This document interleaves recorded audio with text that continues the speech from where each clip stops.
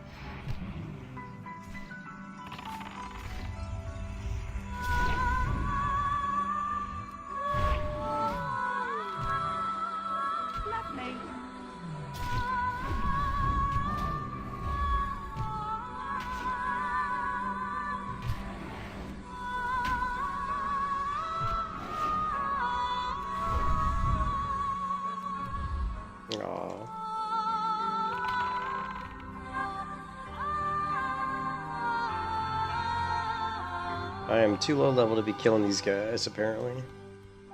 My pet is weak. I need to get a wolf. We need to get a wolf, guys. Let's go get our wolf. I just love my wolf, man. We need our Furious High.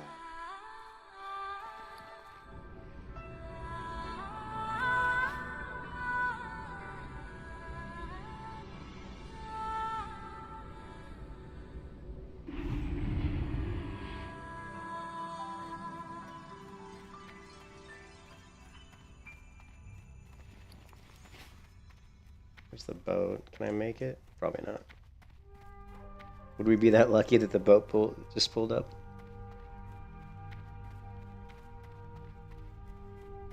No, we're not that lucky.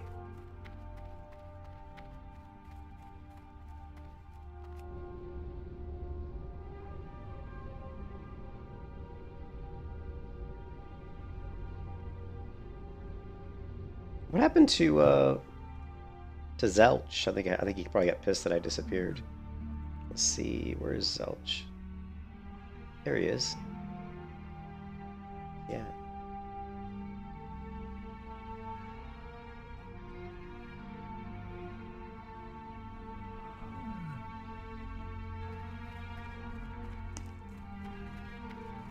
Hey John, what's up? Yeah, I never be that lucky, right? That the boat just happens to be pulling up right when I show up.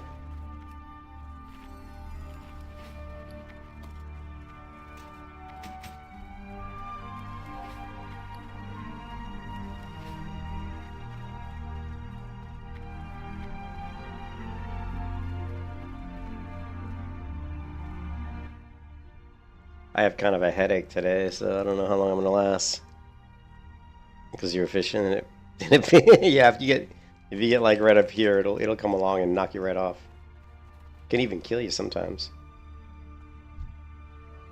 I don't think it'll kill you anymore, but back in the original game, like if you were too close, and it grabbed hold of you and pulled you, sometimes you would slide down. Like I remember sliding down in between the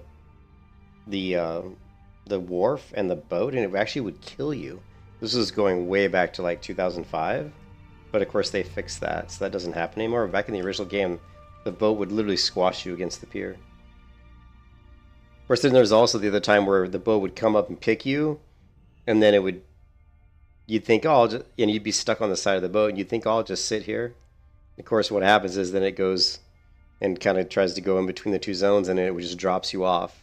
Because the boat kind of phases. I don't know. And you'd end up getting dropped off in the middle of the ocean, and of course you drown, right? Like you take the boat from what? Where are we? We take the boat from here. Shit, and it goes all the way to here, and you'd end up getting dropped off here somewhere, and you'd just be dead. Oh, back in 2005, there were all kinds of good times, you know. I miss those days. You know, it was funny. I watched this silly video on Vanilla Ice, right? And I'm never a big fan of Vanilla Ice, but I watched a video of Vanilla Ice reacting to his own video, Ice Ice Baby. You know, and this is a fairly recent video, something he recorded in the past year or two, probably. But what was interesting about the video, I could care less about him or his song because I think it's such a ripoff of Queen. But what was funny was him just talking about how much he said that living in the 90s and the 80s, well, I think he said specifically the 90s, right? Like how much better it was when we didn't have computers, how much better it was when we didn't have internet. And I got to admit, I kind of agree a lot of times. In a lot of ways, I think that the world was a better place without the internet. And you know, I mean, I think for obviously for technology and advancement of sciences and things, it probably wasn't. But you know, in a lot of ways, it was just, you know, there were things that were a lot better. So certainly, I think socially things were way better. Personally, I think socially things were way better. I think TikTok and all those things are just kind of stupid, and everybody trying to like get noticed and get famous and hey, look at me, and I don't think it's very productive. I think too many people that are on those platforms are so immature they don't even know what they're doing. But I'm on my soapbox again. I better get off it quick, or people are gonna start unsubscribing to my channel again. Look at these cool shoulders I got. Those are like the best shoulders ever.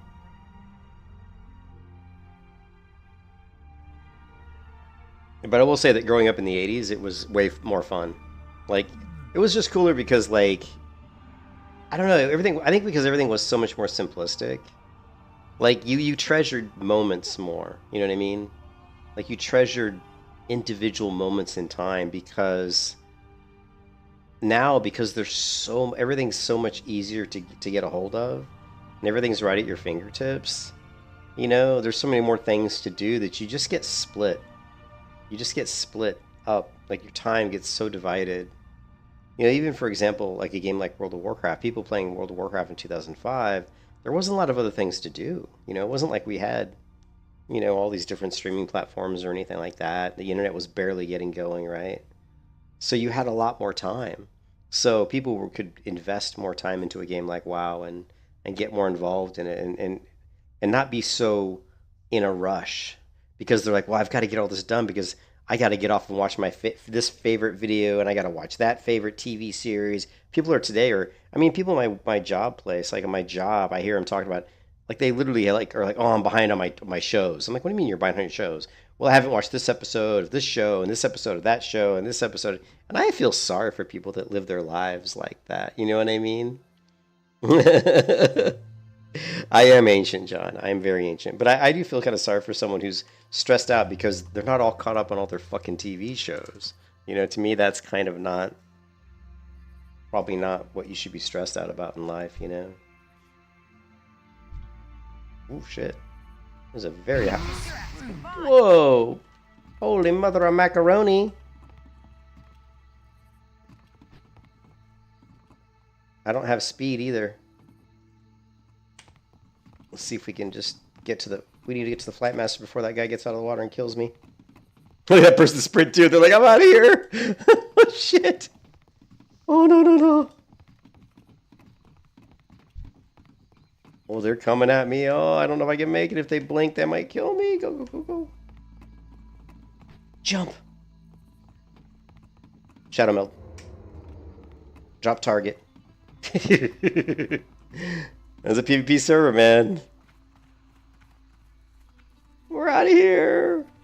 Well met. Like, see ya.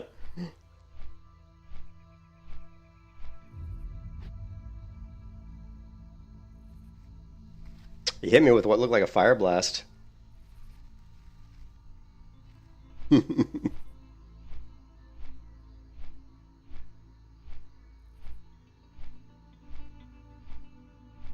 said it's kind of crazy, but maybe it's just a new way of doing things, and they're watching shows instead of playing. Yeah, there's a lot of people that are just whatever. I mean, I don't want to be. It's how you choose to spend your time, right?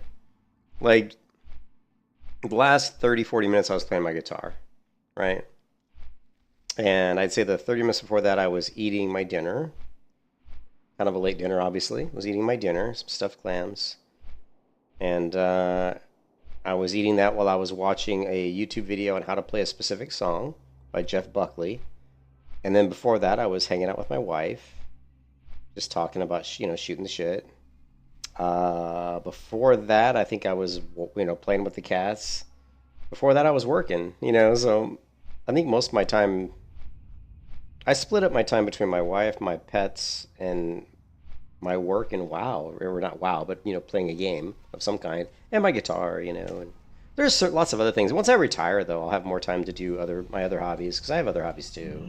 I like to draw, I like to read, I like to, there's lots of other stuff I like to do, but I just, I can't fit it all into the same day. There's just too much to do in a single day. But what am I doing here? Train. Okay, I'm trying to remember why I came here. I need to train my weapons. The melee hunter must have choices. When you play the melee hunter, you have to have choices. One does not simply kill rogues in PvP on a melee hunter without choices in the armory.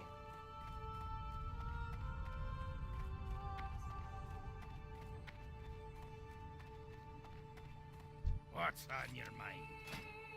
Ding, ba-doom, ba-dum. Talk with you.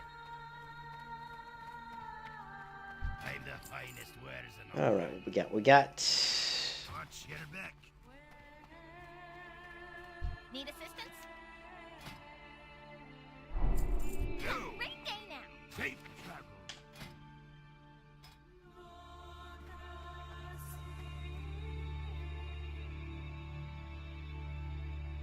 How are you? What's on your mind? I See you have the soon. finest wares in the land. See you soon. Interest you on a pint?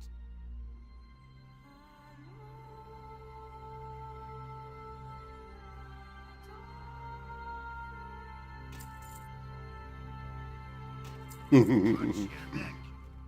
All right, Wolverine engaged.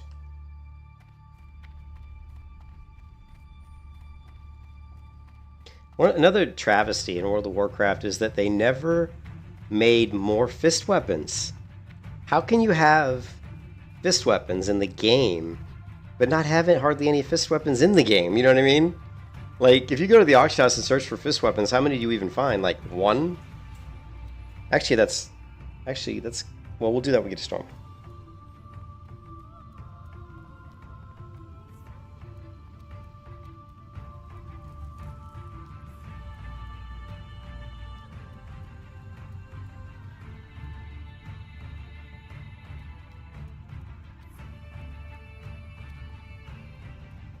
Ooh, good timing.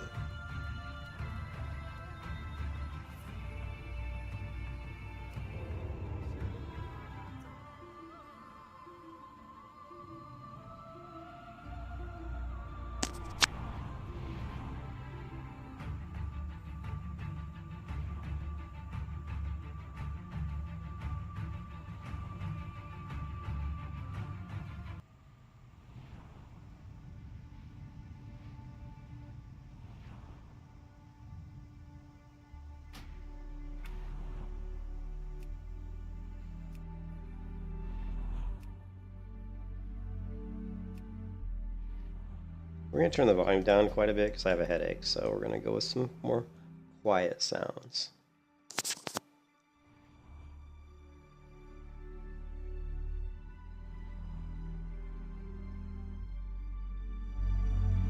Woo!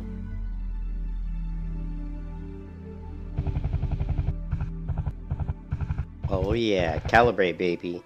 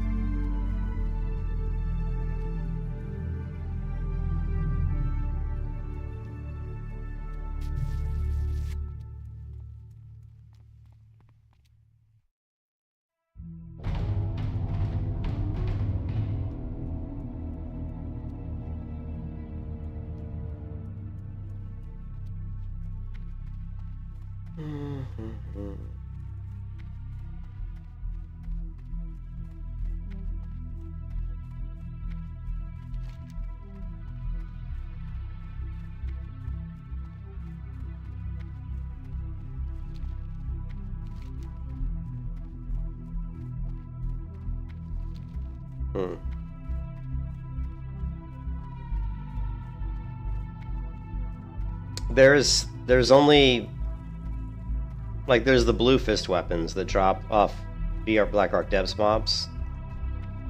Hey, very good. But I don't know if there's any green ones. There is the ones that you can buy off the vendor, which I just bought. So I currently bought these right here, the left-handed claw and the right-handed claw, which most people, a lot of people don't even realize those exist in the game, by the way. How are you? Be good. See you soon.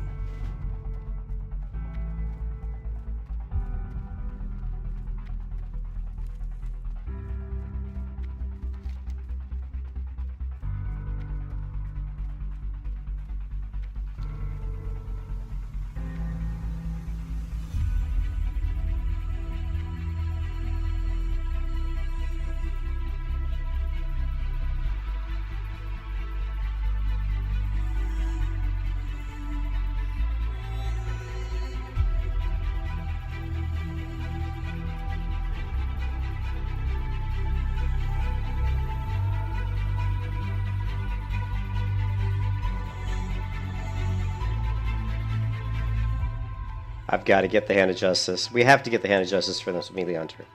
We must. One does not simply play Melee Hunter without the Hand of Justice.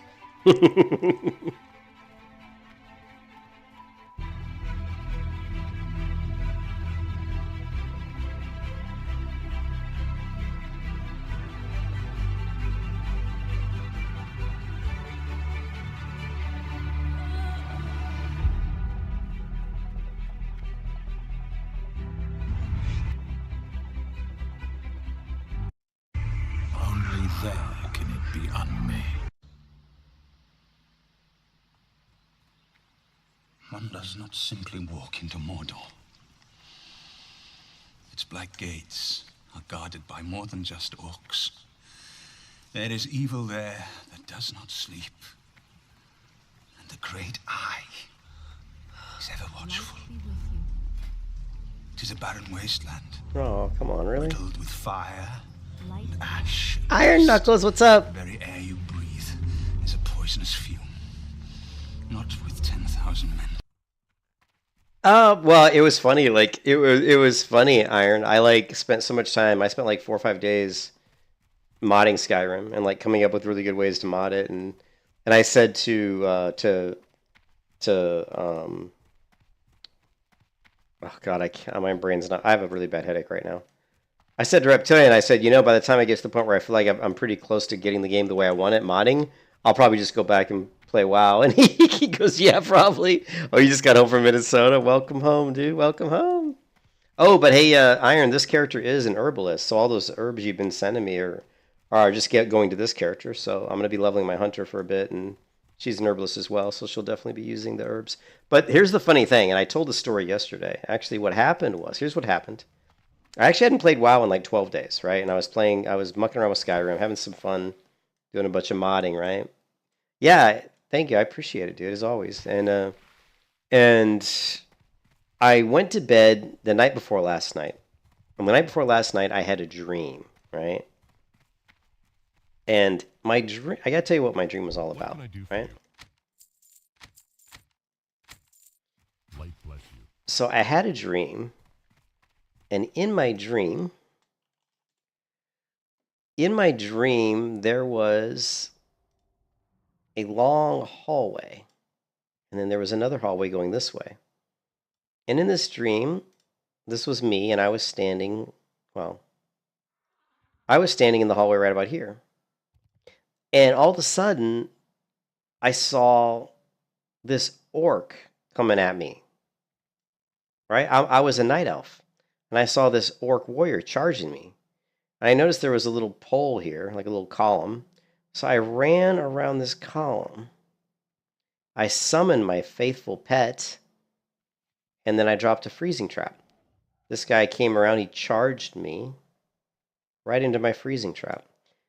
I then proceeded to move over here and sick my pet on him and hit him with with some arrows and kill him, right? And then after I killed this guy, another orc came, and I don't know, I can't think he came from this direction.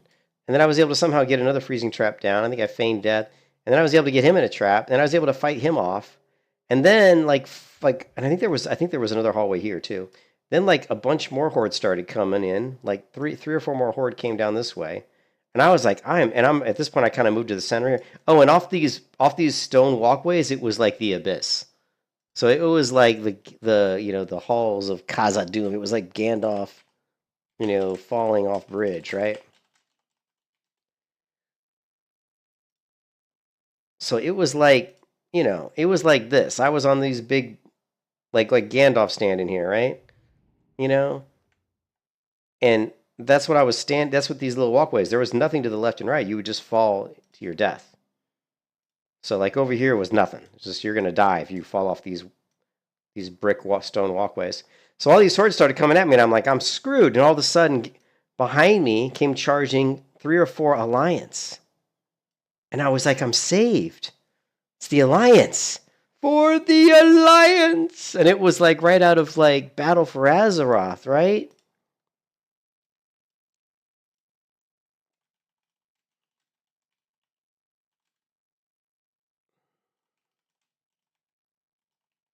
That's not here. I'm doing it in the wrong spot. Oh, wait.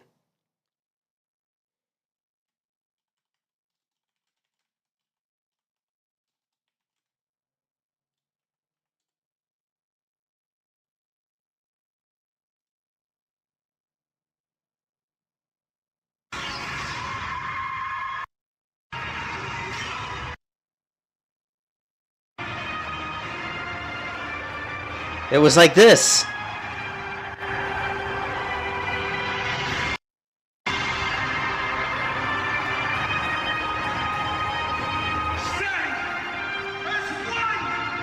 And so in my dream, the Alliance came up behind me like this to join me in a battle against the Horde.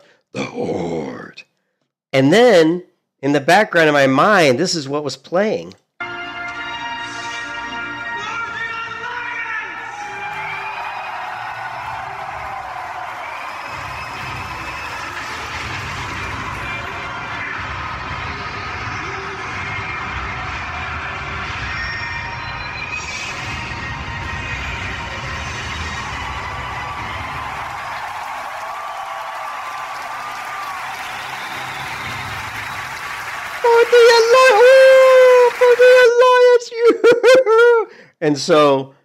And so that it was a big clash in the middle, just like that video. And then I woke up. And then I woke up from my dream. You know what I mean? It was like the Blizz and Karazhan. Yeah, Karazhan. And then I woke up from my dream. And then I realized it was time to play World of Warcraft again. Right? It was time to play World of Warcraft again. Time to get all like Turner. Start bitchy. Time to get all like Turner. Start slapping her around like he slapped around Tina Turner, right? Oh my God, so wrong, right? So wrong. What's up, Wallace? How's it going, man? Here, we got to watch this again. I'm not gonna lie. This is my favorite cinematic. I don't know what it is, but the Battle for Azeroth cinematic, I think, is my favorite one. I just thought it was. Like, I thought from like an art direction perspective, I really thought Blizzard did a great job with this cinematic. And I like the crowd reaction, but let's actually watch the real one so we can get the full screen effect, right?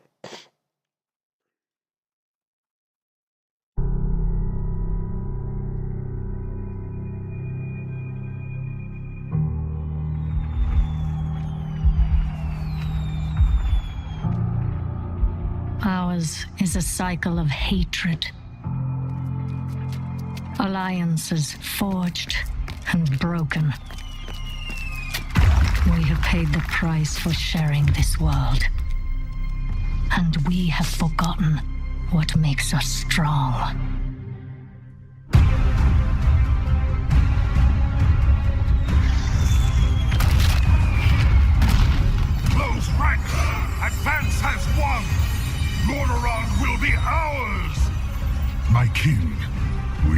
her cornered.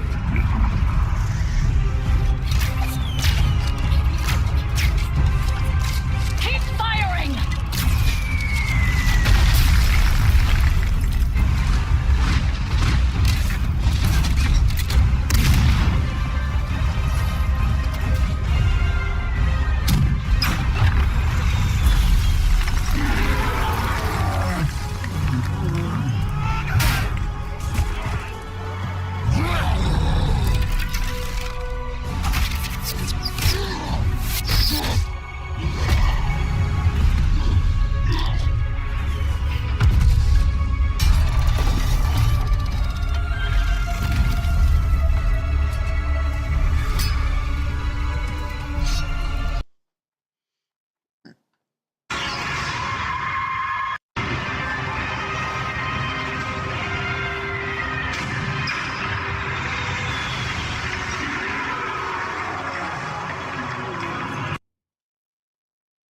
Oh my god, what is with this horrible? Ugh.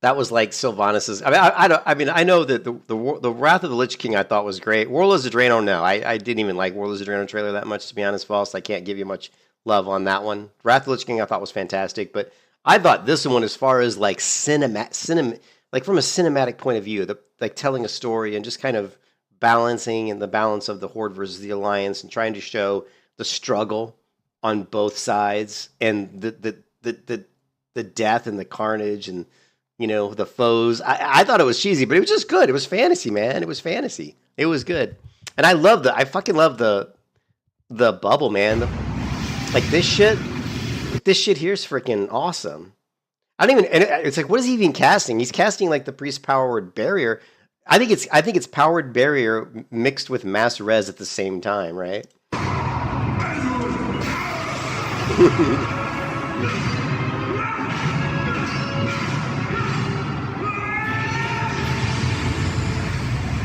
I wish I had that.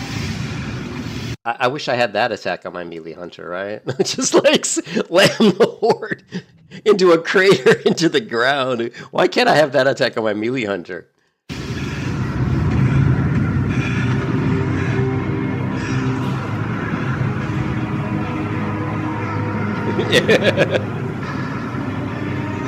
I know, right? But you can't deny this is totally badass. What he does right here is totally badass. To me, it's like powered barrier mixed with mass res.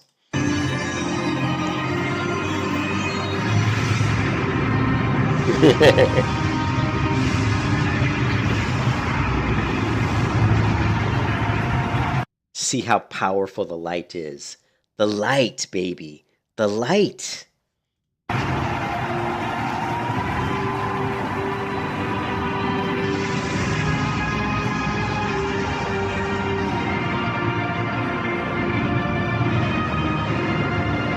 Mass res.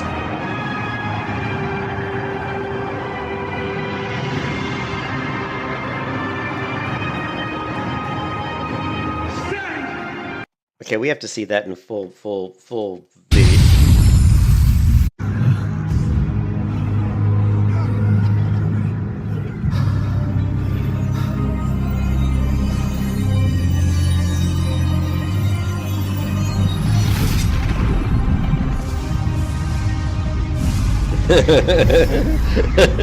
Nobody. Nobody.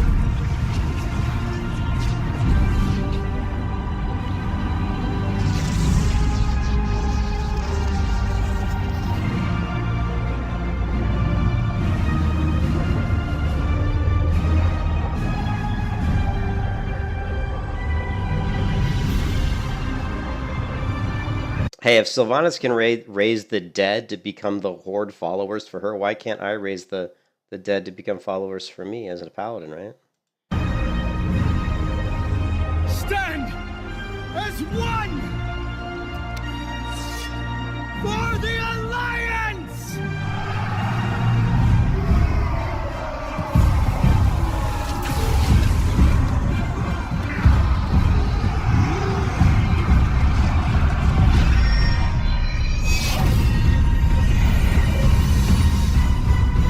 But I just thought that was a really good cinematic. I thought from a cinematic point of view, like storytelling, I thought they did a great job with this trailer. I thought it was fantastic. I was super pumped when I saw this trailer, and I saw it because I watched BlizzCon, right, live.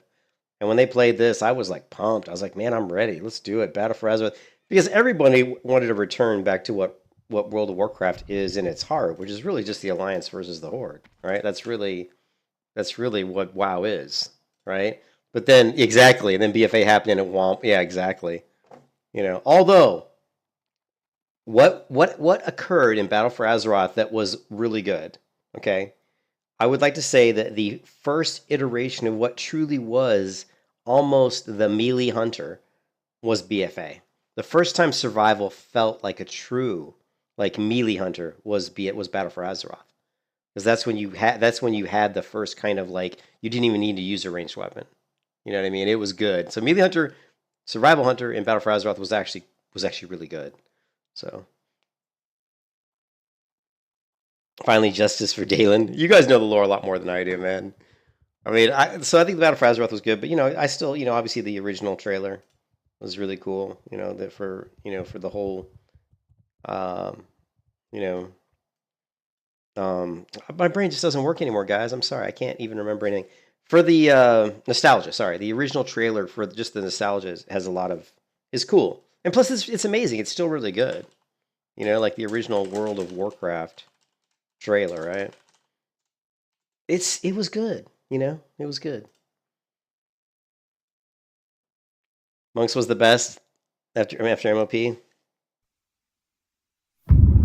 4 years have passed since the mortal races banded together and stood united against the might of the Burning. But just from a pure nostalgia point of view, I have to say that this is my favorite trailer.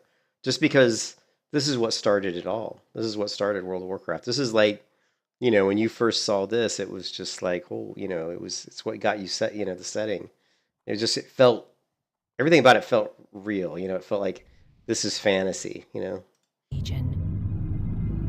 Though Azeroth was saved, the tenuous pact between Warcraft. the Horde and the Alliance has all but evaporated. Yeah, but just the setting, how she says that the tenuous pact between the Horde and Alliance, even just the tone of her voice has all but evaporated. It's just like almost like she's sad that they can't come to any kind of an agreement, and you just know the shit's gonna hit the fan, right?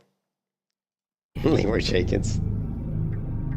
The drums of war thunder once again.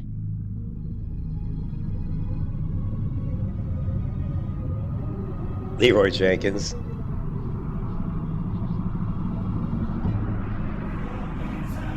Oh, the Dragonflight trailer has to be the worst, right? Out of all the trailers, actually the Shadowlands was shit. Dragonflight was really bad. I'm like, come on. Dragonflight was so like boring. It was so bad.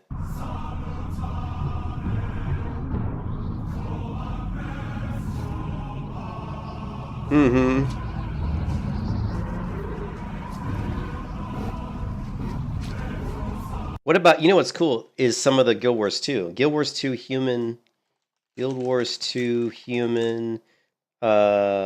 intro, I don't know, video, cinematic, I don't know. I like that a lot. Let's see if we can find it. Yeah.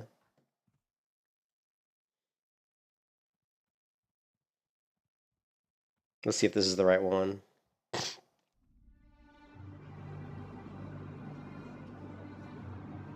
The human race once ruled Tyria. I don't know if this is it. Now, we struggle to hold our ground. We've been defeated, driven back, broken, but we will not surrender. So many nations have fallen. Only Kryta still stands. Our faith is strong despite the silence of the six gods.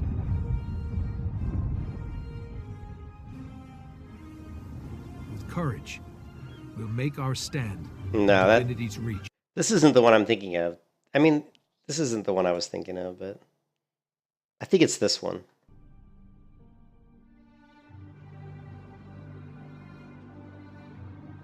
The human race once ruled Yeah, see, it's this one. It's got the female voice. I don't know, the female voice just works better. Tyria. This is what plays when you create a human in Guild Wars 2. You like create your character and you go to log into the game, it'll play this video. Now, we struggle to hold our ground. Man, just having the female voice makes it so much better, I think. We've Yeah, been defeated, I didn't like that either, really. driven back, and broken. But we will not surrender. So many nations have fallen. Only Kryta still stands. Her voice just is so much better. Our faith is strong, despite the silence of the six gods. With courage, we'll make our stand in Divinity's reach. I never could get along with the cat people, to be honest. I just didn't think they looked great, but The city is my home. I grew up on the streets, although I have friends. the my Char, life yeah. is a I never little liked the Char that much. I faced the worst this city could throw at me, and I sent it home. I sent it home bleeding.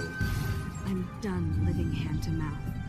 There's a war on our doorstep, and I refuse to be buried by it. Today, I stepped outside Divinity's reach, hoping to find better luck outside the city. Problem is, when I arrived in Shaymore, The village was under attack by centaurs. Innocent villagers are in danger. Someone has to help. I can take care of myself, but that's not enough anymore. Someone has to help those who can't. This is my story. And this is this is what your character looks like. So this is what you're like. If you get logged into Guild Wars 2 and create a character, when it gets to this screen right here, it'll be your character, like exactly what your character looks like will be standing right here. So I'm trying to think of what other good games had like cinematics. What's an MMO that has like a really good cinematic? You know, WoW cinematics are great. Let's see. I don't think Rifts weren't like that great. They weren't horrible. I'm trying to think of like one that had a really good cinematic. City of Heroes? I played City of Heroes.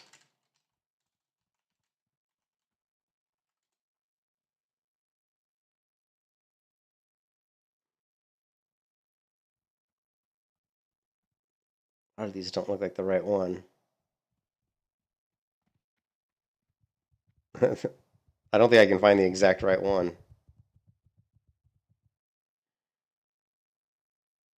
Maybe it's this one? Rated T for teen.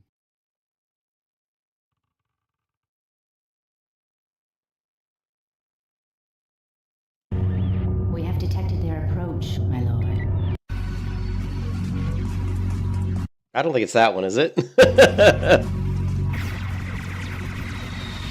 I don't think that's it. You know another thing that's got really good cinematics. How about you know, so if you think of like you think of like MMOs that supposedly might be coming, like we talked about I'm sorry guys, I have a really bad headache and I just can't focus right now. My brain just does not want to work. Oh, I think I'm tired and this headache's killing me. But oh god, what's that MOBA game, the most popular MOBA game of all time? Jesus Christ, my brain's really not working right at the moment. What's the most popular MOBA game of all time? League of Legends. So if you do I think League of Legends has some of the best character cinematics, like of any, really of any game. Is it the Rogue Isles? You're 12 shots in on run by. That's all right. So I want to go to the League of Legends Bologna trailer if I can find it. There's the God reveal. Check this one out. I'm a huge fan of Bologna. Like, I played League of Legends the first time not Smite, I'm talking about Smite, not League of Legends, because I didn't really like League of Legends. What I liked about Smite was like 3D, because I don't like isometric games. I mean, Smite was, I played Smite like you wouldn't believe. I played a shit ton of Smite, and I loved Smite. And then I kind of went away from the game, and then when I came back, I really couldn't get into it. And they changed the game. They did some updates to it that I wasn't a big fan of. But if you look at my channel, Smite, Bologna or something, I think, let's see if we can, here, I've got a video. It's really funny. Bird. I had never played really League of Legends, so I didn't really know how MOBAs worked, right? I had no idea.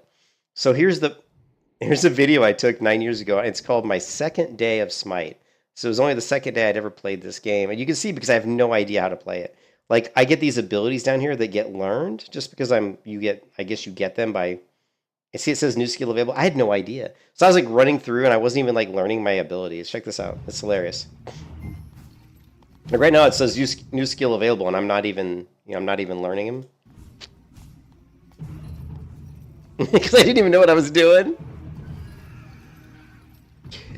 And the funny part was they had just released Bologna as a new god, and in Smite, whenever they release a new god, they're always really strong. It's kind of like how WoW releases a new character with an expansion, they're like overpowered. It's the same thing in Smite. Probably League of Legends is the same way too, I think. You release a new god and they're like super powerful. Well, Bologna was a badass, right? And you know me, you guys know me, when it comes to playing any kind of a fantasy game, if I can play a character that has a shield and a sword, I'm in.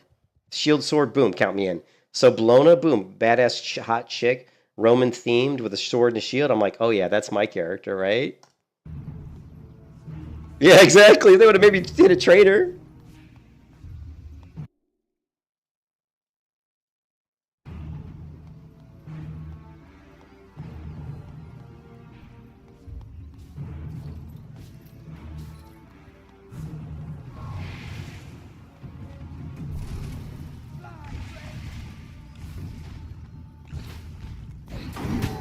Stop. So look at that. I'm such a badass. I just walk up and smite this guy. I'm just like, Biff, you're dead. That's how much of a badass I am in Smite, right? I had no idea what I was doing. I'm just like, I'm going to go up and left click. Watch this. Boom, dead. First blood. Fast blood. I'm like, I'm going to kill this guy. Look at me. I'm like chomping at the bit to go kill that person. Well, here's some people. I'm gonna go kill this guy. Oh, come on! Oh, oh, he got away! I was like, fuck! I almost got him. I still haven't learned an ability.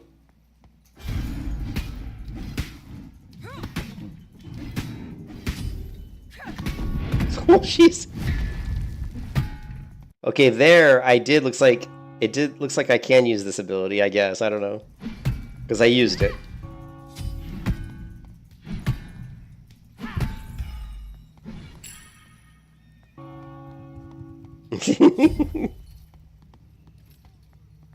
Okay, there finally. There I learned my skills. I finally figured out. Watch this. I finally figured out that I could hit these buttons to like see new skill of it to learn these skills. So you're going to see me like learn them all at the same time here. Boom. There, I just learned them. Or I learned one of them. I don't know. I learned, but now they're not flashing anymore, so. Yep, I figured it out. Oh, look at that. Look at this weapon. Look at this freaking flail. Look at that badass like flail. Oh, boom. Oh! I'm unstoppable. Like, I'm just like unstoppable. So the second day I've ever played the game.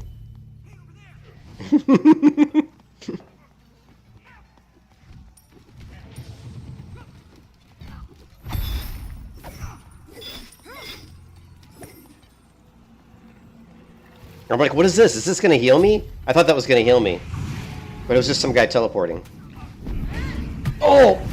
Oh, I missed. I missed. Look at there's like 3 of them. Who? It doesn't matter. It doesn't matter there's 3 of them because I'm unstoppable. Oh! Biff! Killing streak! Double kill! Deicide. I don't even know what I'm doing and I'm killing people. Let's do this. I'm like, oh, I'm supposed to buy stuff. What do I buy? I bought some sort of detect enemies. Okay.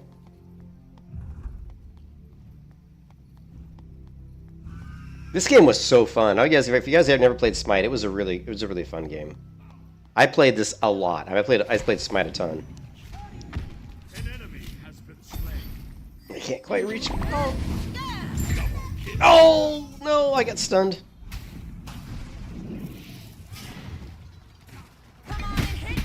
Come on and hit me. Boom! Big damage. Big damage.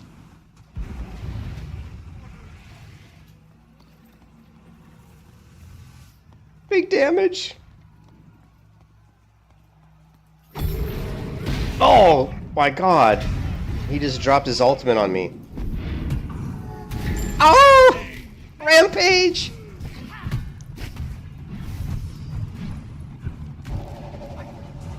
That was a good fight. That was a good fight. Run away, run away. I'm like running. I'm almost dead, so I'm just running. Like, you're almost dead. Get out of there. Back to the home base. Safety. Look, I'm running all the way back to the home base. Fine bit of protection. But it heals you, so.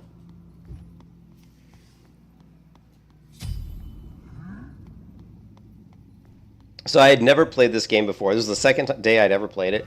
I'm like, this game's easy, man. I'm like, I'm just killing everybody. I had no idea what I was doing. I didn't realize that Bologna was like incredibly overpowered because she just got released like literally the day before. You know what I mean? Well, a lot of it was Bologna was really strong. Ooh, look at that. Oh, God. Look at the damage. Roma Infector! Oh, her ultimate is the most badass. She has the most badass ultimate, right? She plants that flag in the ground and she goes, Roma Victor! It's just like, it's the coolest shit, man. Like, how cool is that? You plant this flag and you can target it, right? So I could target my flag on this mob, this enemy here, and I would jump through the air, slam a flag right into the ground, and I would yell out, Roma Victor! It's like she's like the most badass character. Let's do Smite Bologna Ultimate. Alt, right? Beautiful Bologna Ultimate. Let's check it out. Retreat left lane. Well, this isn't League. This is Smite. Okay. Too bad. Okay, here comes the ult. Here it comes. She's gonna ult. Challenge me more. Come on, where's the ult?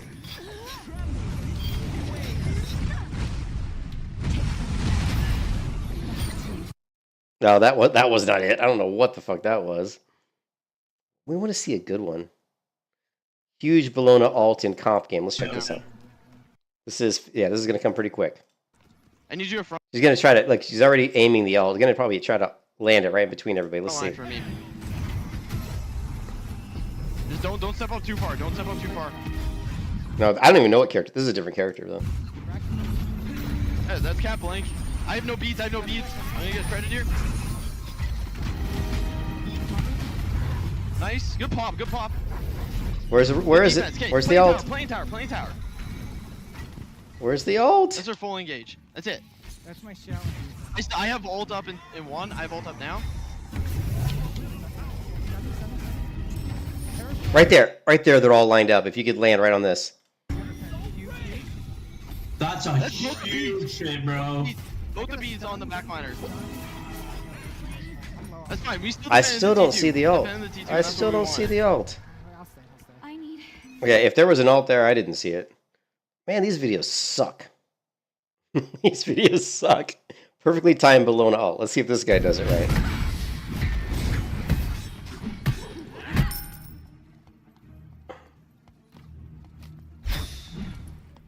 Yeah, it was. I never really got into League of Legends because I just didn't like it. But I don't really like isometric games. But this being like a third person camera, and it was really cool because it was third person. And it was like it didn't feel like quite like a MOBA. It felt like I mean, it's a MOBA, but it feels different. It feels a lot more engaging. Like the combat felt a lot more like in your face because the camera's kind of close in, you know. So the combat just felt a lot more dynamic, you know. That was a good fight. Here, okay, now that's the ult. See, this is targeting the ult. She's probably going to try to jump over the wall with her ultimate. Let's see. Boom. See, that's the ultimate. See how she jumps, plants her flag into the ground. She said rally here. And but a lot of times she goes Roma Victor, which is my favorite, man. Boom. And I don't know why he said that was a perfectly timed ult, because it was bullshit. These people have no idea what a good ultimate is on Bologna, but here is Bologna. This is not the video that I wanted to show you though. Let's see. Let's go. Do we have this one? But the people that made Smite, they did a great job with their look at this trailer. Like they did really good jobs with their trailers for their gods.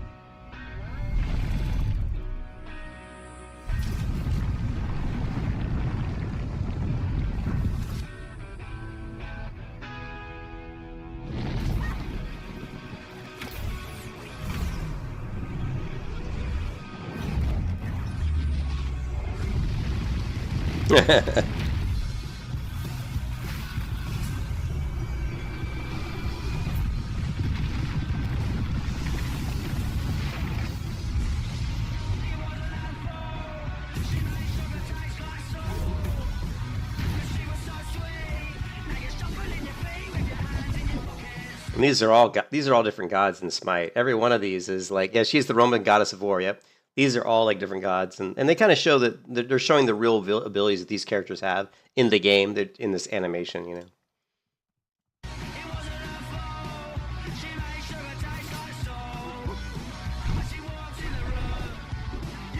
The coolest part about this video is how casual Bologna is. She's like totally casual, like almost like she's just toying with people. She's just like toying with them. They don't, but they show the abilities, right? They show the actual like abilities.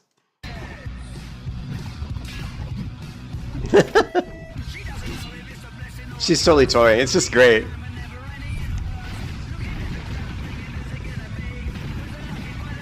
Loki's a badass, man. He like teleports and shit.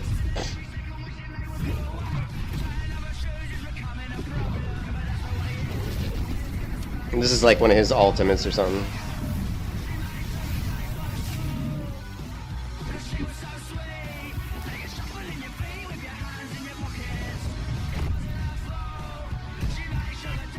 She's like, nah, I got this.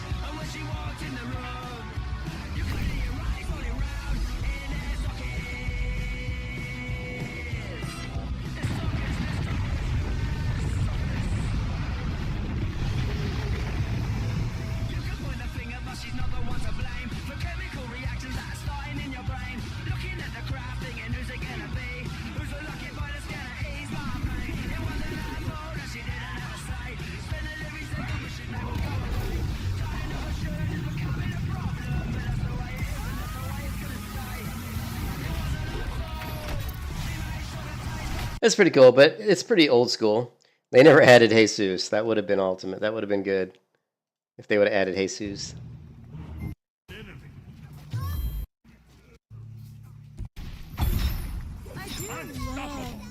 Look at that. Unstoppable. So I'd killed 7. So this is only the second day I'd ever played the game. I'd killed 7 people in a row with Bologna.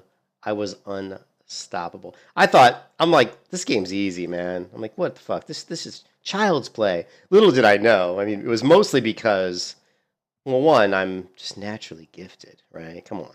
But it was mostly because Bologna had just been released like the day before, so she was like super OP, right?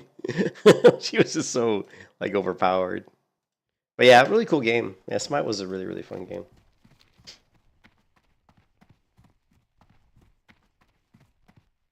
But that ultimate Roma Victor was the shit. Go with honor, friend. I don't know. I don't.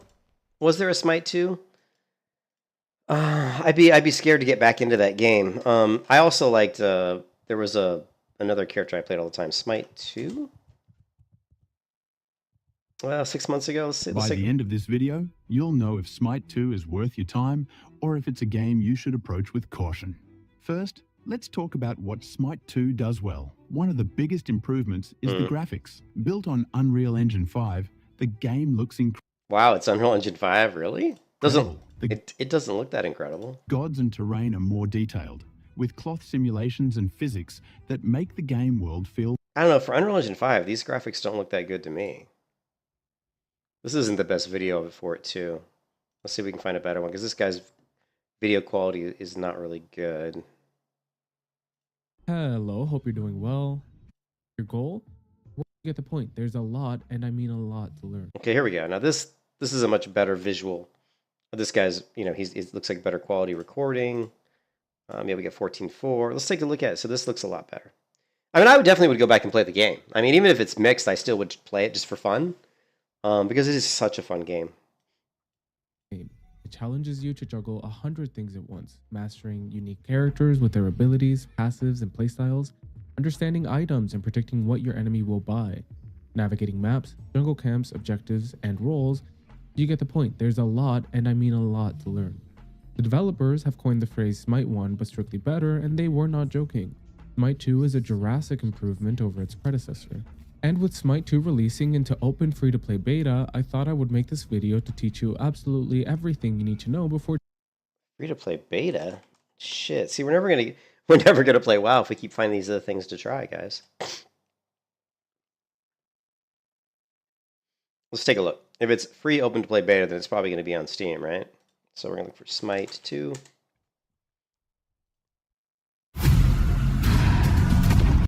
Mixed. Yeah, I'm surprised that it's mixed for a game that was really... Smite 1 was so good. Smite 2 takes everything great about the original and gives it a next-gen makeover with improved graphics, refined combat mechanics, and a deeper meta. The sequel aims to elevate third-person MOBA gameplay to new heights, but does it truly feel like a worthy success? Let's take a look. The bad learning curve. The new mechanics might take time to learn. Okay, who cares? Balance. With new systems comes potential balance issues. Again, who cares? This is to be expected. Players from Smite 1 want to start over. Hey, that's a good thing. Free-to-play model uncertain. Monetization could impact. So, I mean, really, none of this is really that bad, to be honest. Everything else, new reworked gods, fresh take on classic characters. Just like the first game, positioning, aim, and strategy matter. I think that's what I like so much about Smite 1. Is even though it's a MOBA, and even though you only have like 4 abilities, right? Like, it's very, positioning and aiming your abilities, it's very precise. You have to, kind of know what the other person's moving, and you just get this intuitiveness that you build by, over the hours and hours of playing the game. I wonder if we go to my library here, let's look for Smite. It should say, why am I not finding it? Is it not?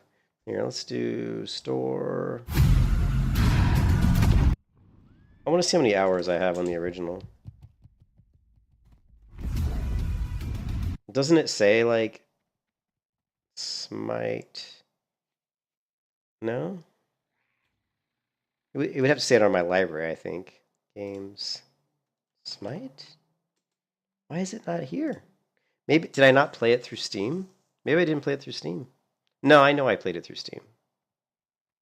That is so weird. Why is it not here? Yeah, I don't see it. Huh. Well, I was pretty sure I played it through Steam, though.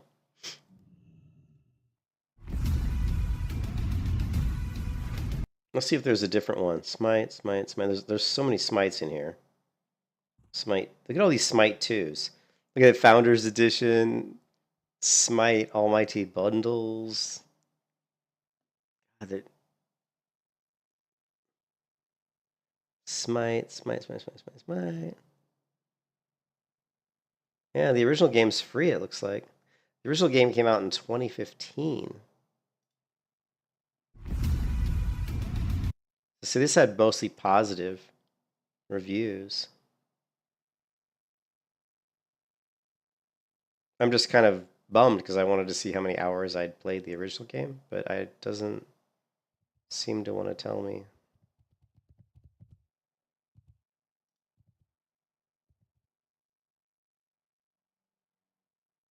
It says 2,607 people in the game right now. That's quite a few. I do not have permission. An error was occurred. Oh yeah. Wow. I definitely have played the original game. In fact, I have the badges. How do you see your badges in Steam? Let's see. How do you see, like, profile?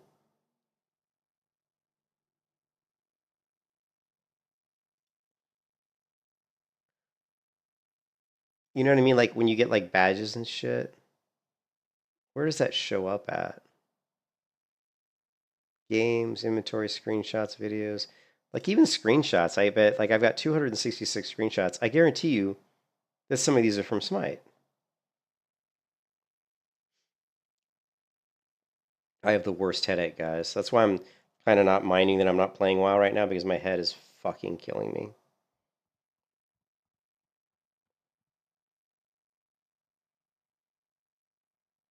Here, there you go. Here's screenshots of me in Smite.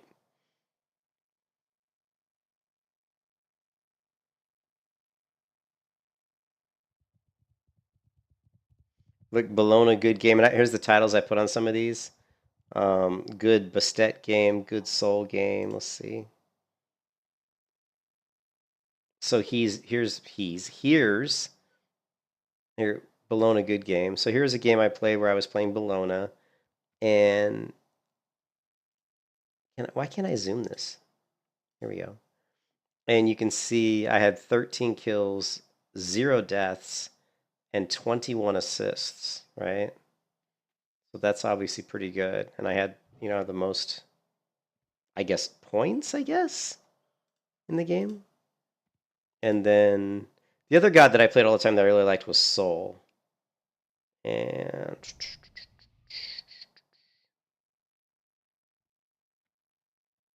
good Bologna carry. Let's see if this was me. What did I do? Okay. 7-1-15. That was more of an assist roll. Free-to-play games can get unlisted from your library if you right-click them. Oh, I just wonder, like, because I definitely have played a ton of Smite. I just thought that it would still show in my library. So I was a little bit bummed that it wasn't. But let's go to the store, and let's go to Smite 2. And let's go ahead and play game, right? Install. Oh, that's how much space. Okay, install. Yeah, maybe I did. It's possible I did. Probably I would imagine what would happen, John, is if I installed it again. Oh, here it is. Look. It says right here. It says I have 1,083 hours on record. I've played 1,083 hours of Smite. I guarantee you that's more hours than I've played on any game on Steam. Like, how many days is that, right?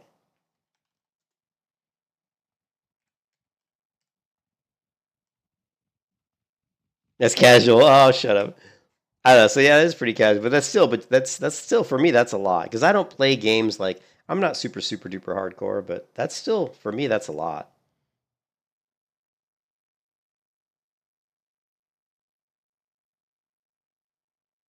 Mostly positive reviews out of 119,000 reviews.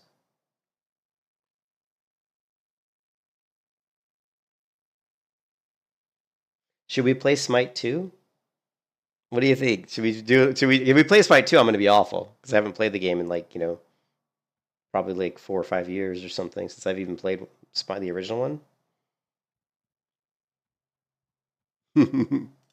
We're jumping into Smite 2. This guide is packed, so I've divided it into chapters for easy reference. Also, I upload daily Smite content, including guides on builds, gods, roles, and more that you might find helpful.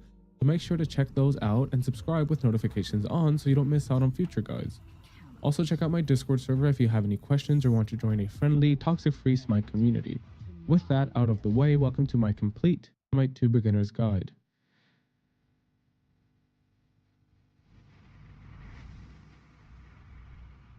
Let's start with the basics. What is Smite 2? Smite 2 is a MOBA, or Multiplayer Online Battle Arena. In this game, you and your team will select a character from an ever-growing and diverse cast of gods and mythical figures, each with their own unique abilities and playstyles. Your goal? Work together to outplay the enemy team and secure victory through superior strategy, skill, and teamwork. Smite 2 offers several game modes. This character he's playing right here is total badass. This character he's playing right now is super, super powerful. I don't remember the name of this character, but he's got this ability to, like, cast this big, huge, like, circle that sucks people in, kind of like a black hole type thing. And so and he's got the ability to teleport under the ground. So he's really sneaky. So what you do is I can't remember quite how it works, if you have to, like, build up power. I can't remember, but you want to basically get in a position where you can kind of go underground and then appear right in the middle of, like, 3 or 4 enemies and then pop your ultimate. And it just does this cast. Now, and if most people are going to have like an escape. Like a lot of characters have like a way to get away from something like that. But if it's on cooldown, so if you're really good, you're going to be paying attention to when people have used certain abilities so that you know when they're on cooldown and you'll be like, okay, I know this guy just used that ability to escape or this jumping ability or this dash ability. And I know that those abilities are down and they're grouped up here. I'm going to use my ult. And then you get in there, you go underground, you pop your ult, and you just instantly kill them. I mean, if they're like 70% or less health, his ultimate will pretty much wipe them, like kill them. To suit different playstyles and levels of competitiveness. Yeah, this guy's super powerful. Let's break them down. I can't remember his name. It's like Nemesis or some shit. But most casual and action-packed mode. It places 2 teams of 5 players into a massive coliseum to battle it out in a fast-paced deathmatch. Your objective is to reduce the enemy team's tickets to 0. Yeah, I don't really want to watch all this, but we can save it for later maybe. But play Smite 2. Play using DirectX. No, fuck that.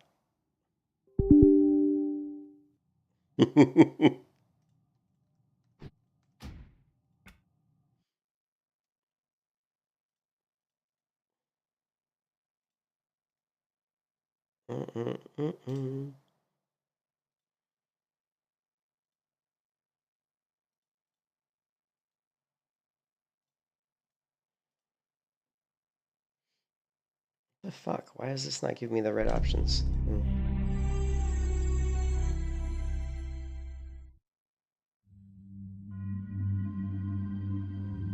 Ooh, trailer.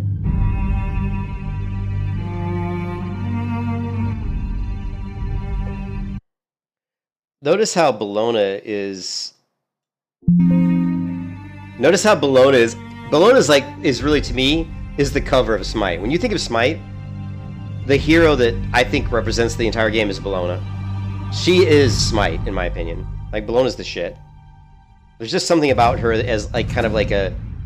Notice how she's prominent in all the advertisement, you know, like right in the front of the image, you know, because Bologna's just such a cool character.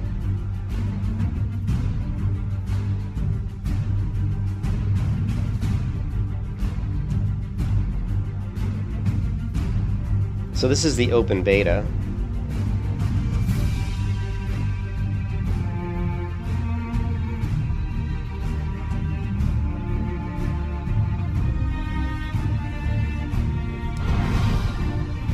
Welcome to Smite 2, me, Egyptian Weaver of Fate. There are many gods with unique abilities in the battleground of the gods. Will your bow carry you to victory in the arena? First, you'll need to leave your base to join the action. Move with the W, A, S, and D keys, and use the mouse to turn.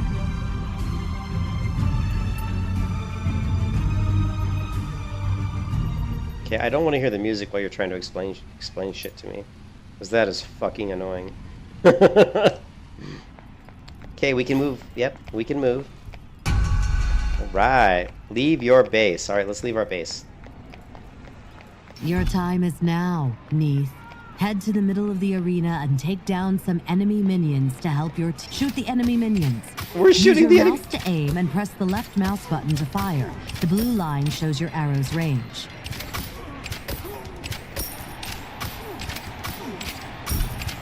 Let's try your first ability, Spirit Arrow.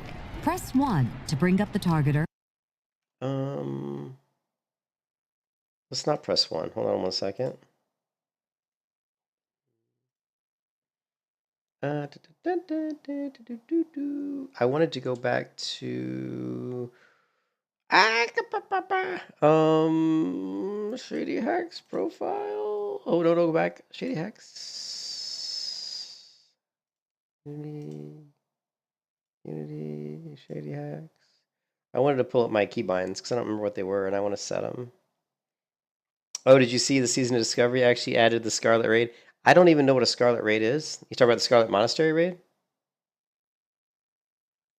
I don't know. Well, I don't know. You know, because they're stupid. They're dumb. The whole Season of Discovery. Like, you know, the funny part about Season of Discovery was they looked at Ascension WoW and a few other private servers, and they said, "Oh, Ascension WoW is popular. Maybe we should do something like this." I mean, seriously, that's what they thought. You know. Like, oh, this is popular. Maybe we should do something like this, you know? So I just like, all right, so I just want to take a look at my keybind. So it looks like I was keybinding AD, probably thumb, button 4, and then middle mouse. I'm going to assume that's middle mouse click. And then this is shift thumb, I would imagine. So we'll do AD, mouse button 4, middle mouse click. Mouse button 4, mouse button 3. All right? So let's try that. Let's see if we can go to settings. And controls, and we're gonna go A. You have unapplied. I don't. Okay. D. That. Let's just do that. Save. All right. With the targeter visible, click the left mouse button to fire. Oh shit! I know I did wrong. Now we got to do our movement. movement. Move left is gonna be Q, and move right is gonna be E. All right, there we go. Let's do this.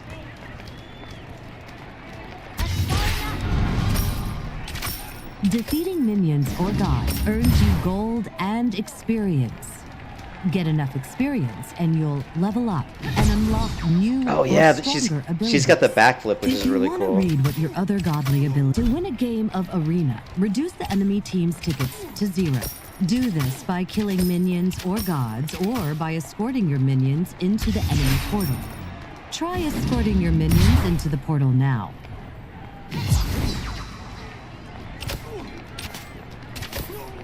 What portal? You've reached level 5 and unlocked your ultimate ability. And just in time, the Norse Frost giant Ymir is trying to stop you. Let's take him out with your ultimate. Oh! The enemy has 50 tickets. Bingo! Time to win the game. Kill minions and gods and escort minions to the portal to reduce the enemy team's tickets to 0.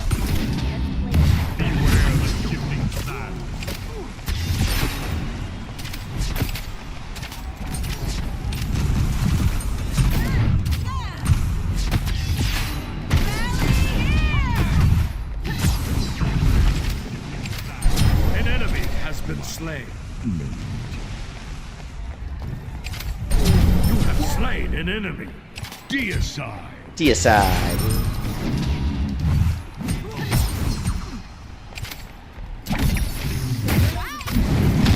Oh no! Double kill. The enemy has 10 tickets remaining. Congratulations. Graphics are good. They really improved the graphics. They're much better. So yeah, you can see that the combat's super fluid. The only bad thing about the combat in Smite is you don't have a it's I can't even think. You do have a jump, but it's a little like the movement's a little slow, I guess. Like left to right's a little slow, but so we're gonna go scout. What we're gonna do is we're gonna play against the AI, right? Arena easy versus AI, and then we're gonna pick Bologna because Bologna's my girl. I don't know why it's searching. We're going against AI, so it should be like instant. So this is the not final beta version, and I don't know if it has my anything about my account. I guess not. Yeah. So why is it like taking so long to do a versus AI? You'd think it would just be like instant.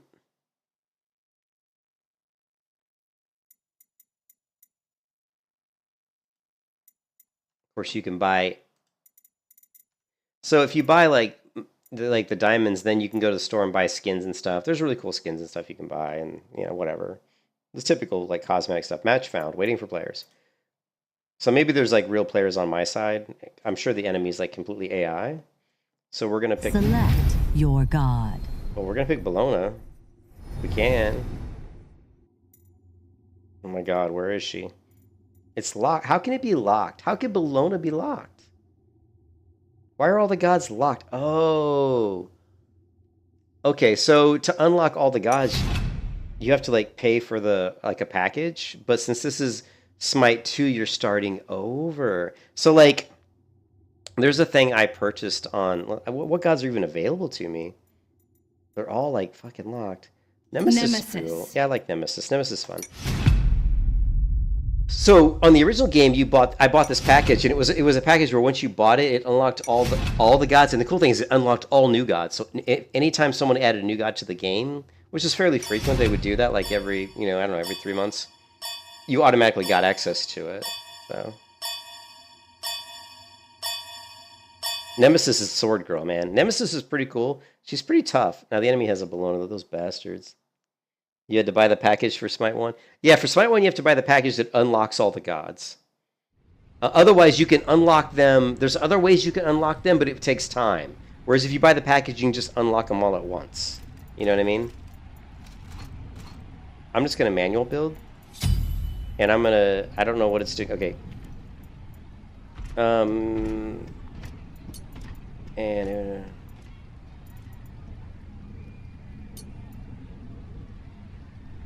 let's do the CC one.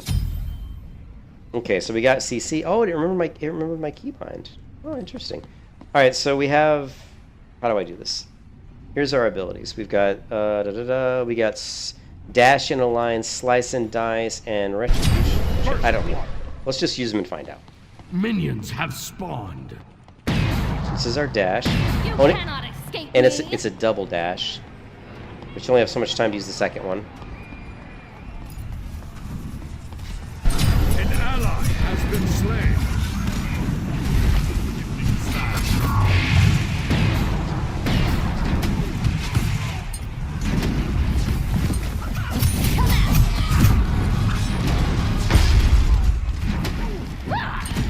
Oh shit.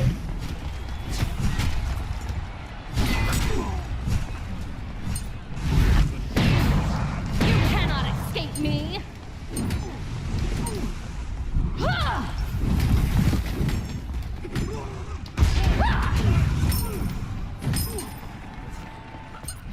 Okay.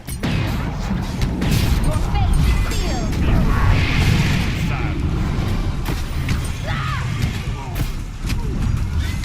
An enemy has been slain.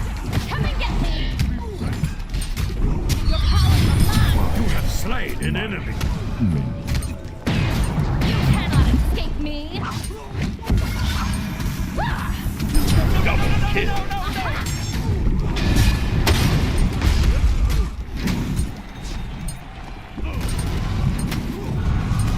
An enemy has been slain. Wait for my cooldowns. Wait for my cooldowns. An enemy has been slain. To the death. Double kill.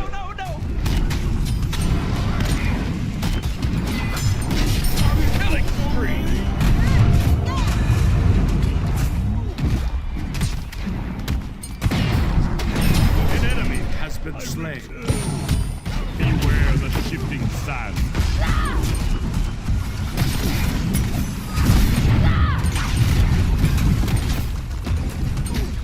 An enemy has been slain. Double kill. Killing spree. Triple kill.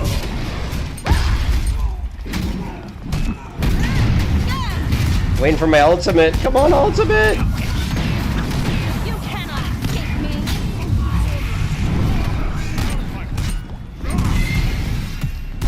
Killing spree. Get Loki, get Loki.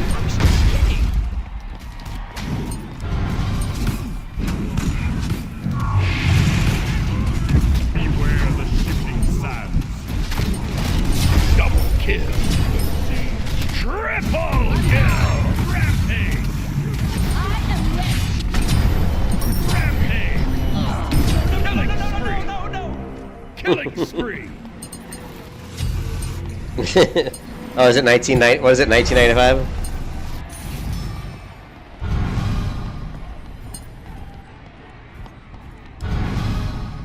That's the. Is it? And when you get out of combat, you move faster. See how I'm moving faster now? It's because I'm out of combat. You're going down, Bologna. And this is Mike's shield. An enemy has been slain. Okay, we're in trouble now.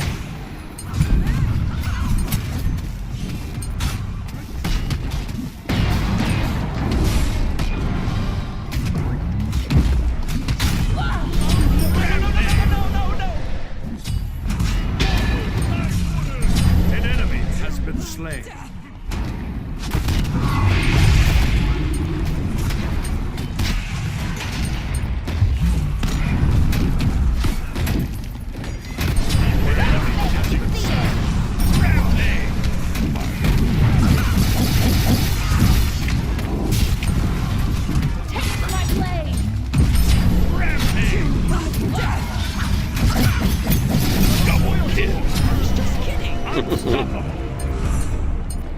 You just messing with me? Yeah, I don't know what it is.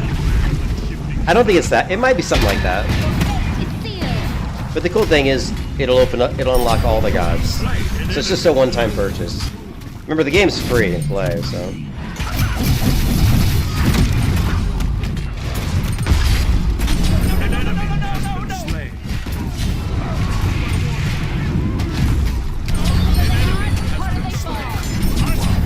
Boom. Double kill. Triple kill. Kill. Define.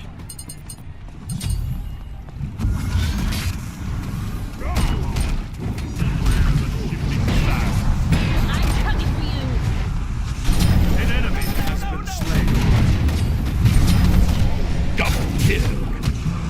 Immortal. Beware the shifting sands. Unstoppable. Triple kill. Define.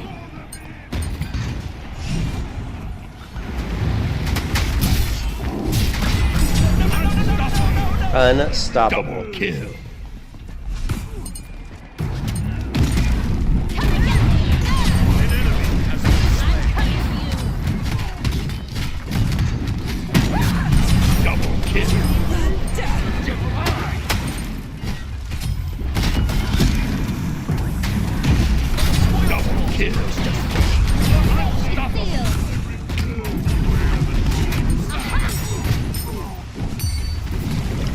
Oh, I got inside the range. No. No! Run away!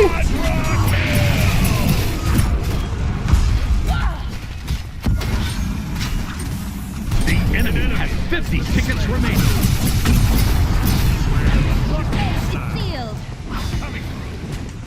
Double kill. Immortal. Come on, Fatso. Come on, Bacchus. An enemy has been slain. That was Bacchus trying to get away from me. An enemy has been slain. Boom, see you. An enemy. Nemesis.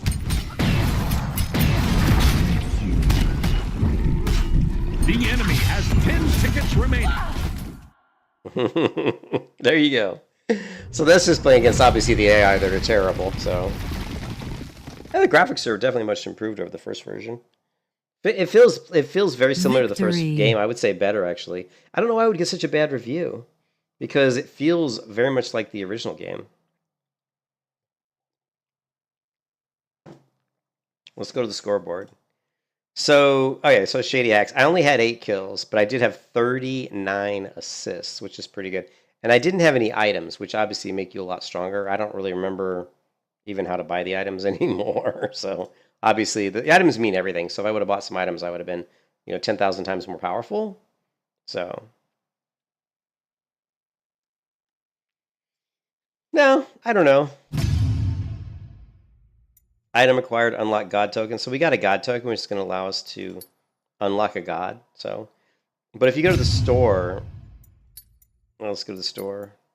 You can see like there's stuff you can buy. Like there's looks like there's maybe, I don't know if these are gods you can buy.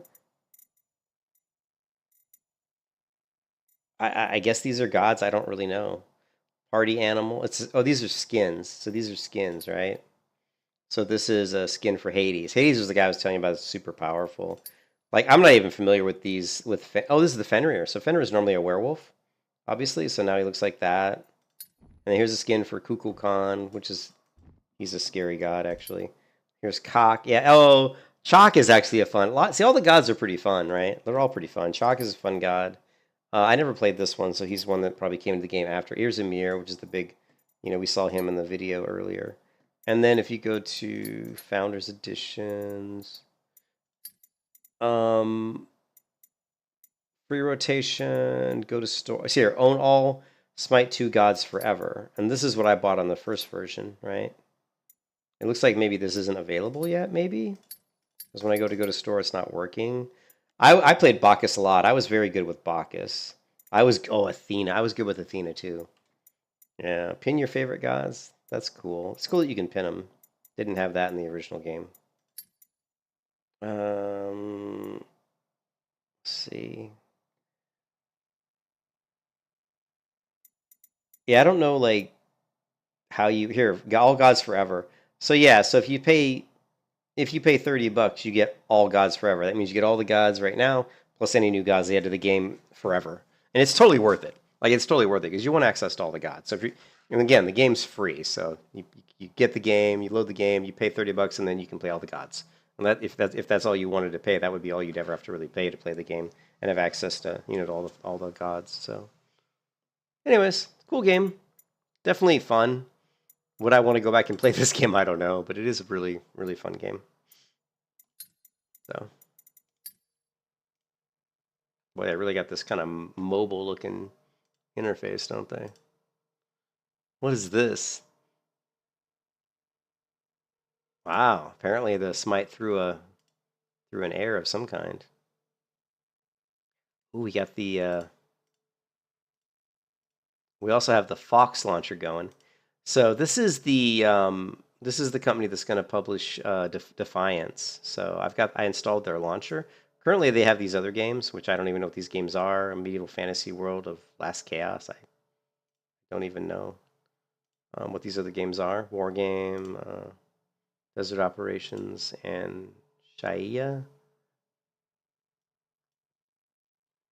So, anyways, this is the launcher we'll use when we play the Defiance MMO, which is going to come out next month. So,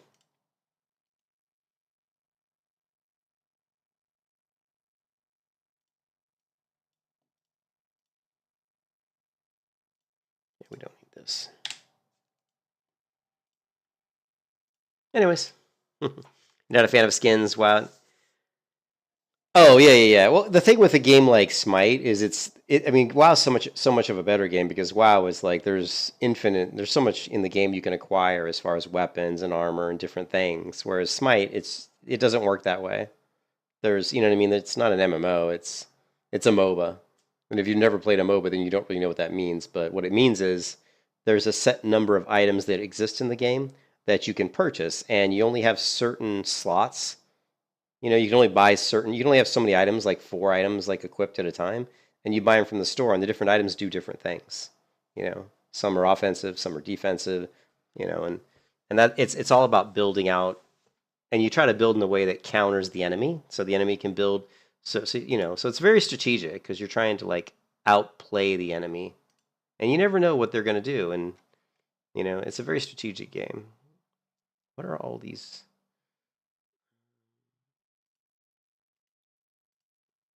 This always says that something didn't install correctly, but let's close that. Hey, whatever. Yeah, but WoW is a far superior game to MOBAs, so.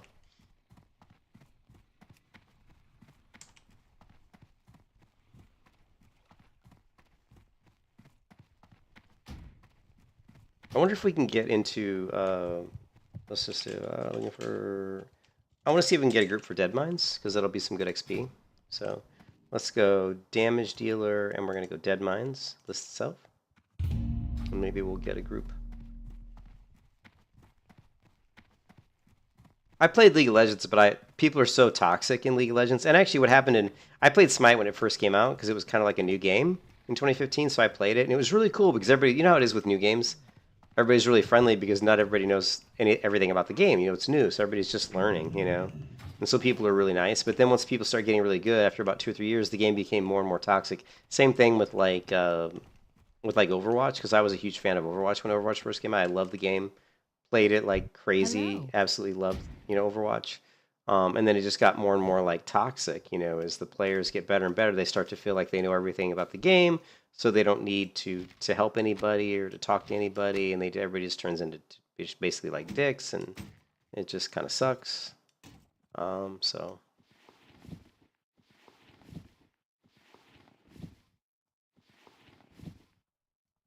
let's send this to my disenchanter. 11 agility, nice. And 3 agility, ooh, 1.4, that's actually a pretty good weapon. And this is another weapon. This one's, oh, this is another one. Oh, yeah. Let's send that to my disenchanter. Have a good one.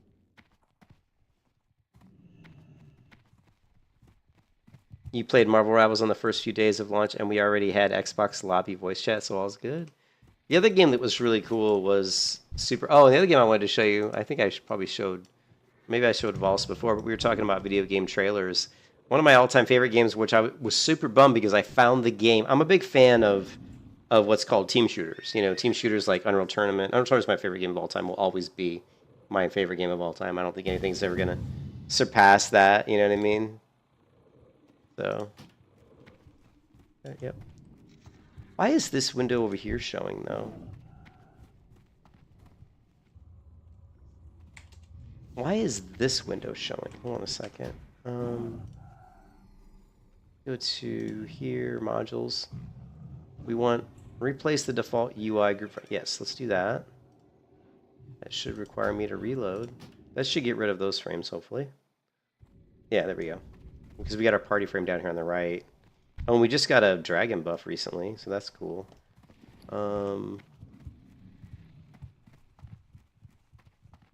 It would be kind of good to go out to Westfall and get my wolf pet.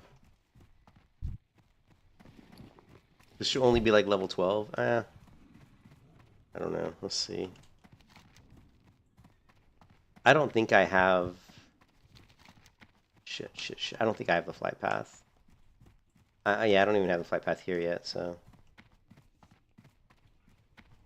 But we're still one person short, maybe?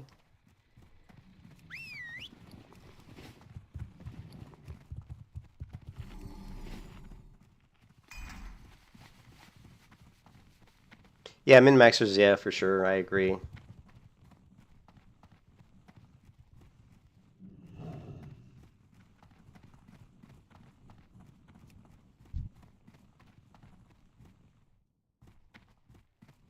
Grab our flight path here.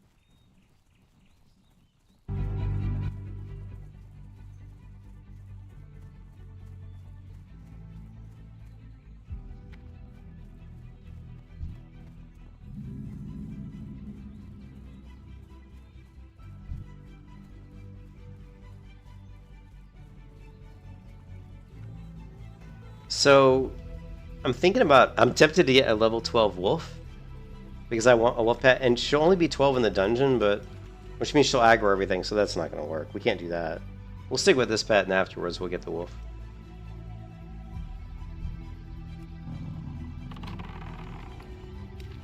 How many arrows do I got? Plenty.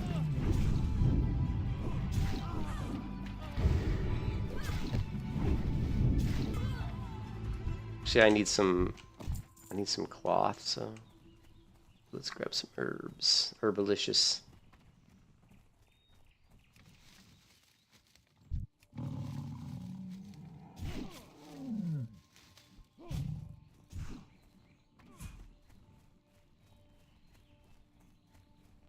Try to get Lupos. Lupos! Oh shit, we just got a healer, so... We got a druid, we got 2 druids, a warrior, and a paladin, and of course me, so...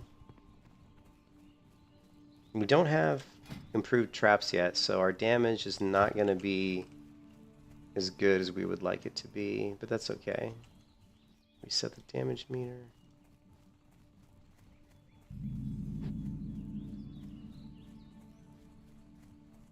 Nah, I mean, the Ghost Panther's okay, but for Melee Hunter, Wolf's better. At least at lower levels. When I get to 60, I like to use a kitty from Winter Spring, just because I feel like their damage, and because combat is pretty, you're in combat a lot in a dungeon, like going from pool to pool. I don't think Furious Howl is quite as good. I don't know. It's hard to say. I mean, I haven't really run a wolf through. I mean, wolf is going to help other people too, but Furious Howl can also pull threat. So having your wolf be, casting Furious Howl can be dangerous. Well, more on the hardcore server. Like on this server, it's probably not as big a deal, but I think it's just a little bit better to not have to worry about the AOE ability of the wolf. I can't remember if it does pull threat. Someone died. So yeah, I don't know. So we're gonna go with, we'll try a wolf for a while, but at 60 I do like to go with a Winter Spring cat, just because their damage is quite good.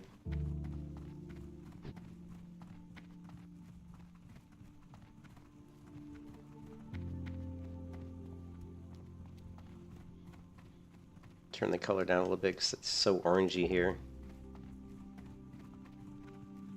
Yeah, I mean, really, it doesn't really matter. I mean, to be honest, like, all the pets are good. Like, people get a little bit too wrapped up in min-maxing pets. It doesn't make as big a difference as you really think. I mean, for example, like, Broken Tooth is not really going to make you do a lot more damage. Broken Tooth is just good for PvP because of the pushback. Broken Tooth has such a fast attack speed that when he's on a caster, he's attacking so much quicker, so he just does a lot more pushback, so he's a lot more annoying. Boar is good for the charge, again, for the little interrupts. So he's not bad, but I can't stand the sound of boars. Like, that sound just drives me fucking insane. So I don't really use boars. But yeah, wolves are good because they're just good all around pets.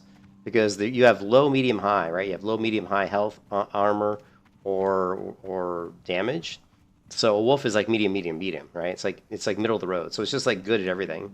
A kitty's gonna have like high damage, and they're gonna have like medium, I think like medium armor and like medium health, if I remember correctly, or maybe low. I don't know, but you know what I mean. So, and if you have something like a turtle, it's going to have high armor, but it's going to have low damage. So there's a little bit of variation. It just depends on what you want. Let me see if I don't know if any of these are in that dungeon, but let's see. Need help? All right, we'll grab some of these. I don't. Be careful. What can I do for you? Let's head over to the dungeon. We gotta remember to get the flight path on the way back. Is everybody... Let's get rid of that. Yeah, we gotta get to the dungeon. We're the last one. Yeah. I like wolves. I'm a big fan of wolves and cats. Scorpions are really good, but again, scorpions are really bad for melee hunter and just for CC in dungeons, because obviously the poison can break sheeps and can break traps, so that can be a pain in the ass. So raptors apparently have issues with... I haven't confirmed this, but I've heard that raptors have a problem with... I don't know if it's sprint or... There's some ability that raptors are buggy with. but they're high damage. But to me, I've always found that wolves are just really good all-around pets. And when I've run the numbers as far as damage, like a high damage pet like a cat versus a medium damage pet wolf, the damage is so close.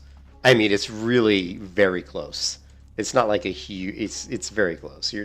It's not enough to really... It's only people that are min-maxing and like parsing data that, you know, are really going to be looking at something like that, so...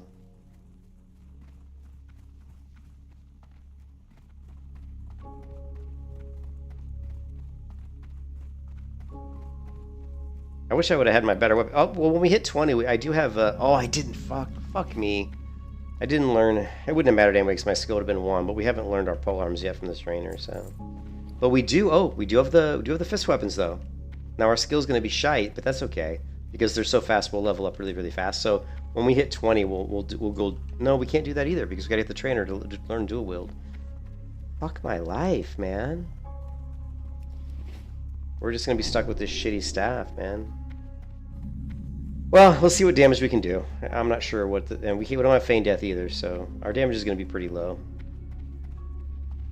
We're going to put our pet... Obviously, our pet's growl is going to be off. So he doesn't pull any threat. You like the stealth cats? Yeah, you can do stealth. I mean, you can put stealth on the kitties, yeah, for sure. Let's go ahead and dismiss my pet. Just 'cause I'm not sure how long it's going to take him to run around. Of course, this guy. I'm going to pull this guy down. Let's see how many mobs we can pull with that guy.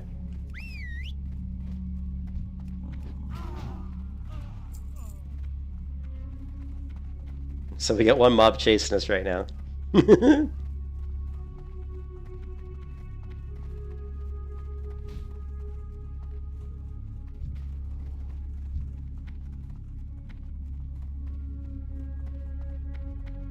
we're gonna...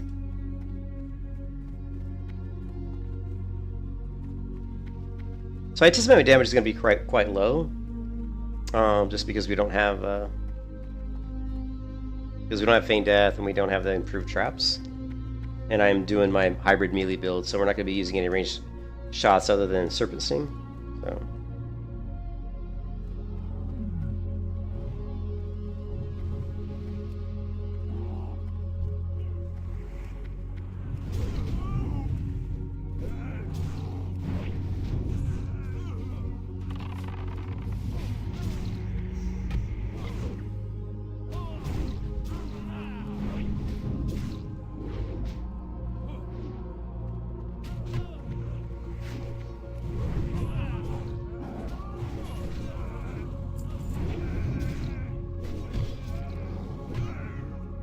Yeah, we're dead last on damage.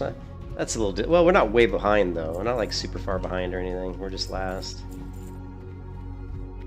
Yeah, we're at 22%. Hey, if we can stay pretty close, I'll be happy, so...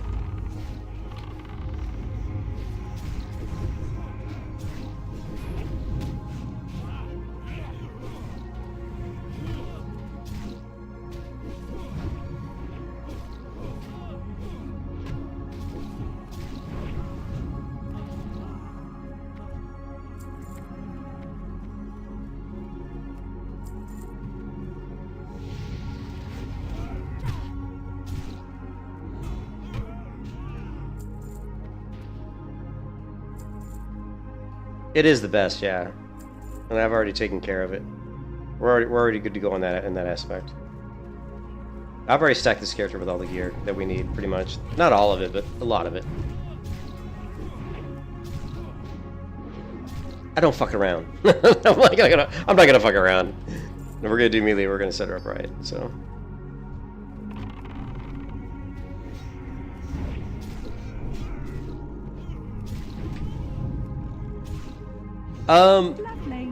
The double flurry is really, really good because what you do is you put Crusader Enchant on both of them, and so you have a chance to double proc Crusader, which is going to give you plus 200 strength, which is just a shit ton of attack power.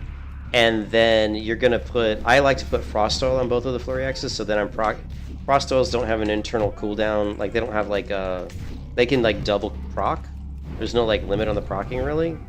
You know, it's not like they can only proc like once a minute or anything like that. You can actually proc, you know, Frost Oil like back to back. So yeah, that's what I like to do.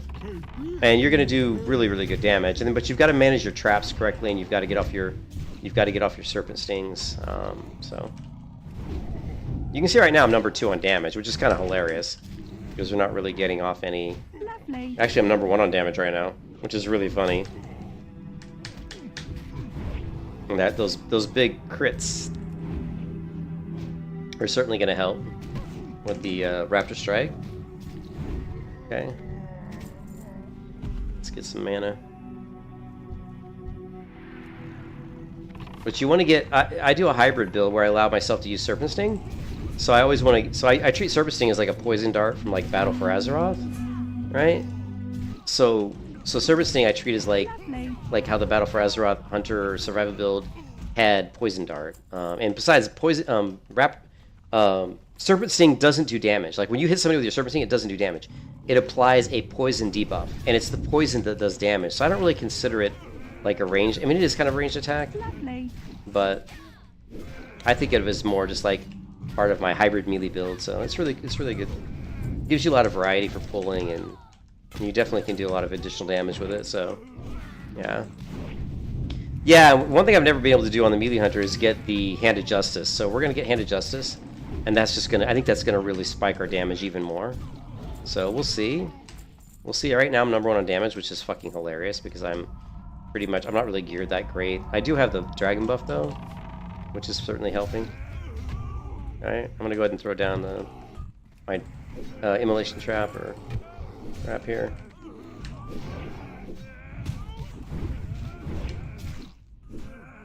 Alright, I need to get mana.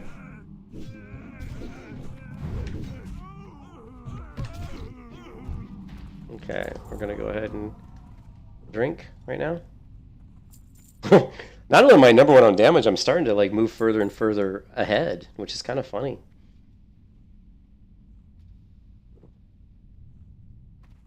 Actually starting to move further ahead on damage. Ooh, it would have been nice to have gotten like a trap off here, but because that would have been huge. But oh well.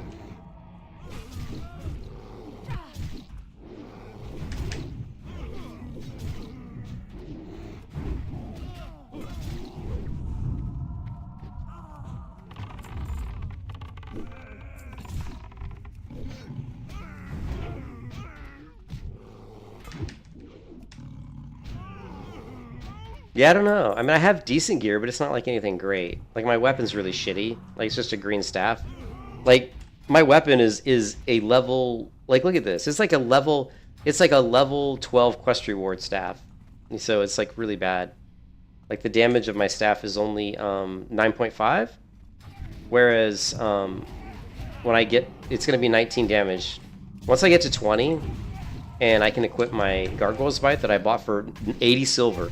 Gargoyle's Bite is so cheap on the auction house because nobody uses polearms really, but it's really good for a melee hunter because of it's got 10 strength, so that's 10 attack. You know, that's like 10 attack power, so it's really good actually for a melee hunter, and it's fast. What you want, it's a real misnomer that you want slow weapons, a really slow two-hand. That's not what you want at all, because not at low levels, because your hit rating is so shitty that you're going to miss a lot. So you don't want a really slow weapon, because you don't want like 3.5 and just missing like 2 times in a row, because it'll really hurt your damage. So you want a faster weapon, and of course a lot of it depends on the mobs you're fighting. If you're fighting mobs that are lower level and your hit rating is not going to be so bad, you're not going to miss as much. But if you're fighting mobs that are like near your level, you're going to miss a lot. So it's better to have a weapon that's, you know, that's a little faster. You can kind of, you know, because remember the strength of melee really is Savage Strikes, which gives you a 20% chance to crit with your Raptor Strike. So most of your damage is coming from your Raptor Strike crits. So more chances to get the crit is better than missing with a really slow weapon. Sure, the slow weapon when it crits is going to do a ton of damage, but if you're missing with it, it just isn't going to pan out for you overall. So I do have the dragon buff, yes. Where's my food? Food.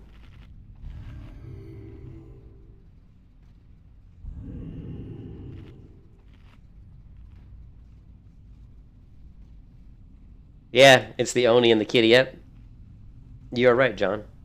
The Oni buff is helping for sure. Let's go ahead and give ourselves even a little bit more damage, right? Don't forget, you can buff your pet too. So when you're like at level 60, if you really want to min-max your melee hunter damage, you want to get scrolls of strength and agility for your pet as well. So that you try to increase your pet's damage as much as possible. Lovely.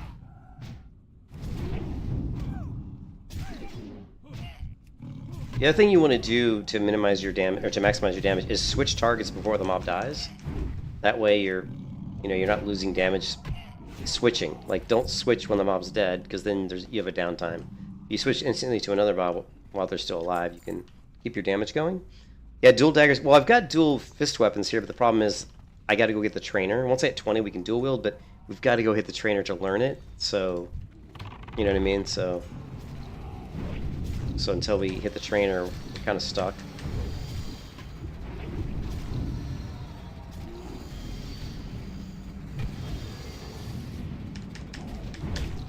See if I can get a serpent sting on him. No, he's immune.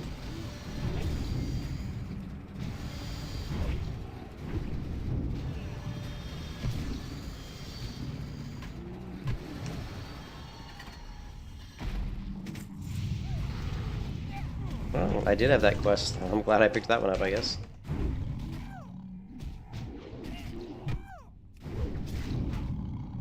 Lovely. Yeah, if the pally buff, they gave me Blessing of Wisdom, but I would rather have my... Could I get might? I'm melee. Thank you, pally. And this is good too. This is like actually pretty good. So I'm just gonna roll greed because I already have a weapon, so I'm not really too concerned about it.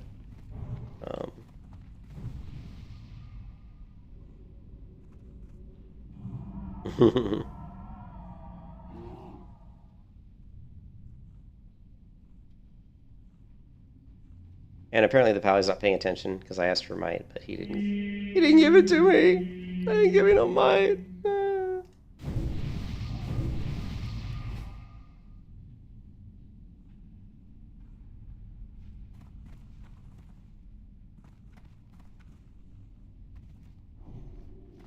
Oh, did someone need it?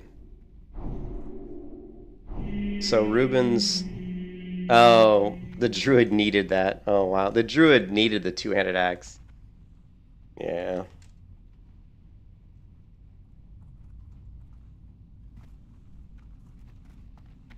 Did he give me might? He did. Thank you. Thank you. Thank you, Pooty. Yeah, he did give me might now, so that's sweet. Now it's huge. Might's big for me. Like, it is a huge increase in damage, so... Lovely.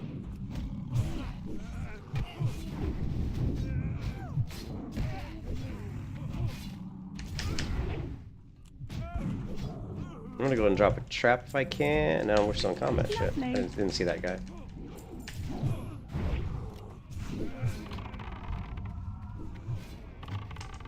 We'll get a dart up. Get a little poison dart up on this guy.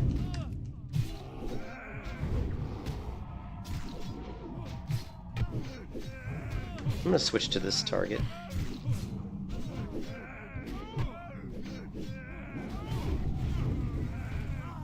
Okay, now we're gonna get our little poison dart up on the wizard. Big damage. Big damage. Okay, let's... Big damage! Big damage! Lovely. I got no mana. I got no manas.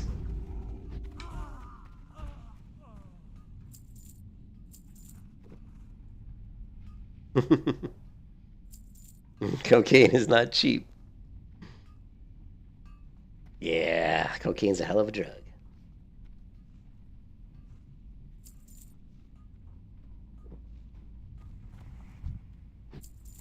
Speaking of actually gonna no way with it. Oh, scary.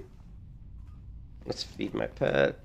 Let's give my pet something. What are we gonna give my pet? Protection? Maybe we'll give my pet some agility. Why not? Right? Why not? Who needs drinks? Who's Merlanium?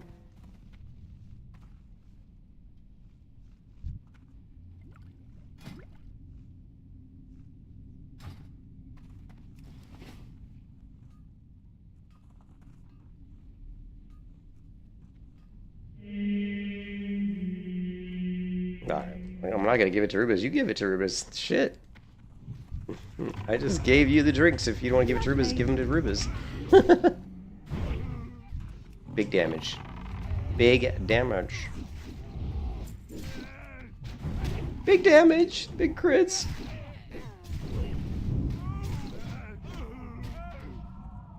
Now I'm mad that I gave the mana drinks to him and he didn't need them. What?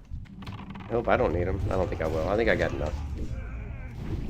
I think I got enough drink.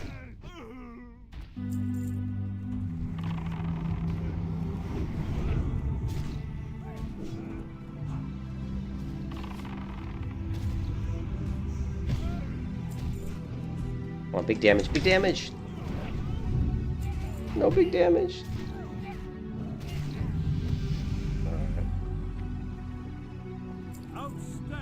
Outstanding.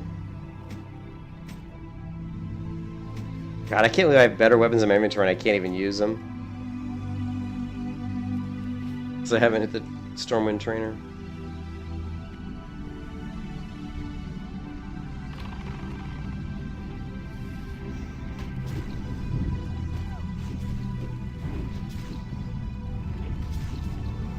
And I don't have healing potions either. So if I get to the point where I'm going to die, I can't count on my healing potions. Because I'm a noob and I forgot to buy some. Can't believe I forgot to buy healing potions. Shit.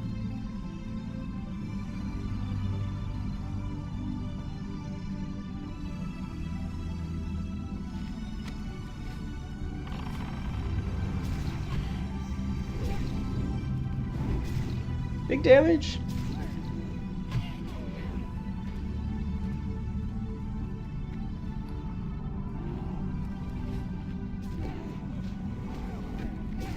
Lovely. No one's healing. See, no one's healing me.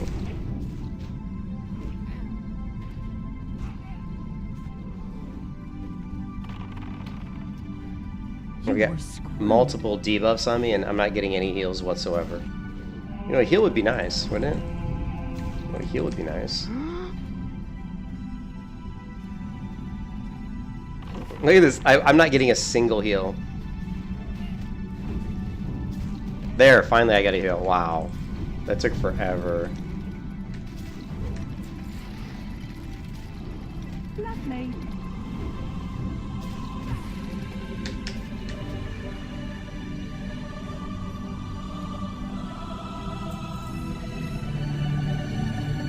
Oh boy. Without having healing potions, I gotta be careful. Yeah, I'm just gonna have to be careful.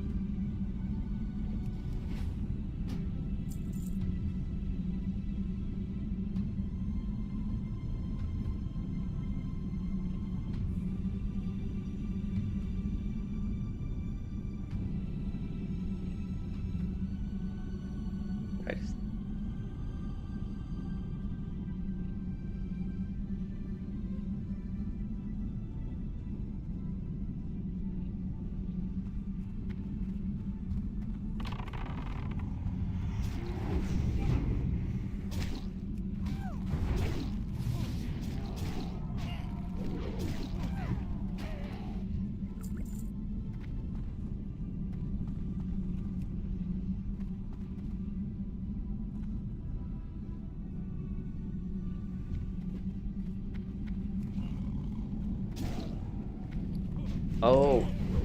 Oh, okay, cool. He declined. He declined the trade. I didn't see that.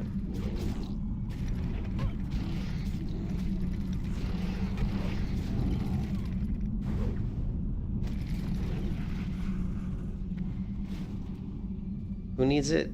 You said the Rubians need it?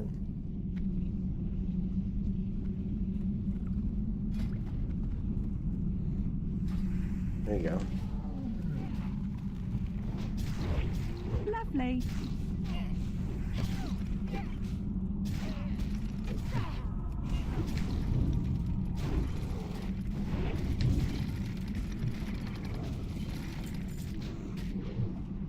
Lovely.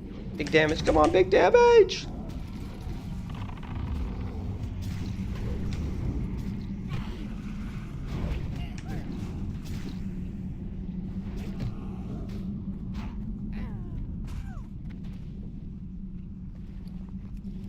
so...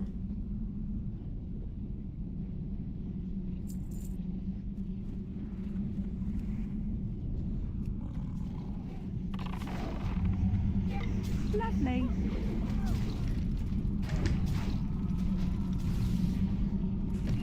Somebody's shooting me!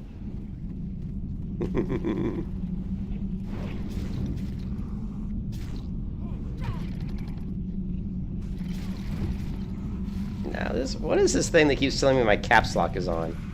I don't know what on my new computer is doing that, but I don't like it. I'll fix that later. Something on my new computer. Like, hey, your cap lock's on. Okay, fuck, I don't... What the hell, man? Kill you! Big damage! Big damage!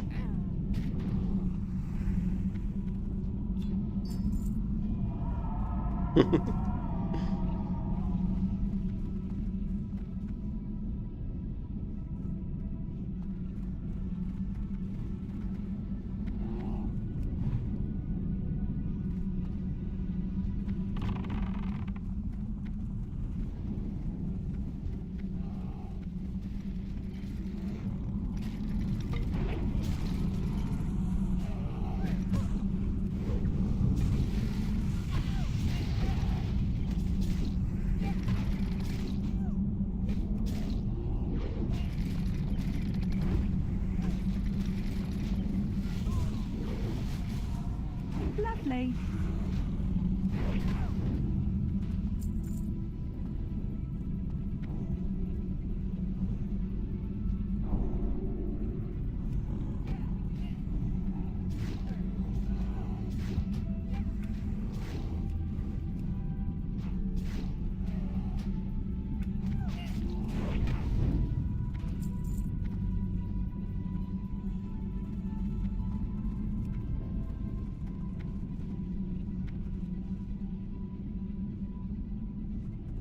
Buy cloak.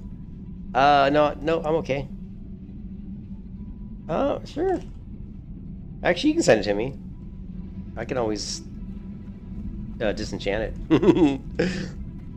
My chanter can disenchant that stuff for... I'm trying to level up a chanter. I'm gonna have to get her to level 20 though. Because I think she's maxed out on enchanting currently. Big damage! Big damage!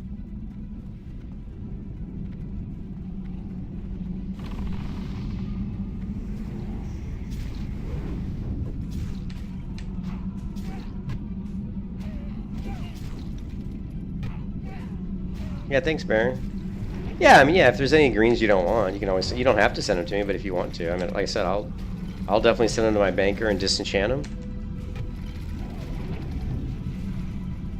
I've got my banker's already like 75 enchanting, but I got to get her to level 10 so I can get her to I guess, what is it, 150? I think you got to be like level 10, I think.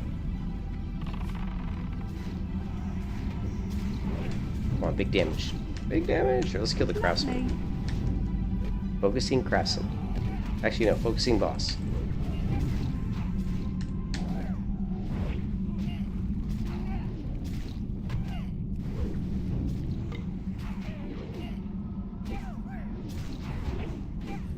Focusing craftsman.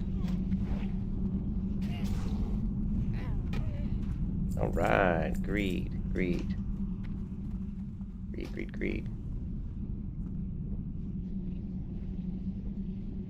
Hey, rip off. I'm always winning. We're in the business of winning, right? That's all we do is win.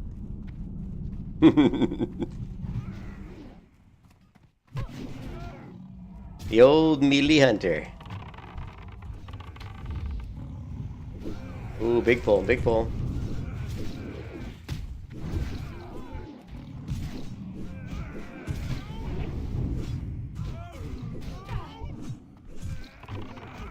Lovely.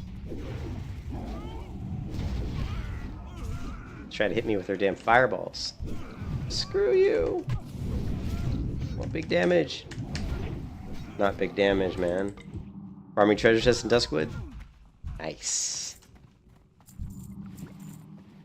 I really need to fix my My bandage is not right. What have I got here? Let's see. I don't know if I have time to fix it now. Which one is it? It's the Shady Moon, Shady Moon, Shady Moon. It's not this one. I'll have to fix it later.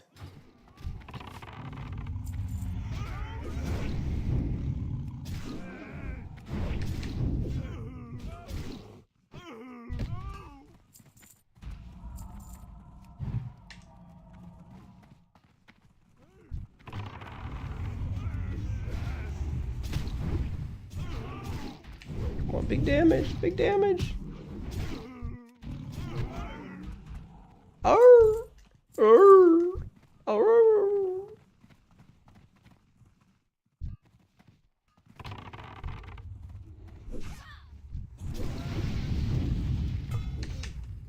Big damage, come on.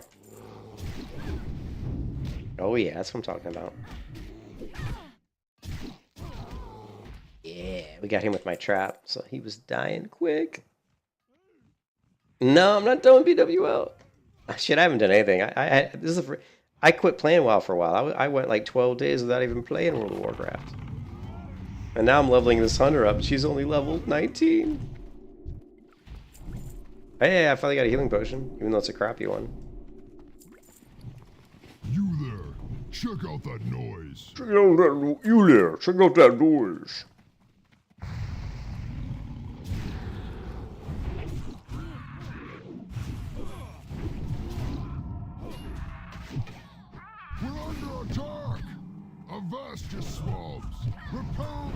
They're on me, man. They're on me. Right. Oh, shit. I can't move. Oh, yeah, I'm sure it is, but I haven't played that character. That grind was too grindy even for me. You know, that grind was even too grindy for me, man.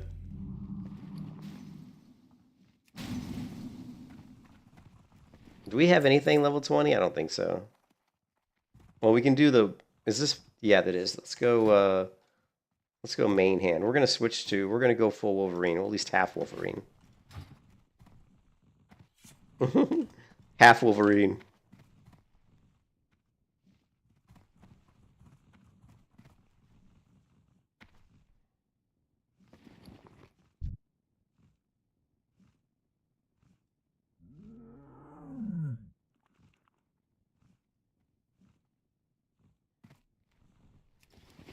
They keep yelling at this one guy, this one druid, because he keeps rolling need on, like, shit that he can't even use. Alright, here we go. Lovely. We're gonna level up this fist skill. Lovely. Level 7.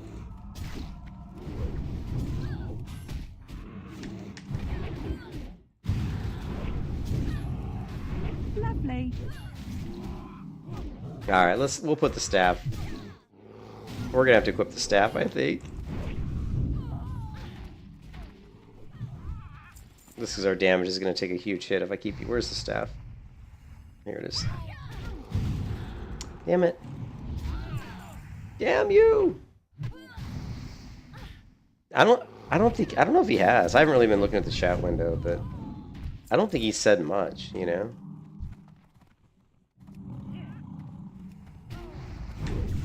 Big damage.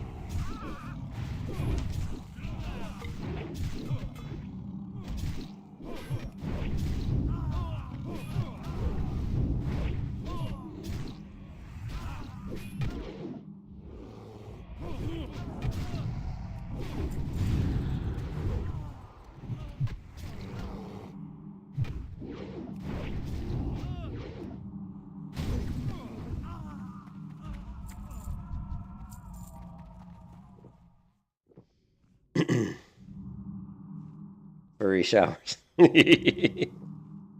Don't mind Iron. He's had how many? What was it? How many rums have you had, Iron? Holy crap! I'm drinking coffee right now.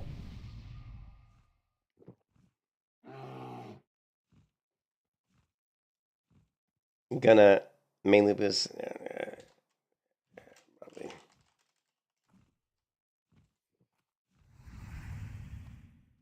This guy's like, I'm going main looter because the other guy won't respond to his, you know.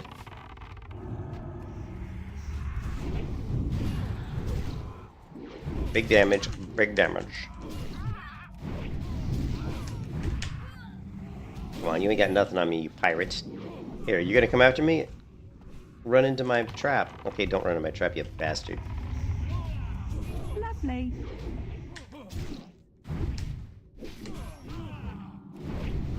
Ooh, big damage. Come on, big damage! Small damage. Small damage. Yeah, I'm drinking coffee. Dunkin' Donuts medium roast with a little cream, a little vanilla cream, and yep, 18 shots of rum. Jesus, dude. Damn, Iron. If I did 18 shots of rum, I'd be gone. I'd be probably dead. I stopped drinking like 4 years ago, 3 years ago. I think I stopped drinking about 3 years ago. I couldn't handle it anymore, man. I just couldn't do it, man. I'd drink anything. Every time I drank, I just feel like shit the next day, man.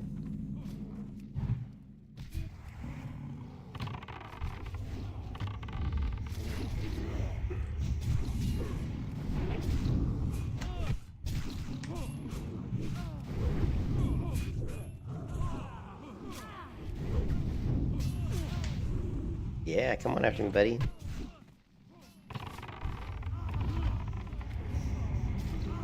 Big damage. Big damage! Ooh, big damage. Big damage again.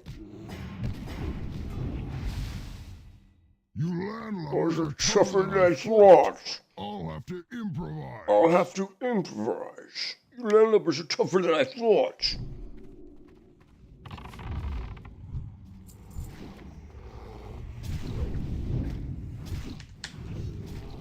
Lovely. Oh, you're making me angry. I'm probably have to go to water here in a second because I drank too much coffee already. Come on, big damage. Big damage! You have fast metabolism? I don't anymore. I used to.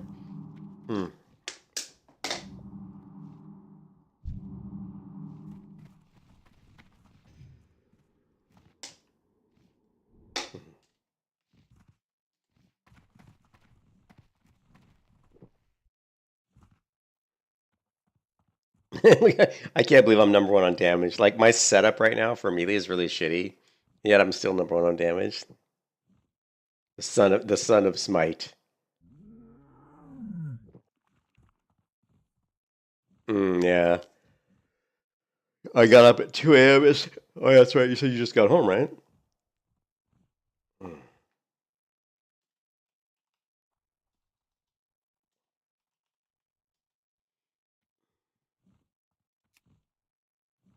I rolled a 43. I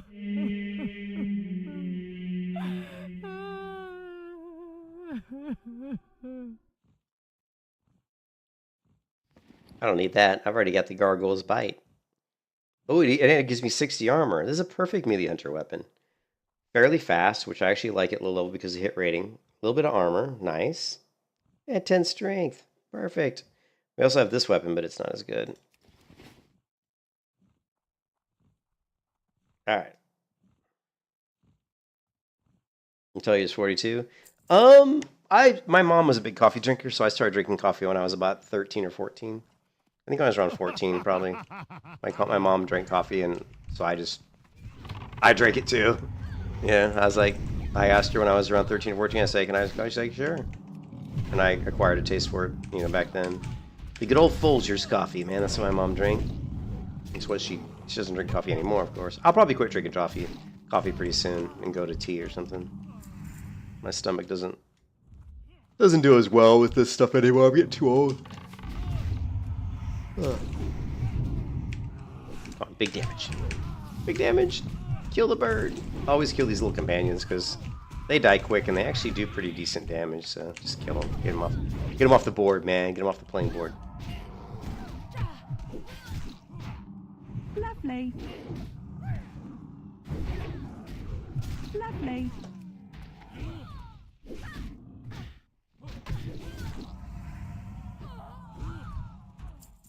Alright. I'm still #1 on damage. How am I...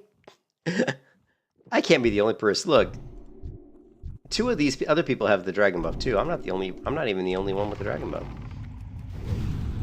Big damage. Ooh, big damage.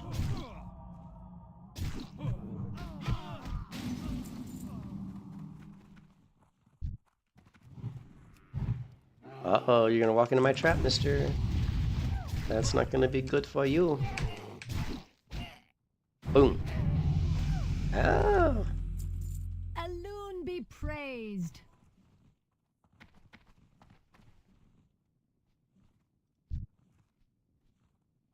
Look at me skull mark the fucking.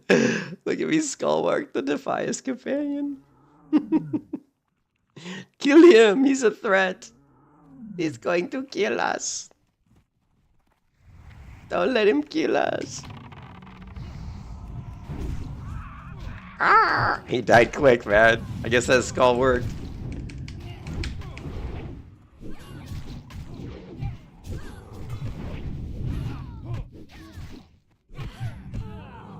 Eyes ran away. This guy didn't like me. We're gonna kite that guy. Oh, now we can't kite him anymore. We can no longer kite. Can we shoot somebody? No, wait, this guy's in range.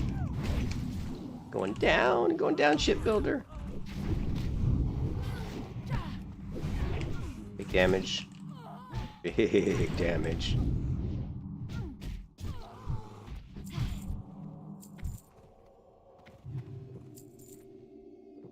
Right.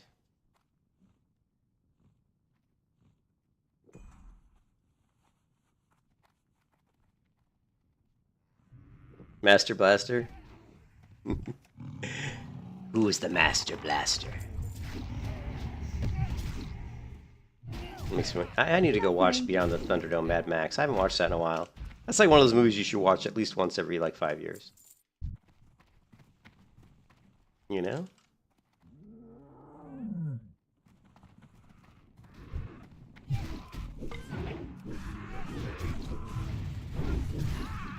Lovely.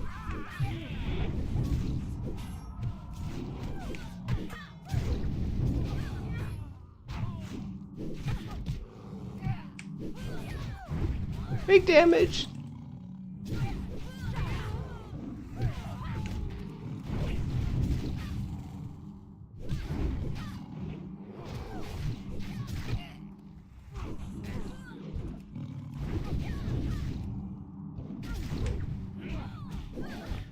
Along with Ben-Hur. I haven't seen Ben-Hur in a while. That's a good movie.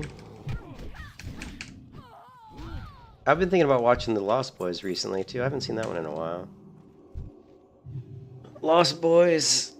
That one I don't need to watch as often probably, but maybe every 10 years for The Lost Boys, or once every 7 years maybe.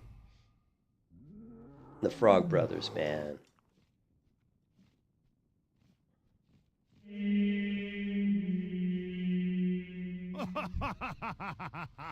Hail to the night.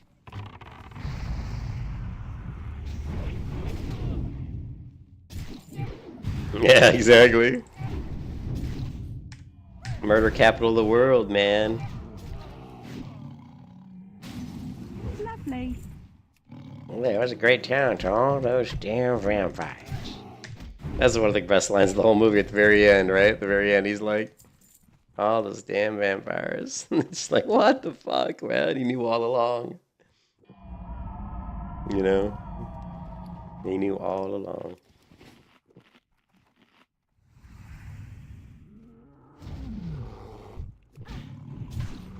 Lovely.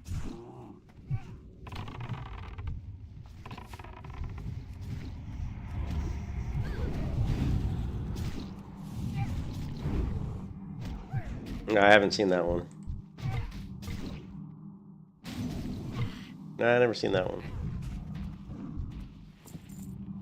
I don't know. Greatest movie of all time to me, Lord of the Rings movies are my favorite movies, to be honest. My favorite movies of all time probably are the Lord of the Rings movies. I just think they're just really good. And I love Lord of the Rings, so. But yeah, there's other movies that, you know, the original Highlander movie is really good. Yeah. I don't really think about it too much, like greatest movies of all time. There's so many movies that are good, and a lot of them don't really stand the test of time. You know, some of them don't hold up over time. Yeah, well, that's a great. Oh, yeah, we didn't stipulate the requirements. We just said good movie.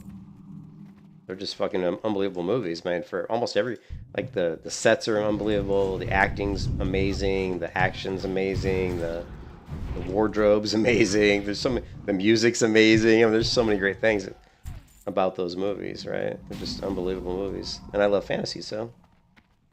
Yeah, Roddy Piper. Yeah, They Live. That's a great movie. They Live, great movie, classic movie. Classic. Obey.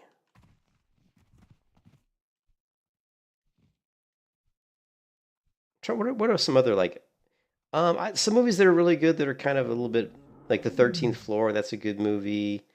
Gattaca. Oh man, Gattaca. That's a fantastic movie. Equilibrium, great movie. The Building, great movie. These are some of those little bit slightly off the wall movies that are great movies. Dawn of the Dead. Yeah, that's pretty good. Evil Dead. Evil Dead's great. Moon. Yeah, Moon's a good movie. Yeah, for sure. There's so many good movies, but not so many lately though. I don't think we've seen, like, lately. I don't think movies there haven't been that many really good ones. Like a lot of people, like I thought the new Dune movies weren't that great. I mean, they were okay. I actually enjoyed the original Dune movie more than the new ones. I don't really know why. I just did. I didn't really like the main character. Not that I have anything against Timothée Chalamet, but I didn't think he was that good, to be honest. John Hell. I don't know what that is. Now, if this is the... Oh, it's the staff. Shit. I would only take that if it's intellect, stamina. Eh. I mean, I'll roll on it. Shit. Is anybody gonna roll? I mean, I'll roll.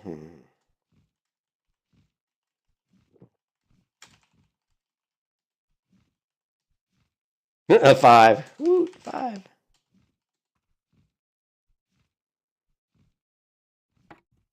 Oh, and I got it. Oh, nice. Thanks. Oh, now Ruben's roll. Look at the Rubes.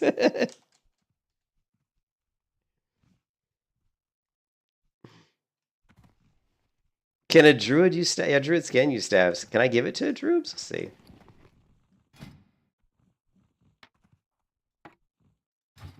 What is he using, Rubes? Here. Can I give it to him?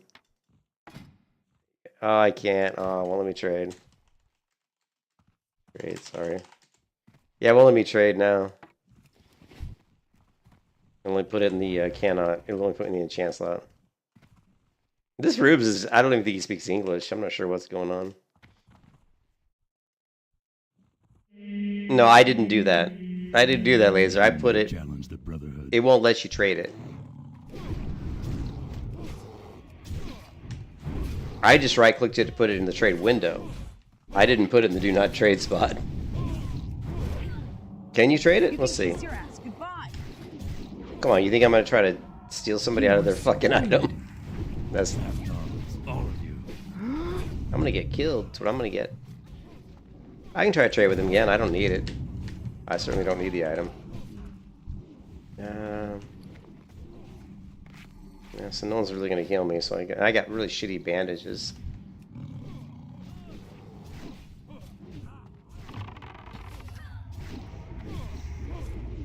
Fools, our cause is righteous. Staff should hit hard. Look at that, 218 damage. Shit. Boom.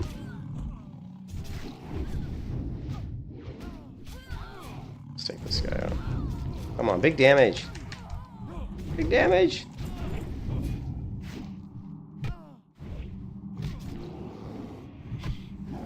Yeah, see, so what I did was I went up to Rubes and I dragged the item, right? I took the item and I dropped it on him. If you drop an item on someone, it should trade it, right? Watch.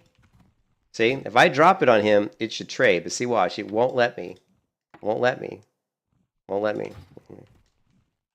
See that? It won't let me trade. Like if you drop an item on somebody, it should put it in the trade slot, but it won't. Yeah. So yeah, I would never try to steal something from somebody. Guy should have rolled earlier.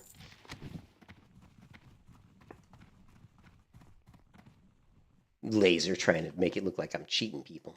Damn you, Laser. No, it's something to do with these servers. Like, I don't know how they doing it. It's not, I mean, it shouldn't be. It probably is, it is soulbound, of course, but in later versions of World of Warcraft, that doesn't really matter, right? Oh shit, I just screwed up there because I didn't dismiss my pet because I wasn't paying attention. This is good. This isn't gonna be good. I'm out of here. I'm out of here, man. I am out of here. My pet's gonna pull the whole dungeon on these guys because I was talking to you in the chat. I wasn't paying attention. Run out. No, run out. Yeah, just run out. You were no, I think at some point they oh, there my pet did get back pretty quick. At some point, they did where they gave you the ability to trade. No, for sure. I don't know what version of WoW it was, but they definitely, like later versions, they gave you the ability to, you know, to, like, you haven't you seen that?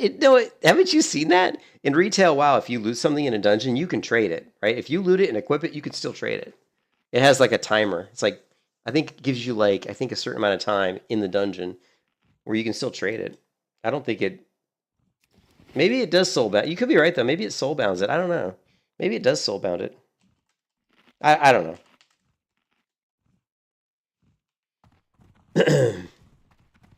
But anyways, it doesn't really matter. I didn't need the staff. I only rolled need on the staff because nobody else wanted it. So, and it's obviously it does way.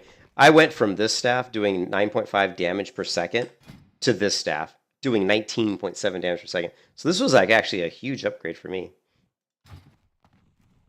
Yeah, I don't know, Laser. Fuck, I don't remember, Laser. Fucking WoW changes shit left and right.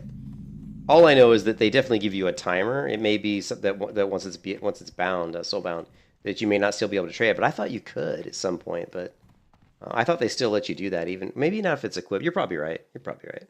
I think once you soulbound it, you're screwed. But whatever. That poor guy. He was too slow on the dice. I don't think that guy spoke English though, because when I tried to trade it to him, he kept putting question mark in the chat, and then when I tried to trade it again, he kept clicking accept on the trade, and even though I told him previously that it wouldn't let me trade it, so I don't think he spoke English. Yeah, I couldn't remember. Yeah, whatever. It's all good. I mean, I really don't give a shit. It's fucking low-level gear. I really don't care. I don't care. Where's my pet? Come on, pet. I've always laughed at people that throw hissy fits over gear that's like level 20 gear. I'm like, Jesus Christ, you're gonna fucking replace that in like a level or two. You know what I mean? And if you're leveling at any kind of speed, which most people level a shit faster than I do because everybody uses the goddamn, excuse my language, I don't like to say that. Everybody uses the damn, you know, the damn stupid add-on, you know, the Rested XP bullshit. So they're leveling like 10 times faster than I am anyway. So any gear you get at like level 20 you're pretty much going to be replaced pretty quickly. If it's blue gear, maybe not as fast, but you will replace it fairly quick. Ooh, this stuff shit really hard actually. Plus it's cool looking. It's cool looking. I wonder if it's better damage than my Gargoyle's Bite. It's not going to be better damage because of the 10 strength. But it does give me 8 intellect and some spirit, so it's not bad. I mean, it's kind of a toss-up. The other staff's going to hit harder for sure because the pole arm has that 10 strength. Also gives you a little bit of armor, so what the hell?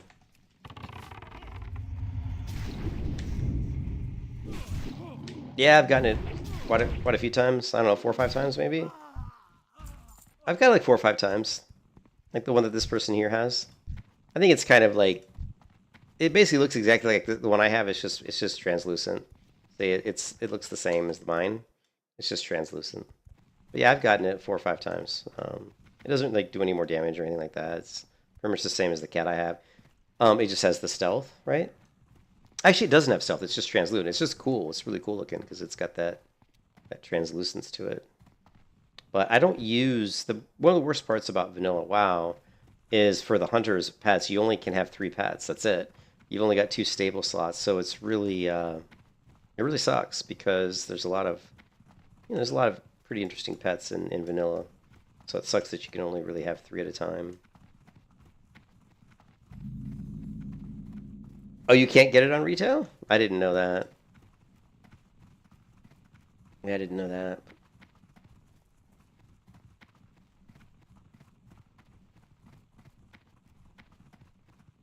I like my winter spring kitty. We'll get my winter spring kitty once we get to like 55, level 55. Oh yeah, that was a mistake. Cataclysm was just a big mistake. I tried to play Cataclysm a little bit, and I really, really disliked it. They actually, like, content was so much more nerfed. Like, everything was so much easier. All the mobs were easier. The questing felt like 5 times. It felt like so trivial. Like in vanilla, when you do quests, like killing mobs still like, you can't just go up and like face roll everything unless you have like really, really good gear. Like if I go over this hill, like if I grab the quest to get the bandanas and I go over this hill and I aggro like 3 mobs, I mean it's kind of challenging, and I'm like if I was their level, like I'm too high level now, but if I was like level 14, for example, and I aggro like 314 mobs, it's going to be a challenging fight for me. Whereas once you get to Cataclysm, that's not the case anymore. It's like the scaling is way different, and it just sucks, to be honest, it just sucks. Have a good one. And of course the world, I didn't like the world break, but I will say that the Dark Shore, which I used to hate initially, when I first saw Cataclysm and how they changed Dark Shore, I hated it. But when I played it recently, in Dark Shore, it was kind of cool. It was kind of neat to see Dark Shore be different. Oh, I screwed up. Damn it, I didn't want to fly out of here. That's okay, we'll hit our trainer, but I wanted to get my wolf. We gotta get my wolf. But yeah, the Cataclysm, what they did to the map, I'm not a fan of. Most of the zones, the changes they did to the zones, in most cases, I didn't like. And so there were a few cases where I thought it was okay. Dark Shore was one of them, and Dark Shore is my favorite zone. But I thought Dark Shore still okay. I really disliked what they did to the Badlands, And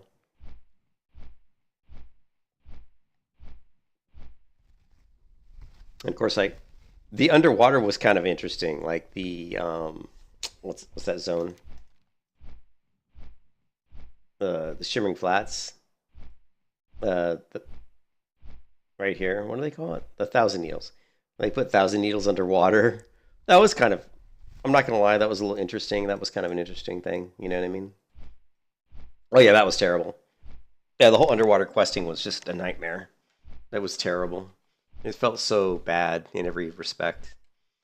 Guild Wars 2 has the best underwater combat. If you've ever played Guild Wars 2, underwater in Guild Wars 2 is just awesome. It's no MMO even comes close. I love this guy's armor. I love it. Love it. No underwater combat can even touch Guild Wars 2. Not out of any of the MMOs that I've played. It's just so good. Like cool abilities and different abilities with different weapons and abilities that make you move faster underwater, really cool animations. Look at all these fucking people. This is awesome. Just Guild Wars 2 underwater is amazing. It's really fantastic. Guild Wars 2 is a great game. I should probably do the Guild Wars 2 stream. See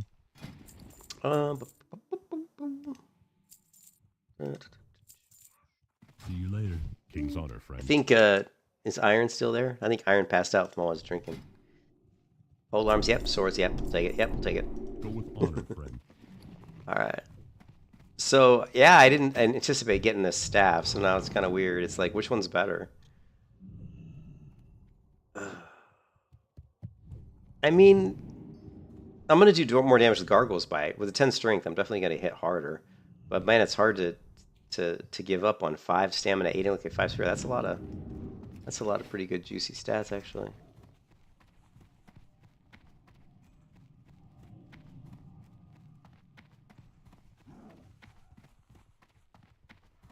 Light be with you. Alright, we need some water.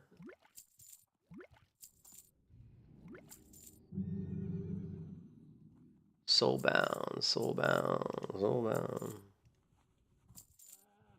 Ooh, plus we can dual wield too. We gotta set up our keybinds for dual wield. Brassic's hammer. Ooh, nice, nice, nice. Nice. Very nice. Very nice. Very nice. I need to fix my macro. Man, there's a lot of people in town. Ooh, recipe. Oh, thanks for the recipe. I think I have this one already, but thanks anyway. Thanks, Baron. I think I have this one already, but thank you, sir. Listen, man, I can definitely use those. Yep. Thank you.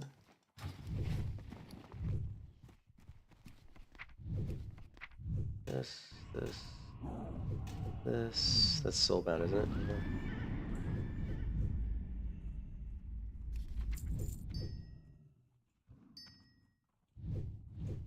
Nope. No.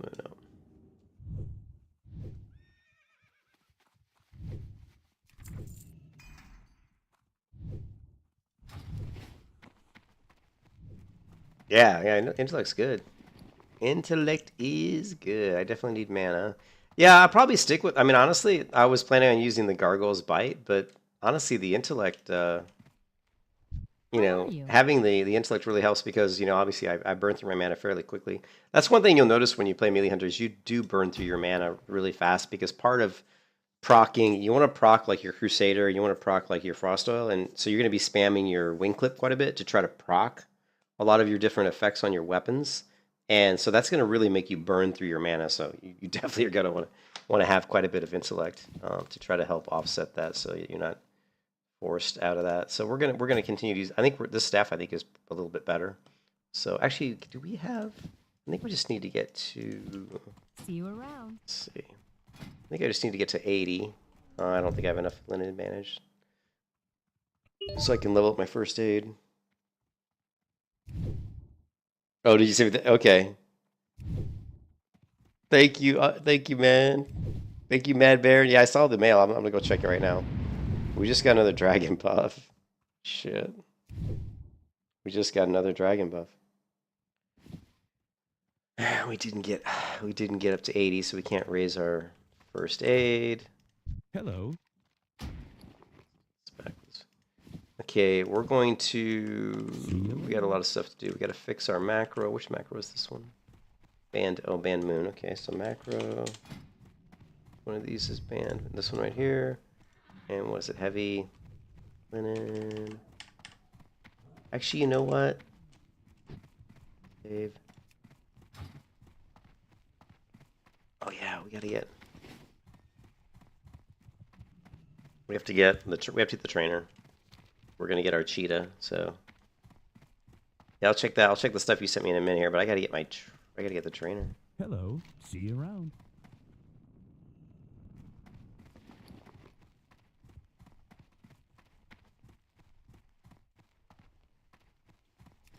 Gotta go get our wolf, but I wonder if we shouldn't level 20. I'm wondering how best to get rid of our dragon. So we did end up being #1 damage in that run, which is pretty interesting. We were 28.8 DPS. So I would say that that's kind of sad that I was #1 on damage.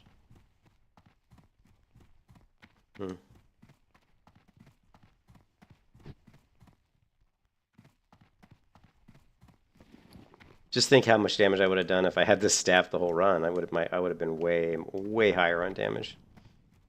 This staff does twice as much damage as the other one I was using.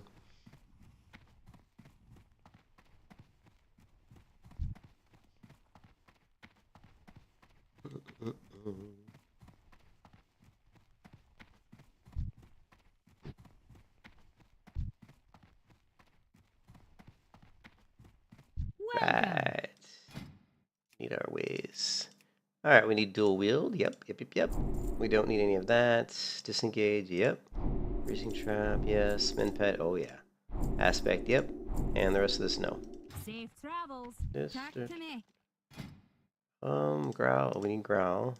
I think that's it. We don't really need any of these resistances yet. Do I need to update my macro? Let's see. Growl rank 2. Oh yeah, we do. Rank 3. Cool. Hey there. See you around.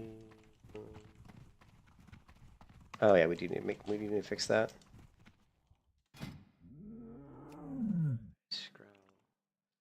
Rank 3. Save, and we need to change this one to auto cast off, growl, rank 3. Bada bing. And it's still not working. Why not?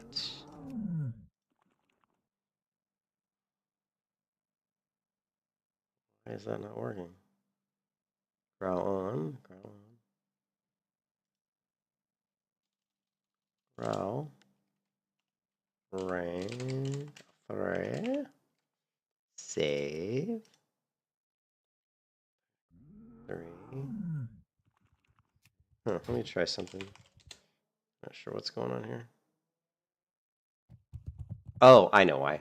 It actually is working. See, it is changing. It's my weak lore. Always forget about that. Okay.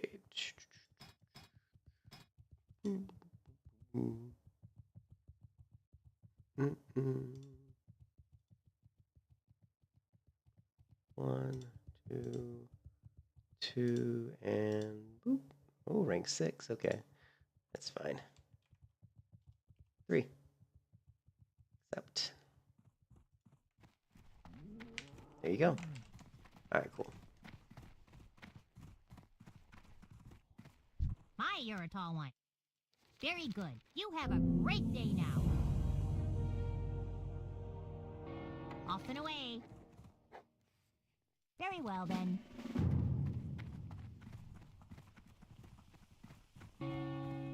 Welcome. Okay. Off with you. All right, now I'm going to create another macro. We should have one already. Let's see if we do.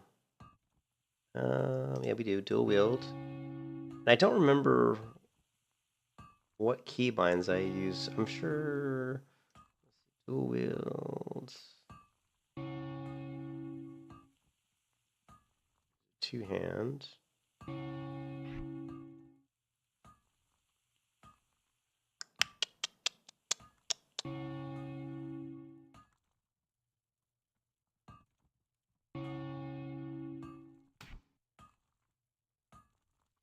Do I have? No.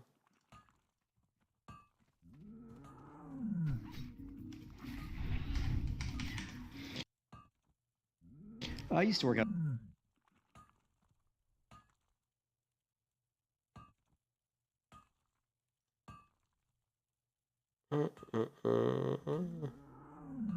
Wow, I don't have them keybound. That's kind of interesting. All right, well, whatever. We got that and dual wield. This is for. That's for the same type of weapon. We don't really need that one, so let's go. Let's go.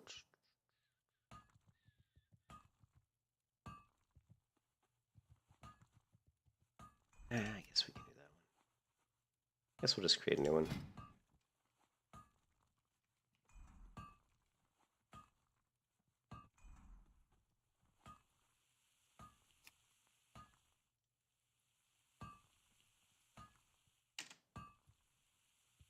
My pet's hungry. Where's my bags?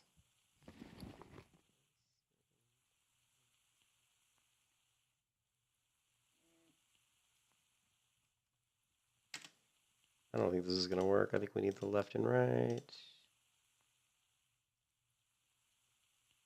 Oh. Oh. There we go. Yeah, this is what we need.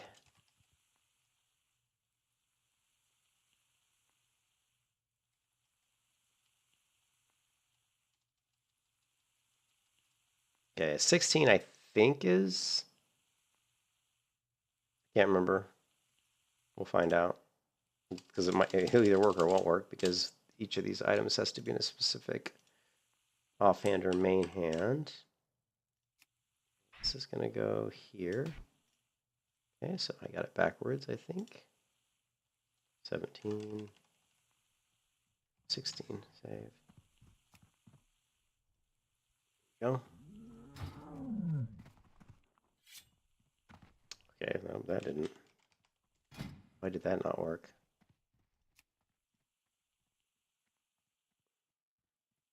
Oh. Shit.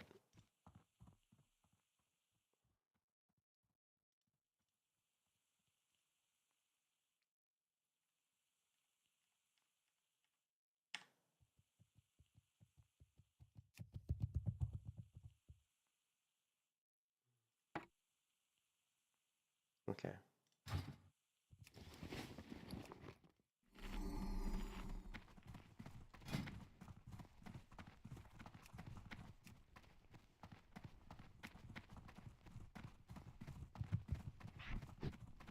That one.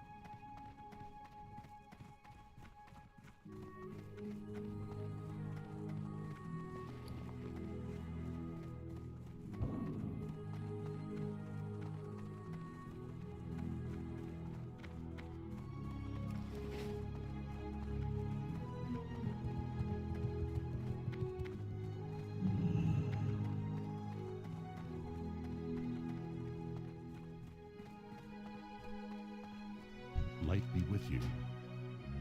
Light be with you.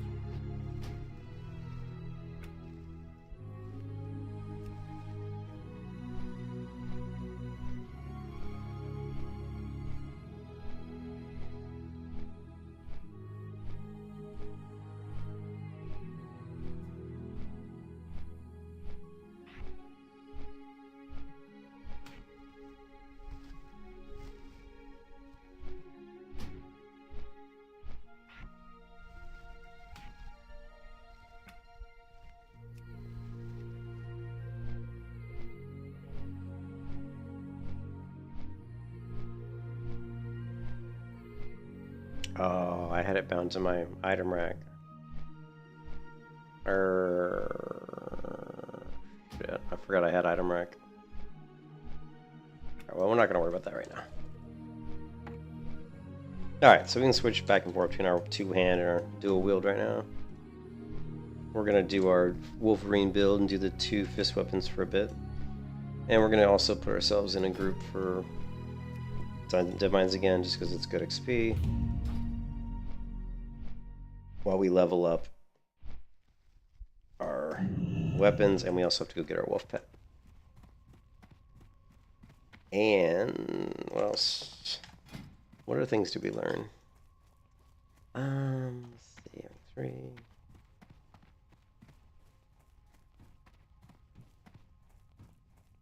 Back to the cheetah. Should be, I believe that, no? Okay, where's my...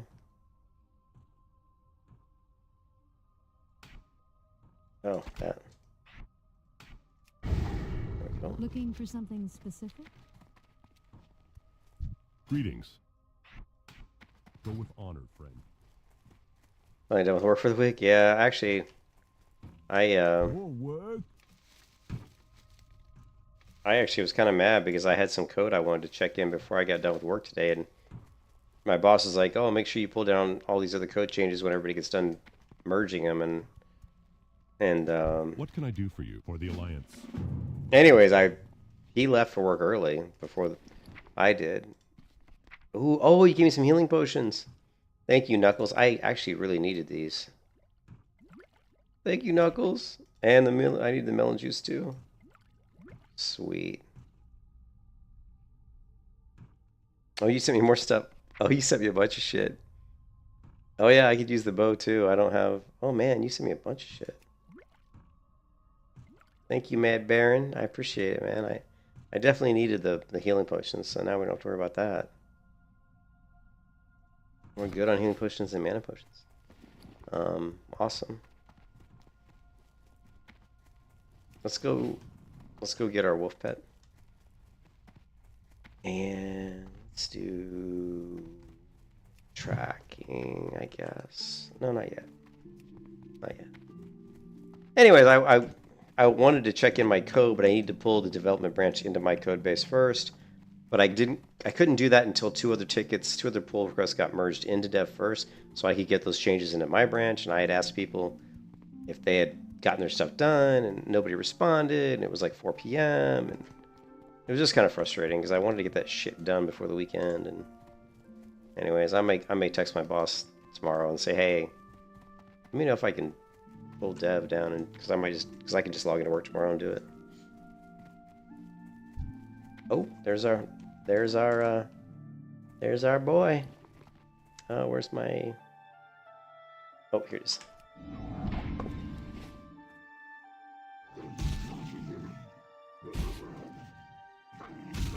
Oh, look at that. We got taming one and getting killed by another one.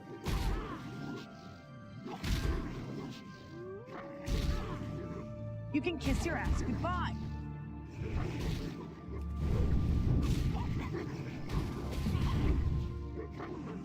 Who's inviting me to a group? Oh, is this another, Oh, that was fast.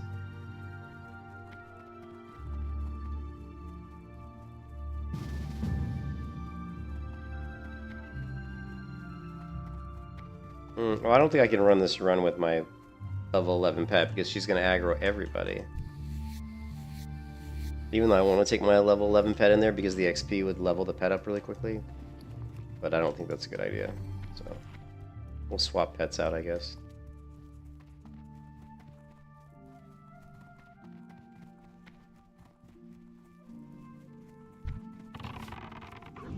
Let me level up my fist weapons here.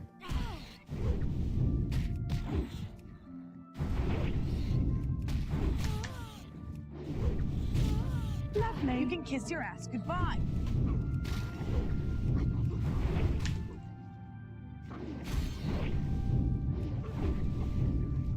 Damage, baby, the damage.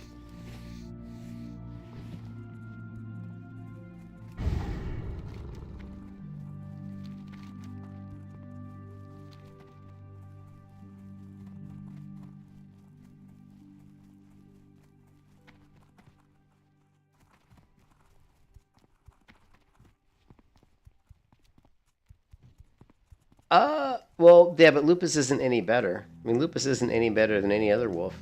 Remember, shadow damage isn't a thing in this version of WoW. You know what I mean? Like, he shouldn't be any better than any other wolf. I don't even think his attack speed's that good. King's honor, friend. Be careful. I mean, we can look it up, but I'm pretty sure he's a basic bitch, you know what I mean?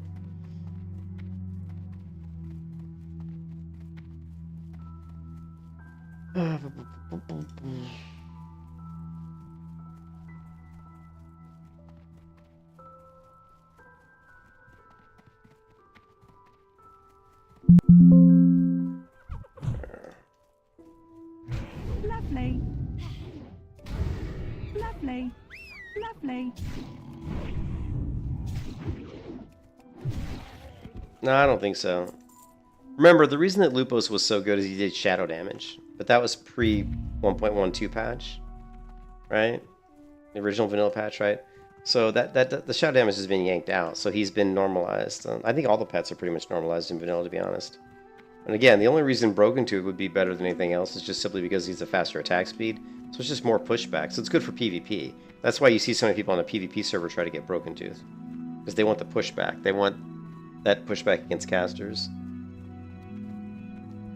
Yeah, immune deficiency. I'm not sure what that means.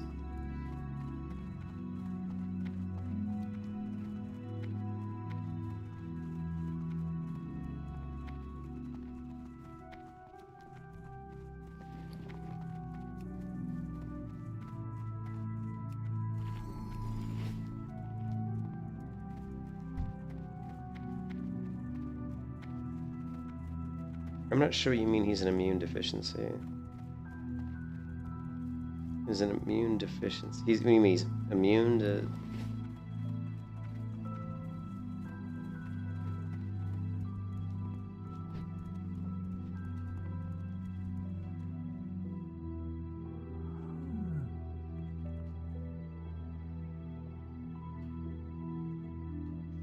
Okay, so Lupos, right? Let's pull him up, and then let's go back, and let's go back. For example, if we go 10 pets, let's go back. If we pull up the pet that I just tamed, it's Coyote Pack Leader, right? Here. What's so good about the Coyote Pack Leader is they have Furious Howl and Bite Rank 2. Now, so Coyote Pack Leader is attack speed 2. If you look up Lupos, right? Attack speed 2. There's nothing good about Lupos. He's the same. His attack speed is the same as my pet. Lupos was once everyone's favorite because he inflicted shadow damage instead of physical damage. Alas, this is no longer the case. Lupos is identical to my pet. The only difference is he knows Bite Rank 3. That's it. Other than that, he's the same. He's actually the same. It's an actual disease. Yeah, so people that run around trying to tame Lupos, it's not. He's not any. It's, you know, he's just a basic bitch now, you know.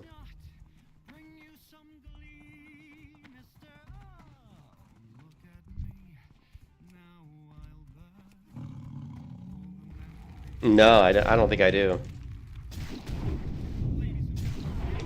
I think I've only got Bite Rank 2. Actually, well, this character's Claw, so it doesn't matter. Defeated by the end. Yeah, I don't even have Claw Rank 3, I don't think. What have I got? I've got Claw Rank 2. So yeah, I've been slacking on these pets because, honestly, because I haven't been playing this character that much. So I'm just level up my fist weapon. Just annihilate these guys.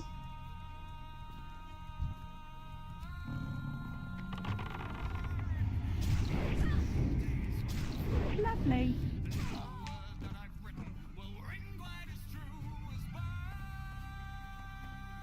I'm just trying to level up my fist weapons.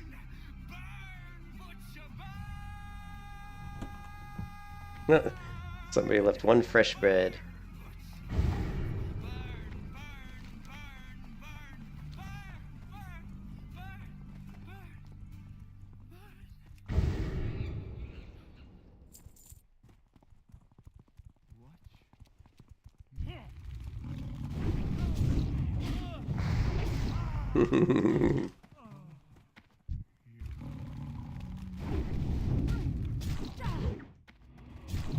Lovely.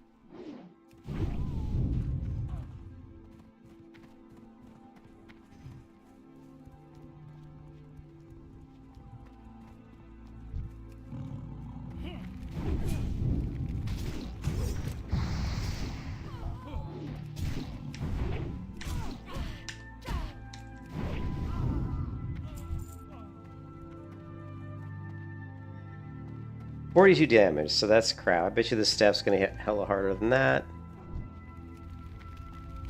Ooh.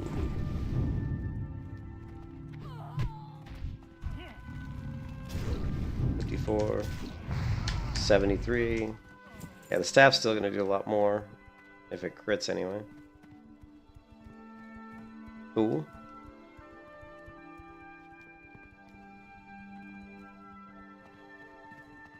But the dual wield is just fun.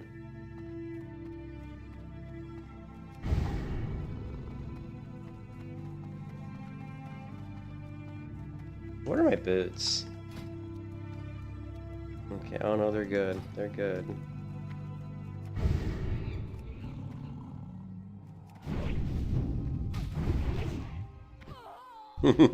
Biff. Bada bing, bada boom.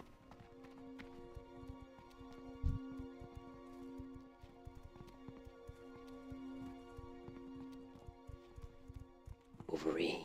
They call me Wolverine. It's just so sad that they don't have more fist weapons.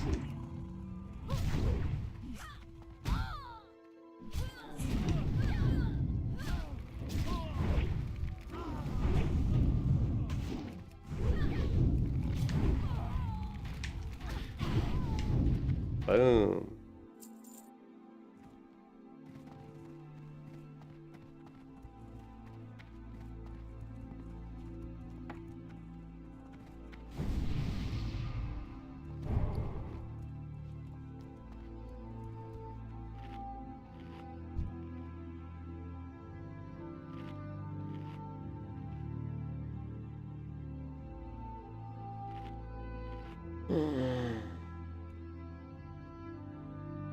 Be the healer? I don't think we need mana potions. Is everybody here?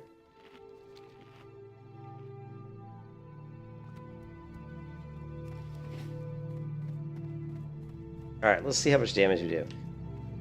If we're not number one on DPS with the dual fist weapons, we'll swap out to the staff for a little extra boost.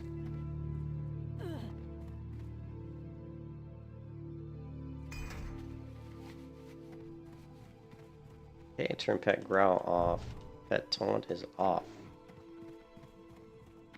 Okay, dismiss pet. Jump down. Summon pet again. Sprint.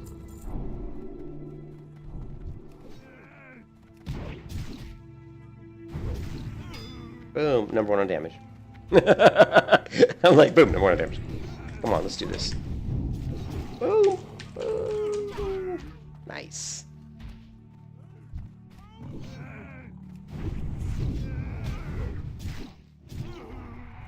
Bada bing, bada boom. Uh-oh. We have a mage in our group? Oh, no, we don't. That's just some other mage, I think. There's some other mage.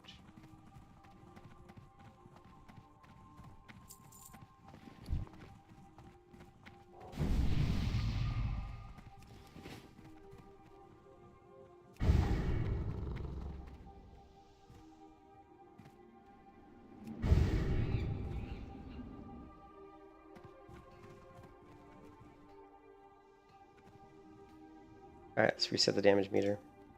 Now I guess we can.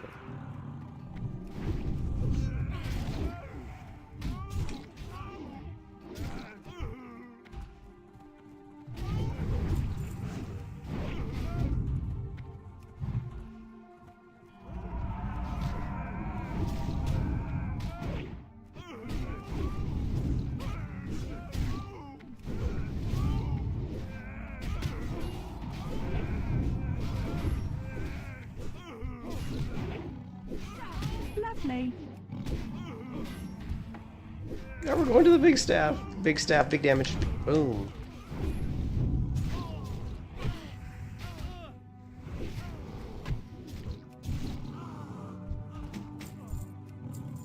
Big damage. There it is. Boom. Oh, no, no big damage.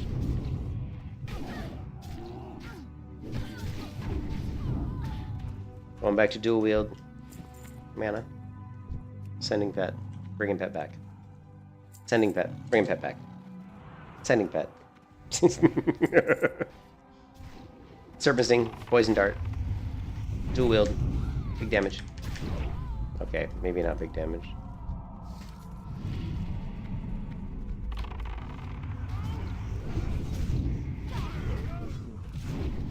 Lovely.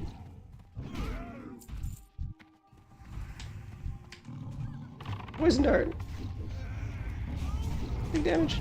Lovely.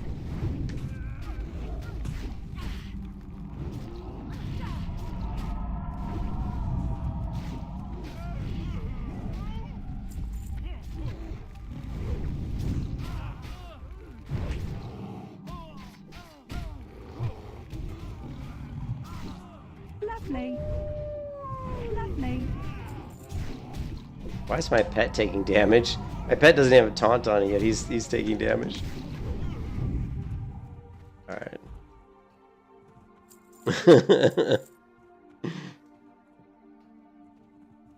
We're at 46.5% group damage.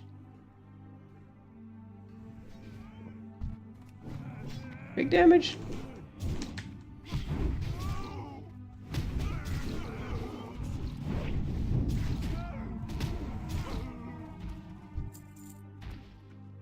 We dropped a little bit there.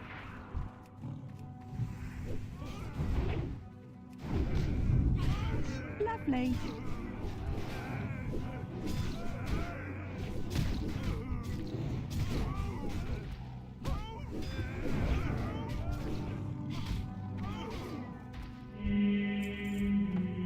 We're going big weapon here. Two-hand weapon. Gonna fish for some big crits.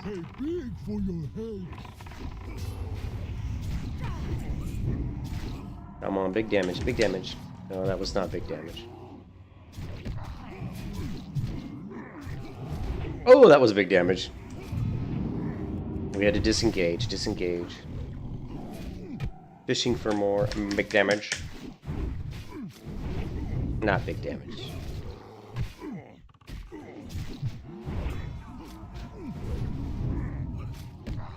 Oh, a pretty good crit there. Lovely. Oh! Big damage, come on, big damage.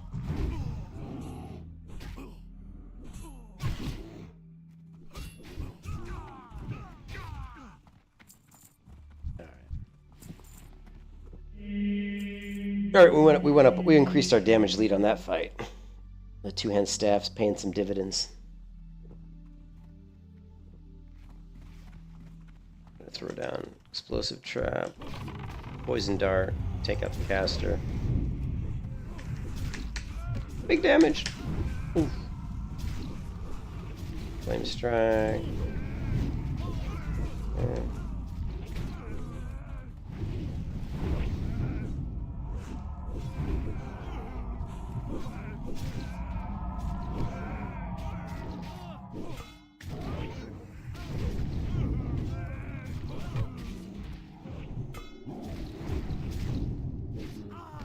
Okay.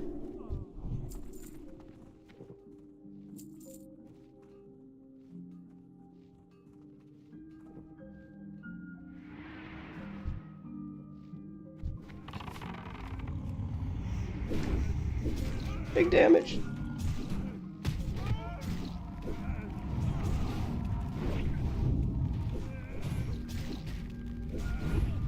Ooh, nice crit there.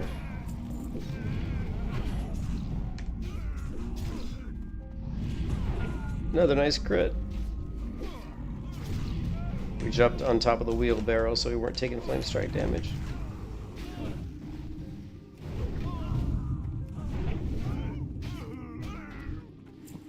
Okay, nice. Get some good damage there, baby. Good damage. Throw down a trap. Oh no, big damage. Big damage again.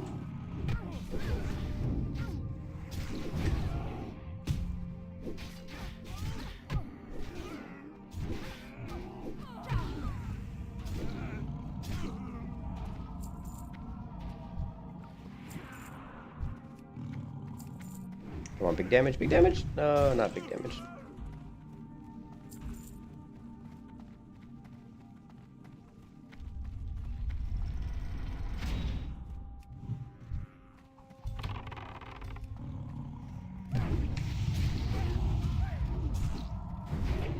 Oh, big damage, baby. Disengage. It doesn't matter, we're still doing big damage.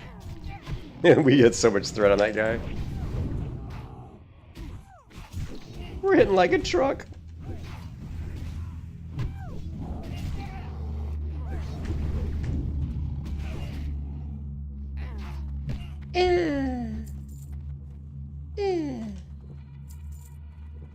48.3% group damage. The melee hunter, baby. Let's get a poison dart. Poison dart. Oh, huge crit.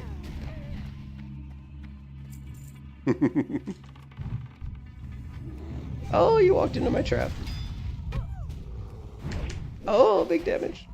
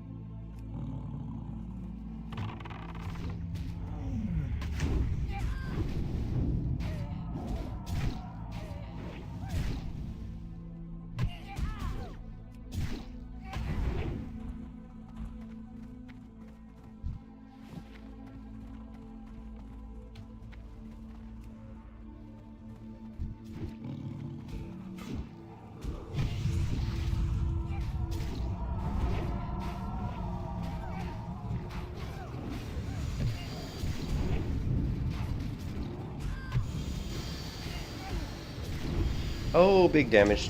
Disengage. Do you like fear my pet or something? I don't know why my pet ran away.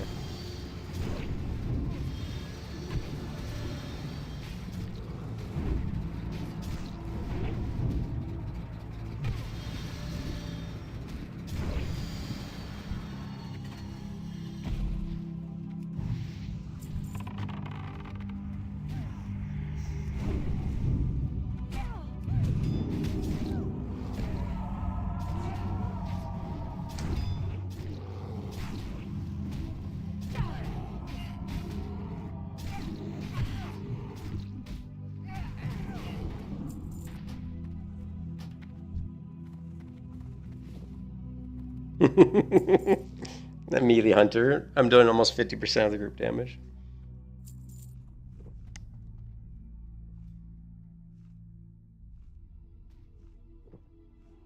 Oh, I wish I had Feign Death and Explosive Trap, then we'd really be doing some damage.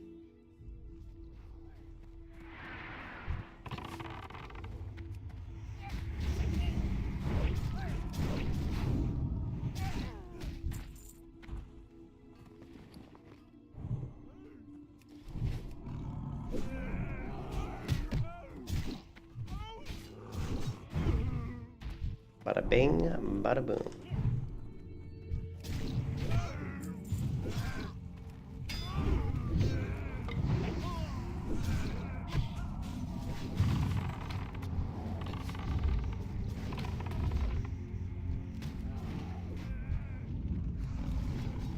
We'll just stand there, get in there.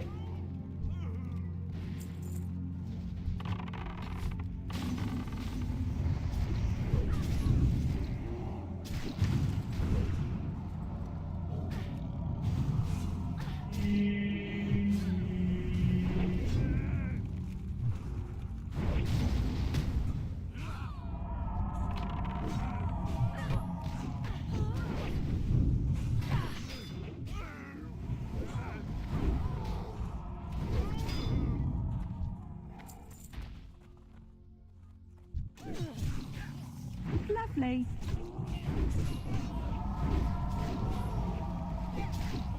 You can kiss your ass goodbye.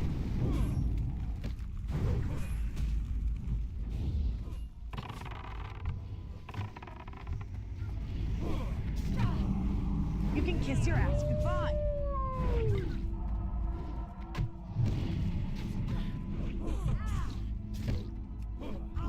Lovely. You were screwed. Yeah, I don't think so.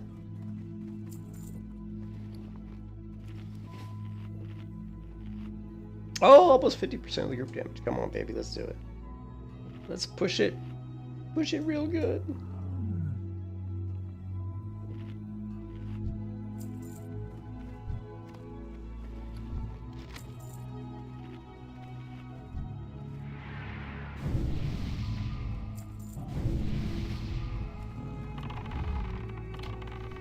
What's this guy doing? Is he trying to kill everybody? I think he is. Is he just trying to like kill everybody? I don't know what he's doing. Somebody died.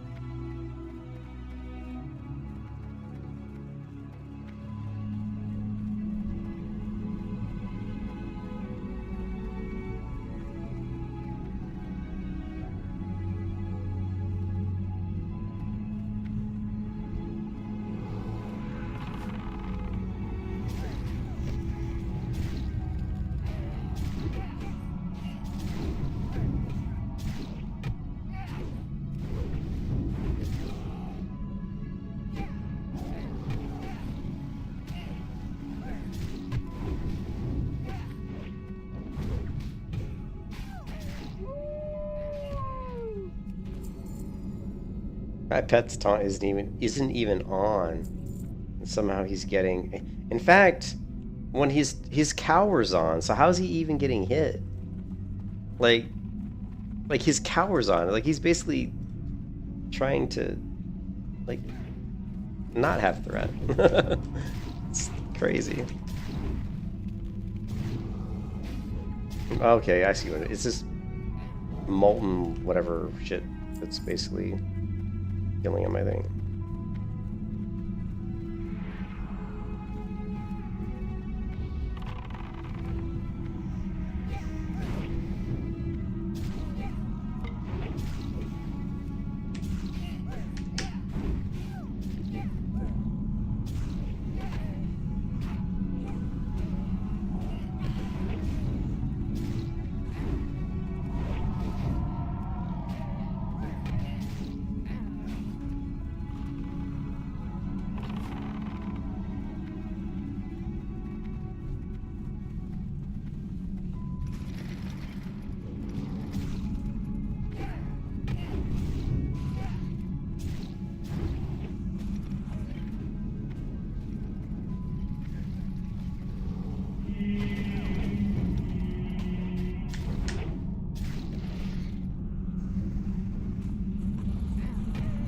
Lovely.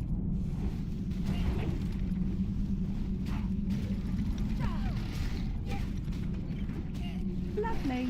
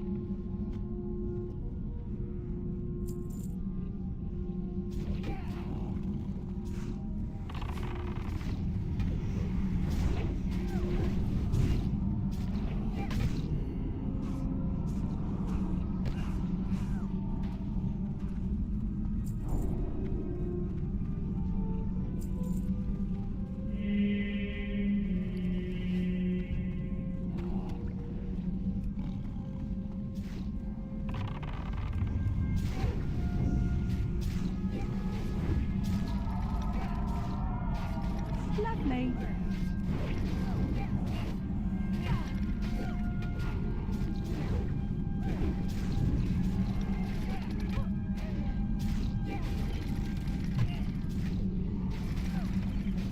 Lovely.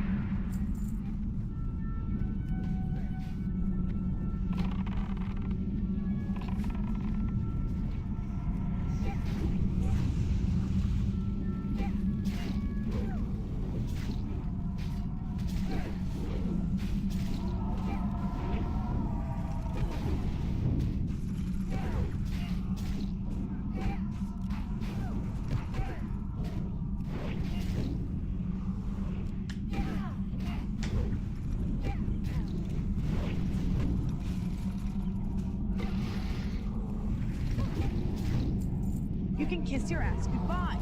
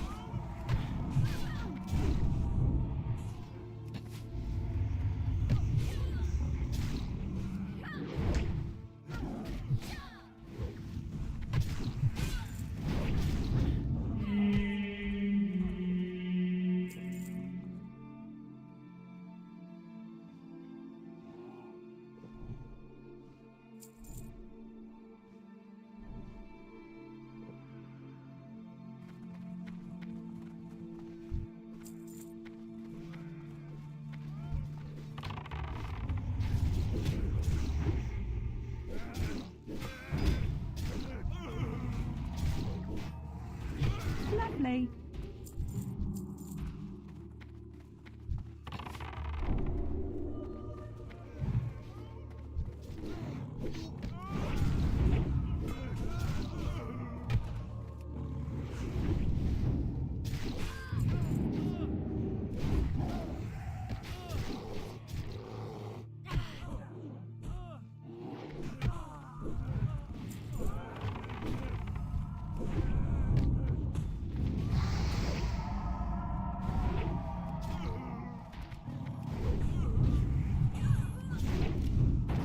Lovely.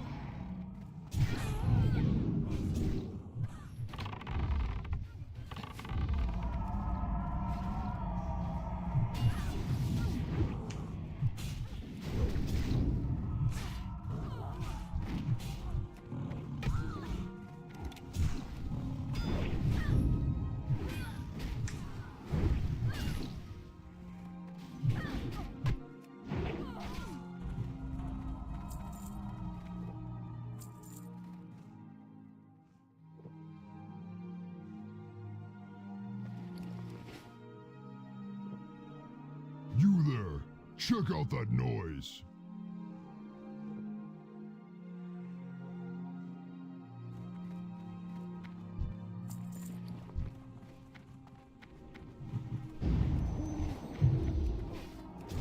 We're under attack! Avast your swamp! Repel the invaders!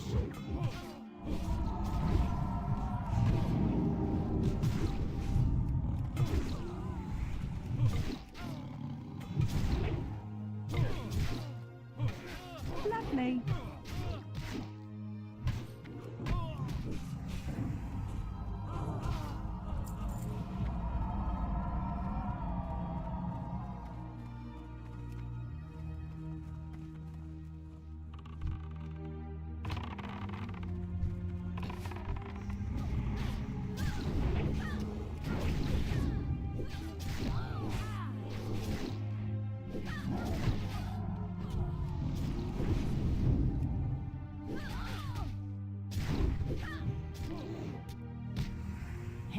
into the night.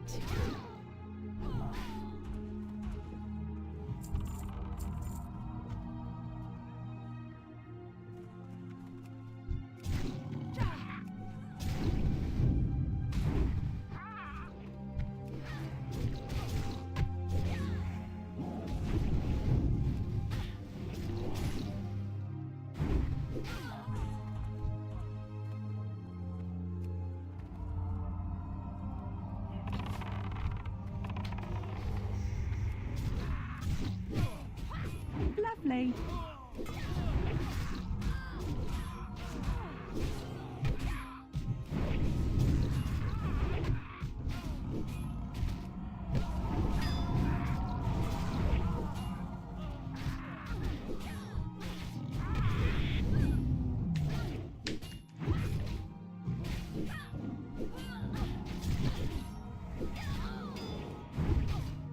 Lovely.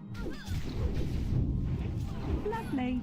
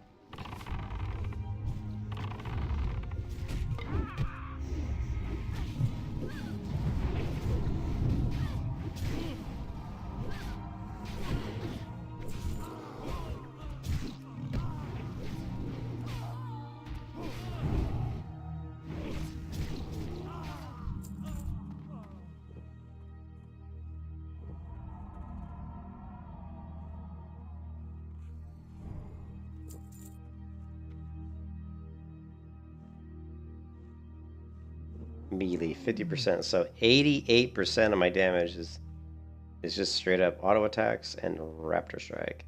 And then you're looking at wing clip, some servicing comes in at 6.1% damage. Wing clip a little bit, and my emo trap a little bit. So.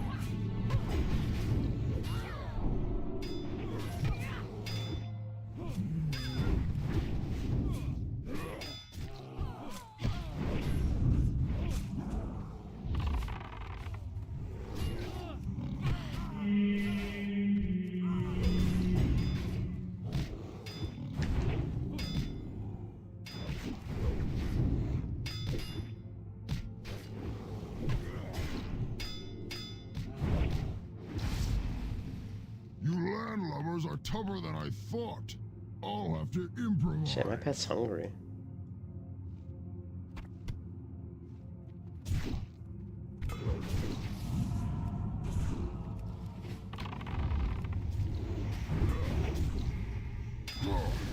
Now you're making me angry.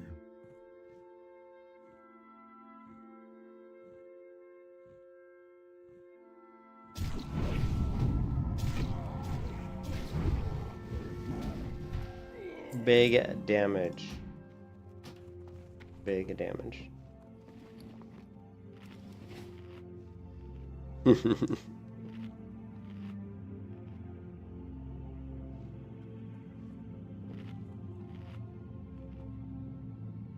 What do you say, big group? Oh, big group. Oh shit, my pet's hungry.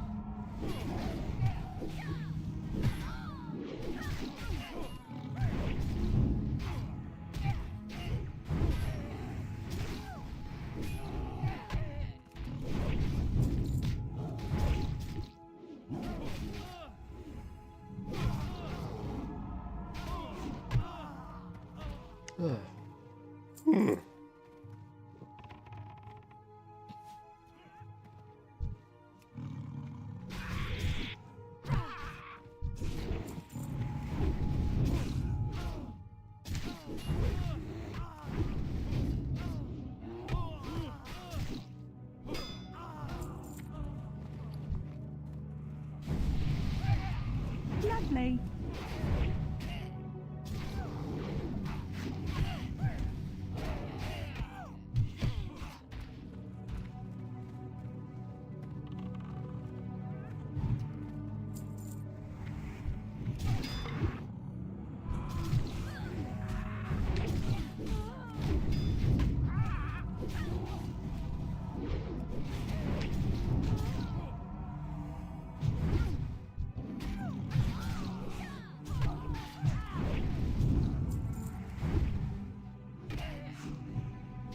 You can kiss your ass goodbye.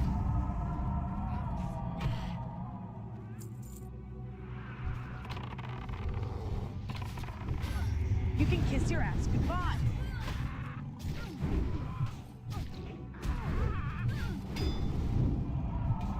Lovely.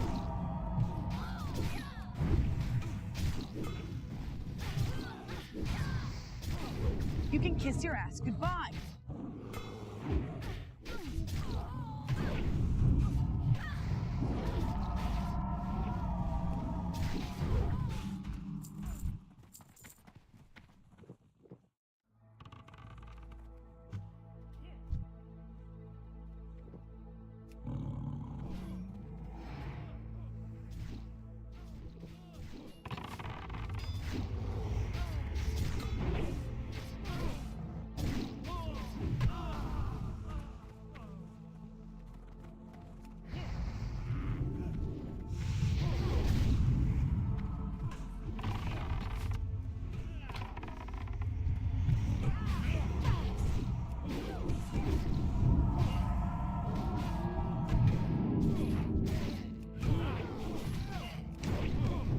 You can kiss your ass goodbye.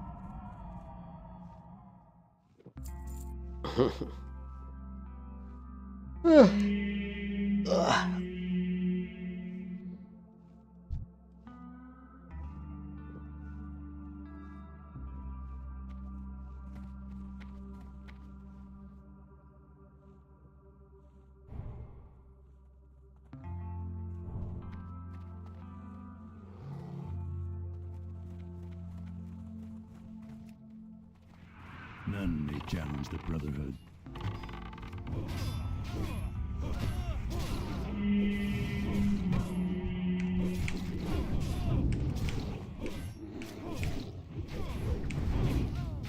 Lapdogs, all of you.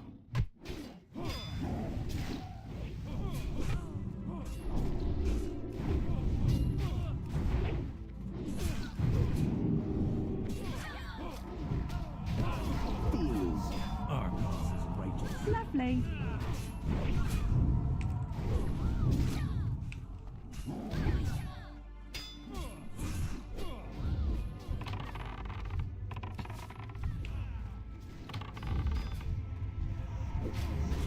Lovely.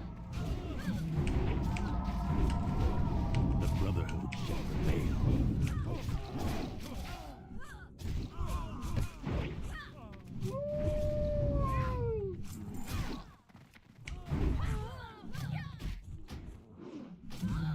You can kiss your ass goodbye.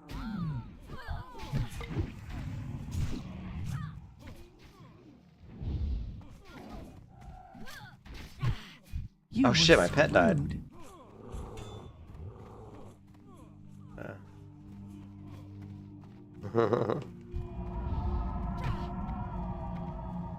You were screwed. Lovely.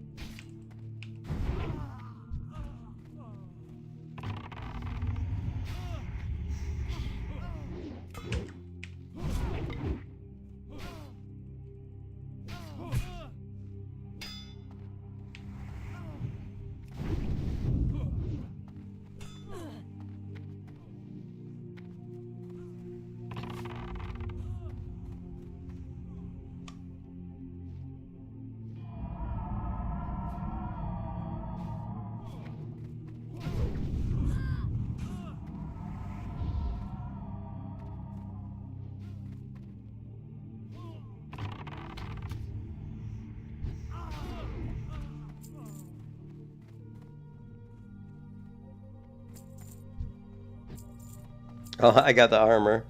Wow, like a bunch of people rolled need on the armor. Who? Someone left the group. Who was Hadian anyway? He was that elf druid. He was all like pissed. Like I was all pissed off. I won the armor. Good game, yeah, yeah. Good games. So, the one druid rolled need, and he rolled a 1. He rolled a 1.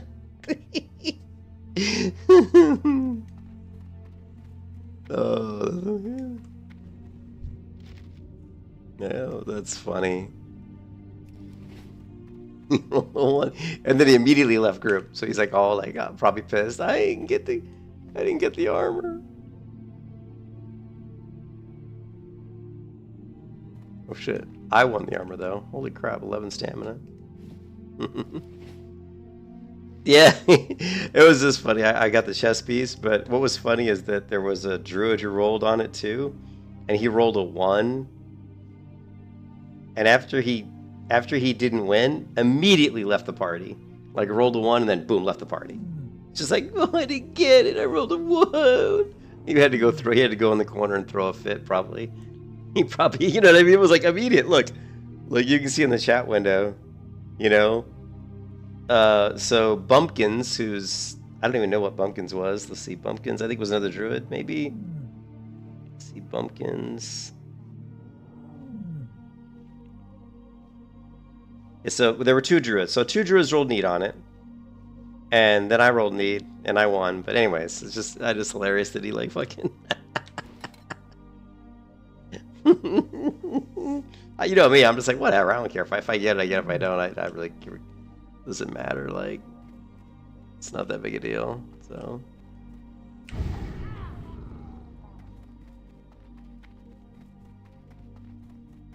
They're gonna come after me.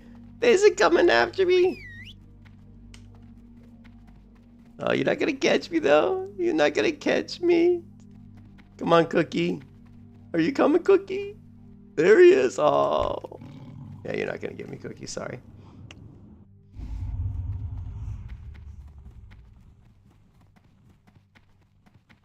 Of course, I did have +3 all stats on my chest piece, but that's still not as good as this. Because the 11 stamina is pretty sweet. 4 strength, 3 agility. Well, maybe we'll get +3 stats on this one.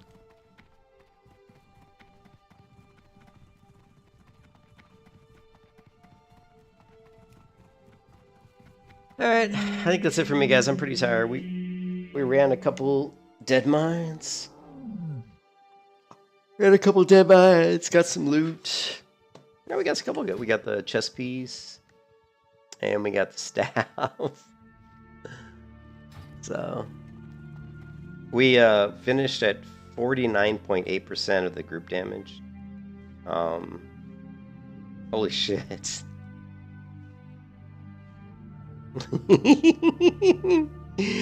was like, if you took all of the other characters and added them up, they almost didn't do as much damage as me. Let's see, 37. Or yeah, it's pretty even, but yeah, I almost did 50% of the group damage as a melee hunter too. Pretty cool. Check the gaming chair, dude. It's the gaming chair, man. You know what my gaming chair is, don't you?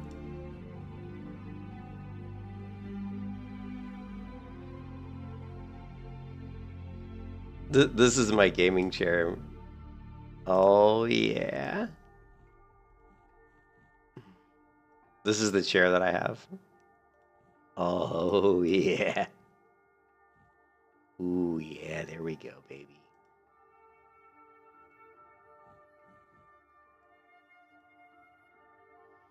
I had spent so many years I had spent buying computer chairs, right? Like buying like, you know, you buy a chair for like what, like $100 or $300 or whatever. Right? I was buying chairs that were like usually like, you know, $200 chairs, $300 chairs, and they'd last me like 2 years. I'd wear them out in like 2 years. And finally I just said, you know what, screw it, I'm gonna get a good chair. And I bought this Herman Miller chair. It's got like a 12-year warranty on it, right? So at a minimum it's gonna last me 12 years, right? And I've had it. I think I've had this chair for about 2 years now, and it's pretty much in the shape it was when I bought it. All right. But yeah, it wasn't cheap. I think I got it on sale. I think it was about $1,500. I think I paid $1,500 for it. I think I paid $1,500 for it. But you know, I was burning through a chair about every 2 years, so you figure like $300, or you figure like $250 every 2 years. 10 years doing that would be $2,500. So 10 years of regular chairs I was buying would have cost more than that chair. And that chair has got a 12-year warranty on it, so I already know that I'm gonna make, you know, it's a better, you know, better deal. So I'm pretty, yeah. Plus, I love this chair, man. It was weird because I wasn't used to having a chair that had good lumbar support. You know, because I kept buying those cheap-ass computer chairs. And, come on, Wolverine, baby. Wolverine. And, so, for, like, the first couple weeks, it was rough because it was, like, really stiff and good lumbar support. And I was used to, like, having to slouch. Because when you have a really bad quality chairs, you actually adopt bad posture, you know? And the worst part is all the people out there that buy like the shitty computer chairs, like the, you know, you see so many people buy the,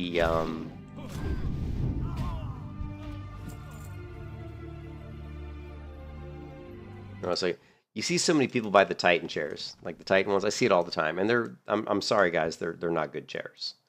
If you do a search for computer chair reviews or something. Most computer chair reviews are going to be kind of bogus, right? If you really want to get, I think is it this channel? There's a couple channels out there. Gamer Nexus is the one that's really good. Here. I mean, watch. Sure. Yeah. So this is the stupid. I mean, watch a video by like Gamer Nexus. Gamer Nexus is a good channel that reviews a lot of stuff, and they had 2.42 million subs. But they have a good video here. This is a fairly old one, but it's like, don't buy a gaming chair. Office chair versus gaming chair roundup. And it's pretty cool. He does like a blind, you know, test where he sits in like good gaming chairs and office chairs, and he can tell right away. He's like, oh yeah, this is a shitty chair. Vertig, you're a piece of shit. I don't think they have any... How do you really feel about it? I hate it. I really hate these chairs. I hate everything about them. This feels like a... This is a gaming chair. Concrete L. Yeah, I think that's one of the biggest things that you'll see people talk about with gaming chairs. Like this is obviously a gaming chair he's sitting in, but he says it feels like a concrete L, like it's hard. A lot of the gaming chairs are very, you know, they're very hard, you know. They're not soft, you know what I mean? Oh, this one? Yeah, you're probably right. But they go through. But the ones that I see people, and a lot of things that people don't understand is most of the gaming chairs are all made in the same factories. Actually, I think they talk about it here, right? Know by now that we're not big fans of the Fannian's approach to, quote, making a gaming chair. The companies have become glorified sticker factories as they desperately clamor over one another to cash in on a fat. The assembly lines are staffed with people embroidering or sticking a logo onto something that's otherwise mass-produced and generic gamer-y, mostly black color. But there's one... Yeah, most of the gaming chairs are actually made in the same factories in Asia, and they just, you know, it's like, it's not that different. Like the guitar industry is actually very similar and does the same thing. So if you look at guitar, you know, factories in Indonesia, there's a few of them, right? There's a few big ones. You know, Indonesia made guitars, but there's a few big factories in Indonesia that make guitars for a lot of different guitar companies. So you could buy guitars from like, you know, 8 different companies, but they're all made in the exact same factory. But guitars are different because because they're made out of wood. Wood's different. You just every piece of wood's different. So there's variation. You're never going to go buy a fairly well-made guitar and it's going to be the same as the other one. Every single one's different, which is one of the cool things about guitars, to be honest. Whereas like a gaming chair, a lot of times the parts that are in this chair are the same, exact same parts that are in like another chair. That's why so many of the gaming chairs look the same, because they're made with the same parts. like let's just do a search for gaming chair at Amazon, right? And if you look at a lot of these, and what I'm talking about a lot of times is like you'll see like this, like the arms, like with the arms, like these are fairly, this one's kind of different though. It's got that curved arm, but you'll see a lot that have the flat arm. Let's see if we can find a few, or let's, like this one, curving arm here on this GT Racing. Well, that is GT Racing. This autofill looks pretty similar. But I mean, so, I guarantee you though that the bottom, like the bottom piece, like the wheels, the bottom is the same. Even though these are two different chairs, these bottom pieces are probably made in the same factory. They're really, really low quality. These wheels break really easy. Some of these wheels will leave barks on wood floors because they're just such low quality. They're just plastic. My chair, for example, the chair that I have here that I paid $1,500 for, this thing weighs 80 pounds. It weighs 80 pounds. It's made out of, like, the metal in this chair is literally like steel. You know, it's like really heavy duty, like steel. Whereas most of these chairs weigh what, like, you know, I don't know, 20, 30 pounds because they're made out of just plastic and aluminum and just really shoddy materials, right? Yeah, but yeah, don't fall victim. Don't fall for these gaming chairs. I mean, even the Titan chairs are they're pretty much garbage.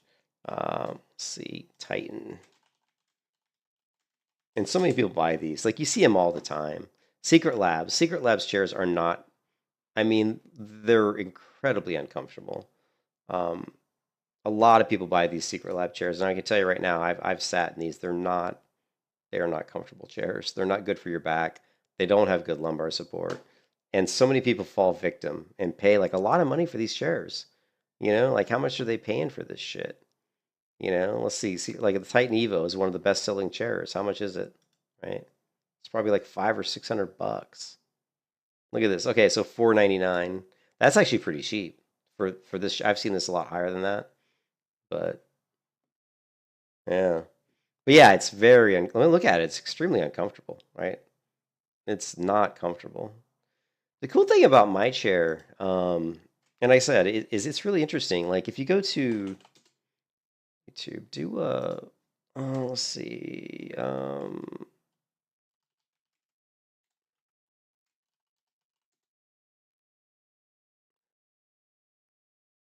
this guy does it. When it comes to noise levels between the chairs, this guy does a good review of comparing a regular embodied chair versus he compares the Herman Miller game body versus the regular embodied chairs, both made by I think Herman Miller. But he does a pretty good. Let me go here. He does some good reviews on these chairs. Let's just look for embody. I think he's got multiple ones. So this is always kind of cool to see a review where someone buys something and then like a year later they do the review again. I don't think I've watched this one, but this is Herman Miller Embody 1-year review plus the headrest. I actually have the headrest update too, the headrest, which I don't really use. This guy's the YouTube site that actually told me about the headrest because the Herman Miller Embody doesn't have a headrest, but there's a company that makes a headrest for the Herman Miller Embody and it's Atlas. So I actually paid about $200 for the headrest. And I don't really use it a lot. It's nice. I tell you what, I do use it sometimes. If I'm like watching a movie on my computer and it's really late, sometimes I'll lean back and then I'll use the headrest. But if I'm gaming, I don't really use it. But this is the headrest. And it looks, this is the headrest right here at the top. See this? It actually looks like it was made. It looks like it's part of the Herman Miller Embody. They made it with this really high quality materials, and it looks just the same. This piece up here is the headrest. So it's very, very well made. This is the headrest here, and it's fully adjustable. This is my chair right here, but the chair doesn't come with a headrest, which is kind of interesting. But this headrest that they make is fantastic. It clips on here onto the back of this chair, and it's got this piece here, and then of course the headrest goes up and down. So pretty cool, actually. Yeah, but you'd never know that it wasn't part of the chair because it looks like was just part of the chair. Gave you all the exclusive. Welcome to Honestly. It's been over 12 months since I reviewed the Herman Miller Embody and gave you all the exclusive news that a headrest for the Embody was being developed by a company called Atlas Headrest. So after 12 months-ish, Has my opinion about the Embody changed, especially since then I've gotten to review dozens and dozens of chairs, and also where in the world is the headrest? Well, let's get honest. The Embody headrest was unfortunately, like many things, delayed due to the virus. Now, if you're not following me on Instagram, make sure you do that because— Oh, that's interesting. His was delayed. I actually got mine.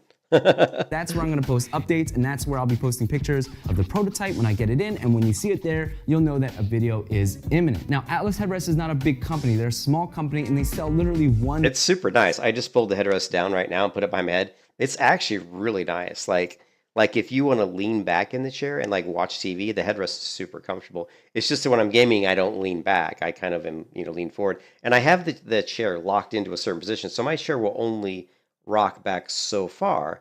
If I want to, there's a lever on the bottom left that I can just move up and down to adjust how much my chair can actually recline, So if I'm watching a movie and I want it to recline more, I can obviously just pop it down a couple lever notches and recline the chair way back. And that's when putting that headrest down is really nice, because the headrest goes over the back of the top of the chair, and so it's curved, and so it really fits like perfectly in the kind of the bend of your neck, like how your neck from the bottom of your head goes down to your shoulders. It kind of it bends in. The headrest fits perfectly in there, and it feels super comfortable, actually. Product. So when the pandemic comes and the supply chains got crushed, they basically were struggling to figure out, like, how do we keep the supply for the Aeron headrest up so we can sell that? Because if you can't sell that one product, well, then you don't have money to pay people's salaries, you don't have money to continue R&D on a product, and that's essentially what happened. They had to pivot away, focus on the Aeron for a bit, and things are still really bad, but they freed up just enough that now the headrest has been their #1 priority, and the new timeline for the Embody headrest release is end of 2022. Now, if you want to pick one up, you can use my code HONESTLY. That's funny. I got my headrest, so I guess I must have got mine. I think I probably got mine in a little bit after. Like, I probably got mine in 2022. So it's time for $5 off. Two things. One is that if you email, I'll answer it in 3 questions. What do I still like about the chair? What do I dislike about the chair? And now that I've tested dozens and dozens of chairs since, how does the Embody rank? And if you see anything you like, even if it's not the Embody— So it'd be interesting to see what he says after a year of having the chair and then reviewing all these other chairs. Does he still like the Embody? If I've helped you find your perfect chair, please use my links when you make a purchase. That really— I will say the only thing I don't like about my Herman Miller Embody, which is something I knew when I bought it, is the arms can't move out of the way.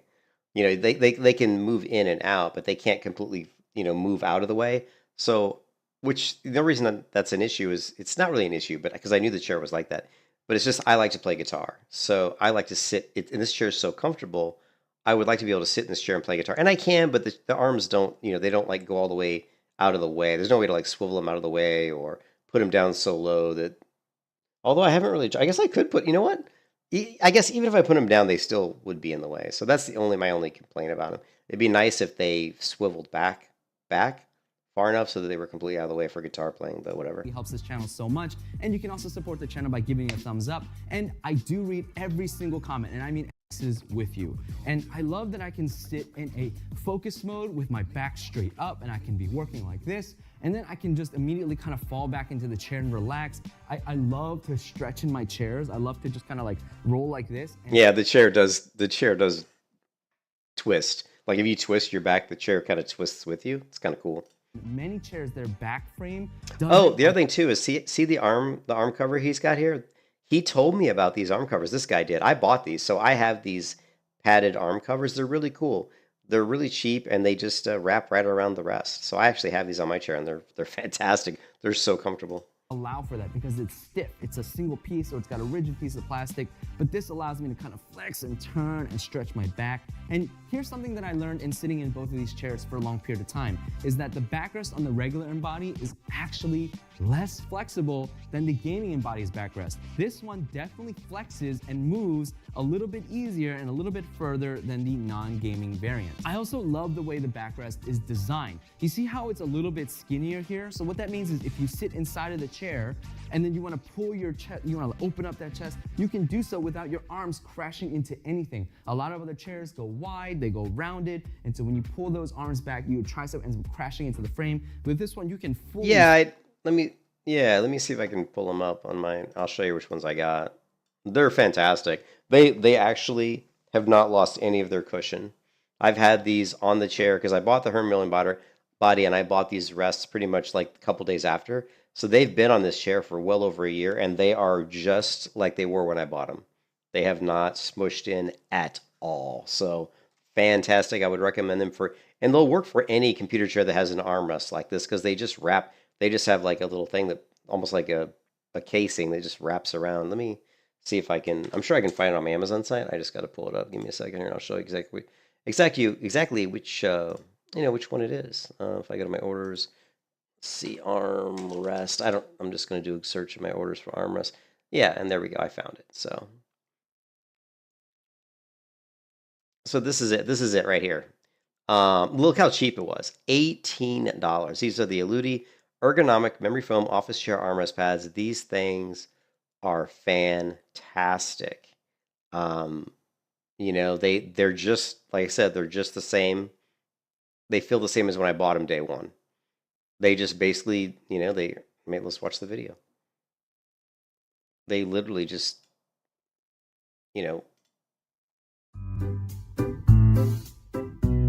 they look like this.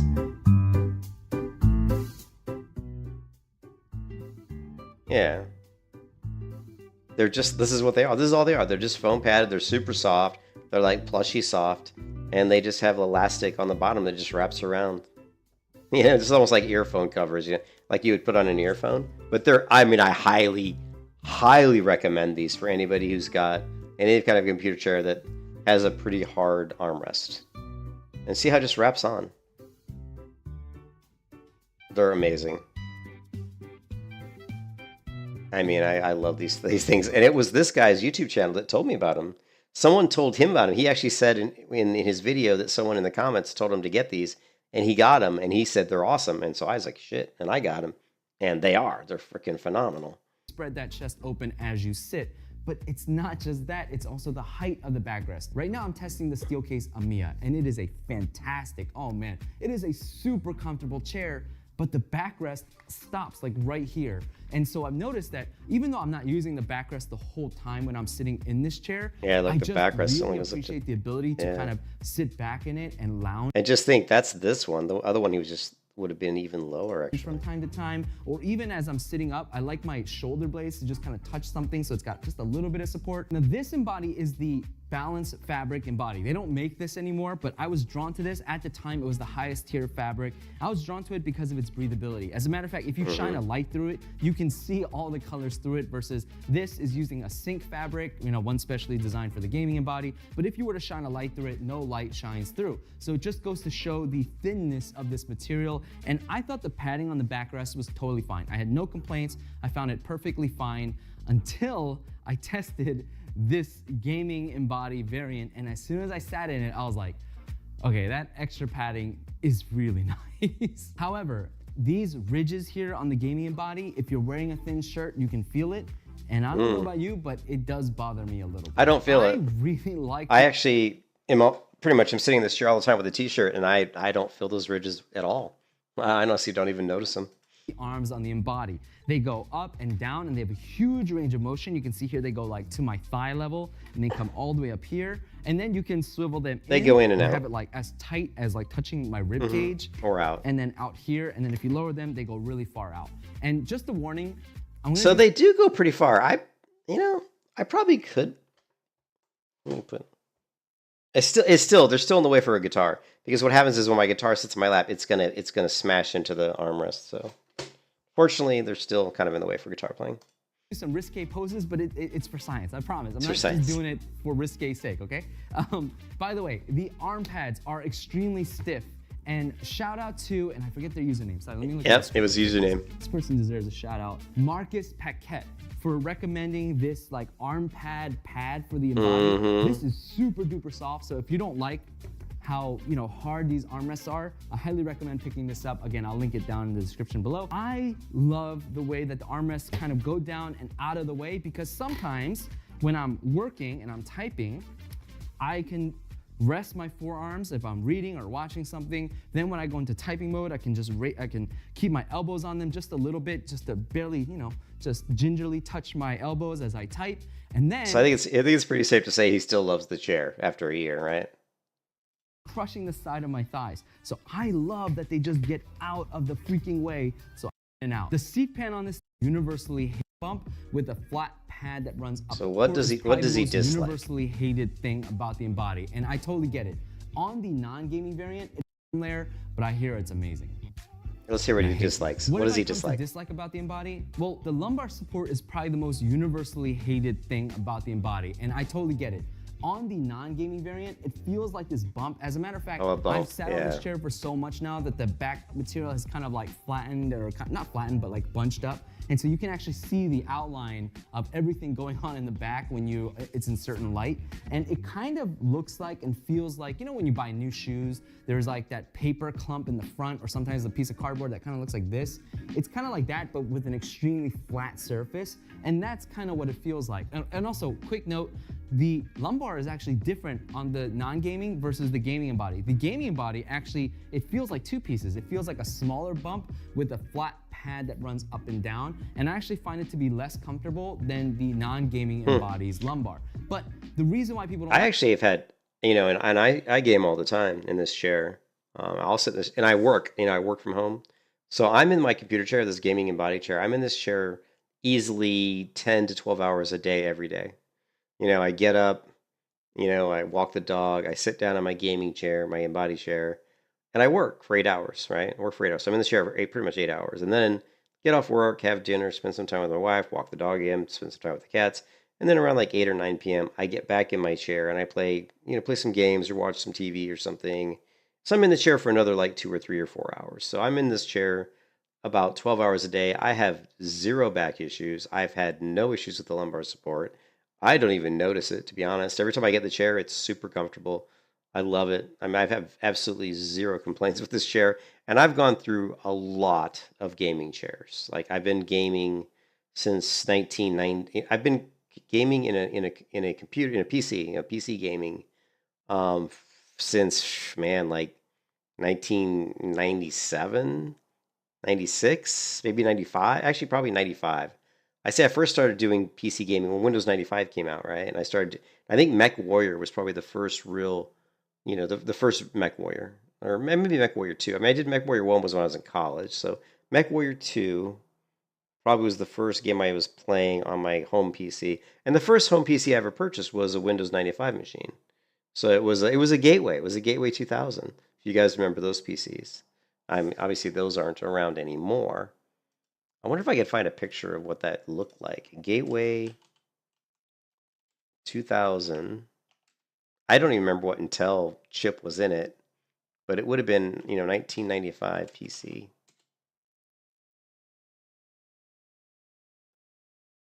Here's a 1997 Gateway PC. Usual. Out. Let's go ahead and only a generic Ethan out of curiosity, no matter what.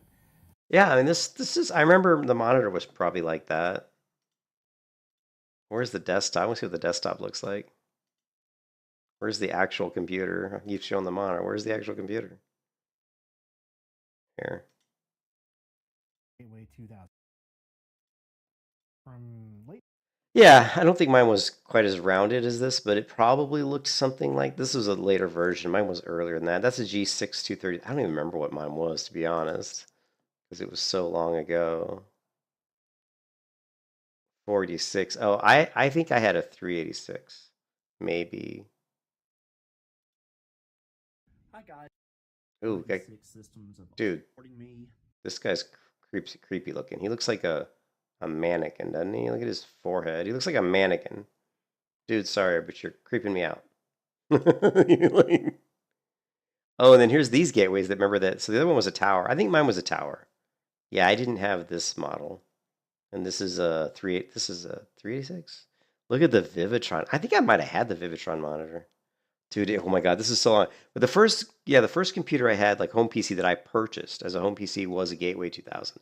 And back then, Gateway 2000s, they were very, you know, people loved those computers. I mean, they were really popular. And so that was the first time I really started sitting in a computer chair and get PC gaming. But I've been buying gaming chairs. And you know, back then, I wasn't even buying gaming chairs. Back then, I was probably sitting in some shitty-ass, you know, crappy chair, to be honest. Actually, let me see if I can just for fun, just for shits and giggles. Let's see, because I'm sure most of my computer chairs I bought off of Amazon. We can probably pull up some of my computer chairs in my past orders. Let's just take a quick gander. I'm just going to say computer chair. And I found 4 computer chairs. Here's a computer chair I bought. And it doesn't say the price though. But I bought this computer chair. Looks kind of comfortable, right? But it's just a cheap ass. I mean, I think I paid probably $250 for that. That was purchased in 2019. That chair lasted literally like 2 years, and then it was trash. That was 2019. Then I bought this chair. Pretty much very similar, right? This one I bought in 2021. This chair only lasted about a year and a half, and the back, I'm not joking, the entire back broke off. So this plastic piece right here, this broke, because basically what held the back piece here onto the chair was really this. These, this screwed into the side of the chair here on each arm. This broke. The whole chair broke. Like, these things snapped. I flew backwards, hit the ground. Lucky I didn't hit my head on the ground. Lucky I didn't suffer a concussion, to be honest, as fast as I flew back. That chair cost me probably like $250, right? And let's see. And then there's a couple others.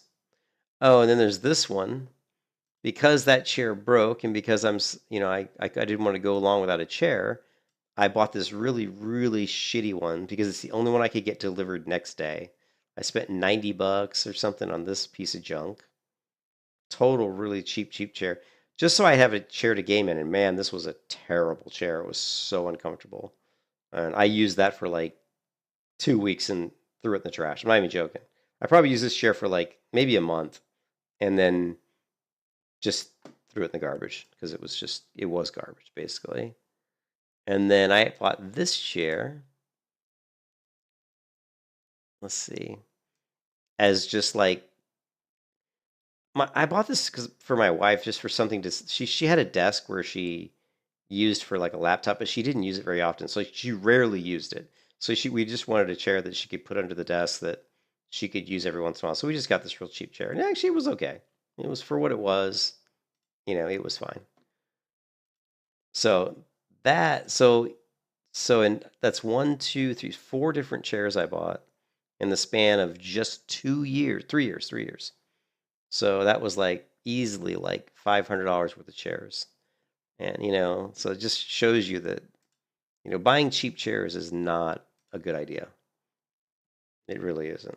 Like it is because it just kind of juts out like that and it just sits there, and I totally get it. The only way that I can sit comfortably with that is I have to sit, let me pull this arm down so you guys can see, but I have to sit basically with my butt totally on the backrest and then slowly slide down. That way that lumbar piece kind of sits right in that nook of my back. I will say that what he's saying is in the embodied chair, he's saying that he needs to slide down with his butt really close to the chair to get the lumbar kind of in the right spot on his back. I will say that that's pretty accurate. I don't think it bothers me if I don't do that, but when I sit in the chair, I definitely, as I sit down, I put my butt in the seat, and then I push my butt all the way back until it hits against the back of the chair, and then I sit down and lean back, and it's perfect. It's perfectly fine. It feels great. You know what I mean? And then it's fine. But I've never felt uncomfortable in this chair. So, but he's saying that the lumbar, for whatever reason, kind of bothered him if he didn't, sit with his back all the way against the back of the chair, I guess. And this is and he said that in the original review too. So this is not like a new thing. He said this about that in the first review he did on this chair. The way that I have to sit in order to get that piece out of the way.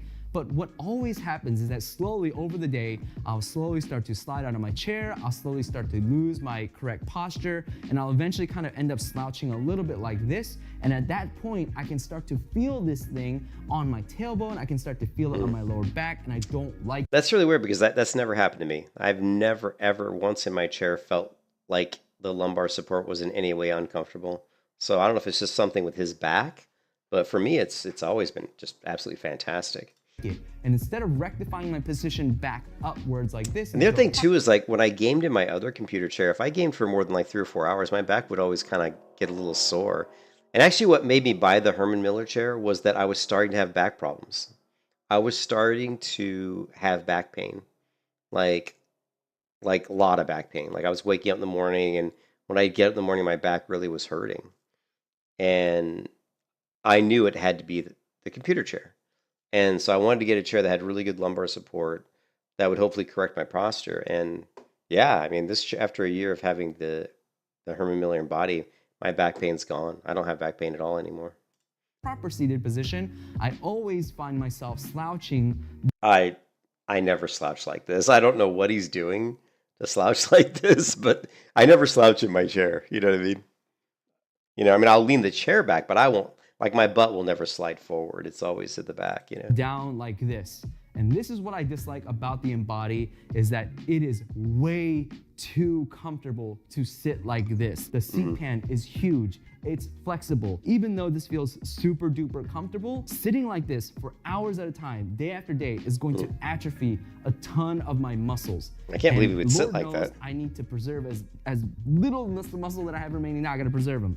But at the same time, this is gonna affect things like my posture. This is gonna affect things like my back overall in terms of my back strength. It's gonna cause more back pain. I know these things are happening, and you have to, I have to constantly remind myself like it is good for me to sit in a proper position. I really hate the new price point of the Embody. These are now $1,800, $1,900, and that is absolutely ridiculous. And I don't love it. And this is why Herman Miller. Yeah, they are expensive, but I didn't pay that much. I got mine on sale. Mine was $1,500. So when I bought mine, it was $1,500. So it was nowhere near what those prices. Doesn't make a ton of money off of individuals like you and me. They make their big bucks by selling their stuff to big offices, by supplying an entire office with their furniture. That's where the money comes from. Why are you squeezing consumers for a little bit of money? I get it, supply chain is squeezed and all that stuff, but like you don't make that much money off of us anyway. So why not keep doing it? Anyways. Just a personal rant. And the third thing that I dislike is these chairs make way too much noise. I'm gonna stop talking just so you guys can hear this stuff. Huh.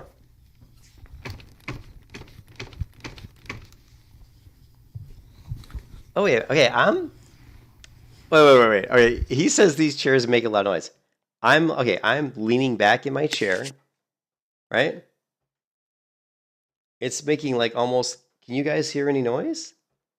I'm like leaning forward, leaning all the way back. I'm grabbing the back of my chair. I'm pushing it back and forward right now. Okay, I guess you can hear a slight bit of noise. Huh. Yeah, I don't think my chair makes I don't know. Maybe he just got a bad chair, man. My chair doesn't make that much noise.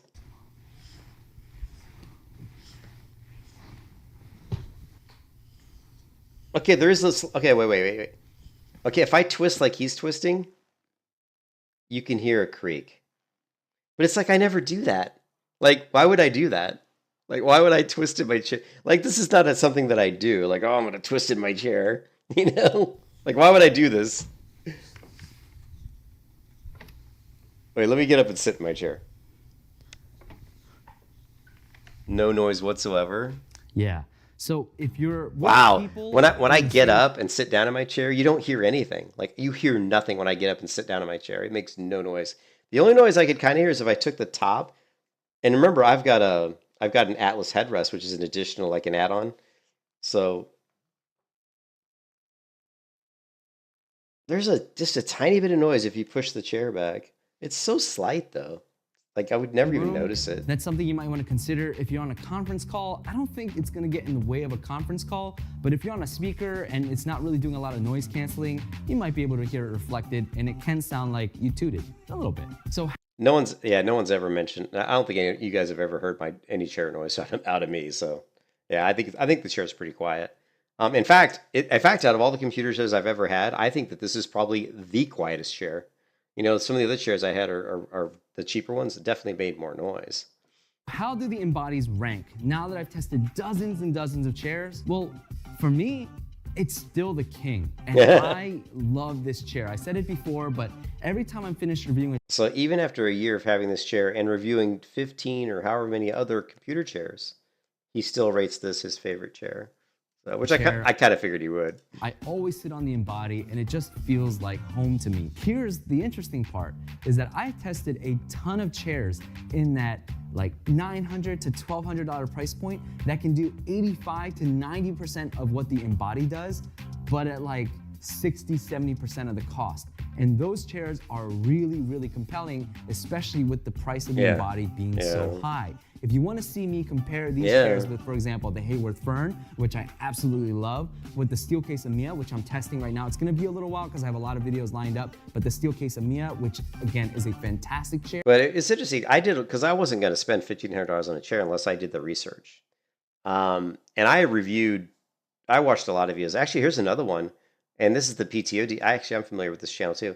This is 3 years later. It's been over 3 years since we first received this Embody chair, so I'm just going to go through the chair, how it's held up, as well as my personal experience over that 3-year period. 3 years. The build quality on the Embody is top-notch. It has some of the most advanced technology in an office chair, and it's made of high-end components throughout. This chair has been used a ton in our office, and only the fabric shows some wear. The frame, functions, arm pads are all still in pristine condition. Some people complain that the Embody can be a bit noisy, and while I do agree that it can creak due to the plastic from the pixelated system, I don't think that it's any more noisy than other high-end chairs with a lot of technology like the Leap and the Fern. I thought the Embody was one of the nicest chairs I had seen the day we took it out of the box, and my feelings haven't changed 3 years later. The seat is an area where I did change my mind on after I was able to put a ton of time into the Embody. I think the design of the seat is great. There really isn't any padding, but the suspended pixelated system does give it a softer feel than I expected out of a chair with no pad. The seat is also big, and it has some flex to it, so it does give you the ability to move around, stretch, sit cross-legged, use it in a variety of different ways. I think the seat depth adjustment is a bit clunky, especially for a chair that costs almost $2,000. I'd much prefer something like the Gesture, but it does its job and ensures that you will be fitted correctly with this seat. The one thing that I started to notice after extended use was pressure on my tailbone area. This is one of the reasons why I had this chair in rotation instead of using it full time, and one of the contributing factors why I was willing to give it up after extended use in the chair. One thing about the Embody I really like is the arms. The arms on the Embody get a lot of hate, so I feel like I need to go to bat for them here a bit, just because I think the hate is unwarranted at times. Yeah, I've actually watched this video before because I remember him talking about this. His complaints are that they are designed.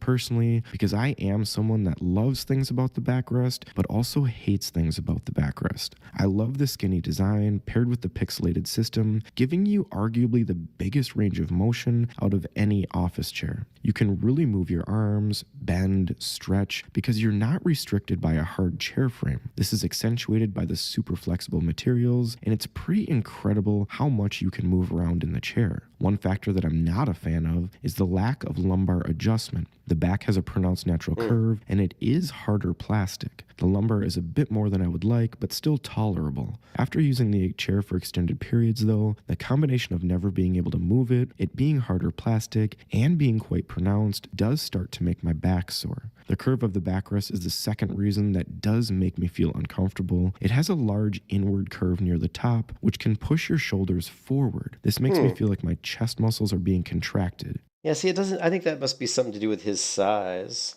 These are big factors in me remaining open to trying a new chair, which also I do think that this version of the Embody is different than the gaming one. I think the gaming one, as you saw in the last video, the gaming Embody is actually taller, right? Like if you look here, the gaming Embody has a notorious reputation. You can see the gaming Embodies. It looks a little taller. I think where's the one where it's side by side?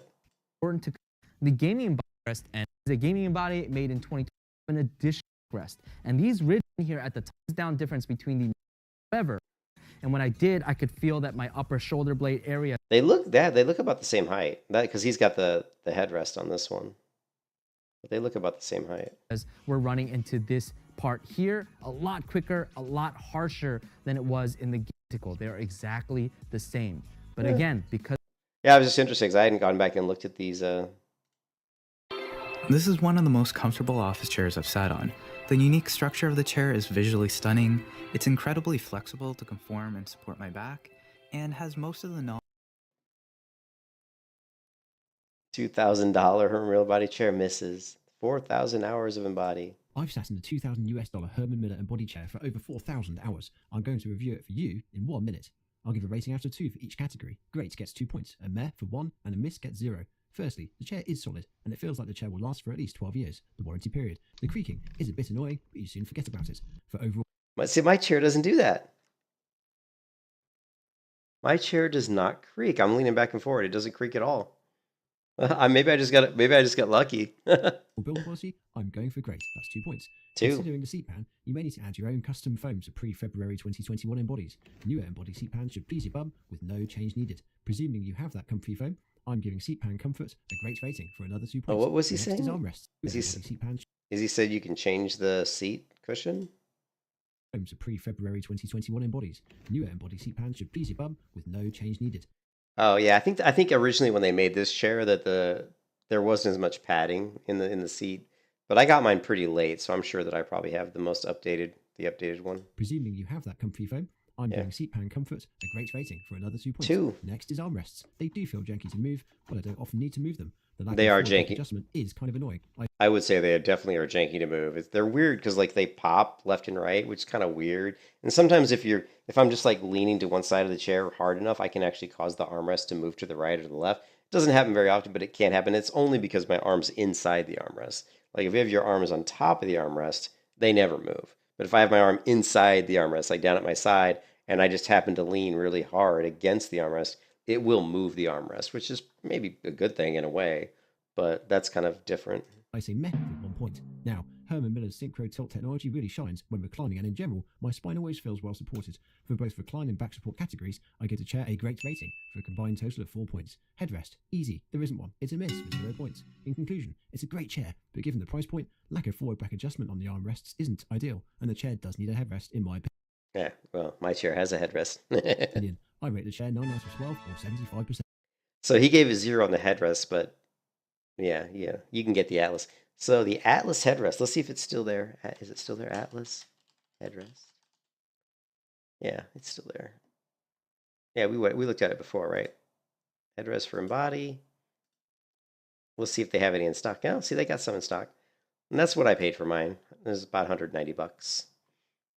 And they actually have different colors. I mean, if you wanted, I don't know why you would ever do that, I guess. But of course, I went for the, for this one, which matches my chair. Yeah, it's amazing because it really looks like it was made by the same company. Like no one would ever know that this headrest was not part of the chair because it just looks like it belongs with the chair. They did such a great job, and you can even see this person gave it a 5-star rating, and I would imagine that anybody who reviews this is going to give it a good review. I mean, you can see 5 stars, 5 stars, 5 stars. I mean, everybody's giving it 5 stars, so. Yeah, something was a breeze. Build quality's top. Yeah, definitely build quality's top notch. I'll give it that. It's perfectly. I would say it's pretty easy to set up if you watch the video. If you watch that video by that one guy, the first video we were looking at, he kind of talks about how to install it. There is a little bit of a caveat, but it is pretty easy. Perfect fit for my. Fits perfectly easy to set up. Game changing, headrest. Yeah. I can't believe this isn't an option. Yeah, it is. I would definitely give Herman Miller I would definitely say if you're paying that much money for a chair, you should have a headrest.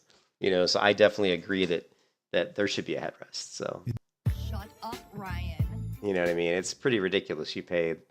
Here's the chair, This right? Vertigear PL6000 gaming chair is getting old. I've used it for 6 years. It's falling apart. Wow, he used it for 6 years. Look at the cushion. There's no cushioning left in that cushion. He's sitting on plastic.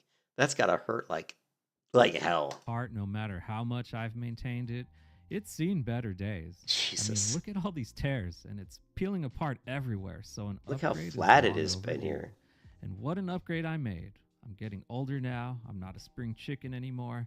So I splashed the cash on what's arguably the best ergonomic chair you can buy.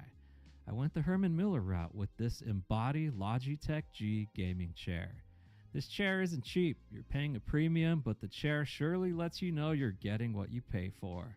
So as you say goodbye to my old chair, I say hello to game-changing ergonomics that my back and the rest of my aging Yeah, but body will thank me. to pay that much money and not get a headrest is pretty sad. But I love my chair. I'm super happy I bought it. No regrets. Are all gaming Let chairs me let you a in scam? on a little secret. I would say yes. Most of them gaming chairs are a scam.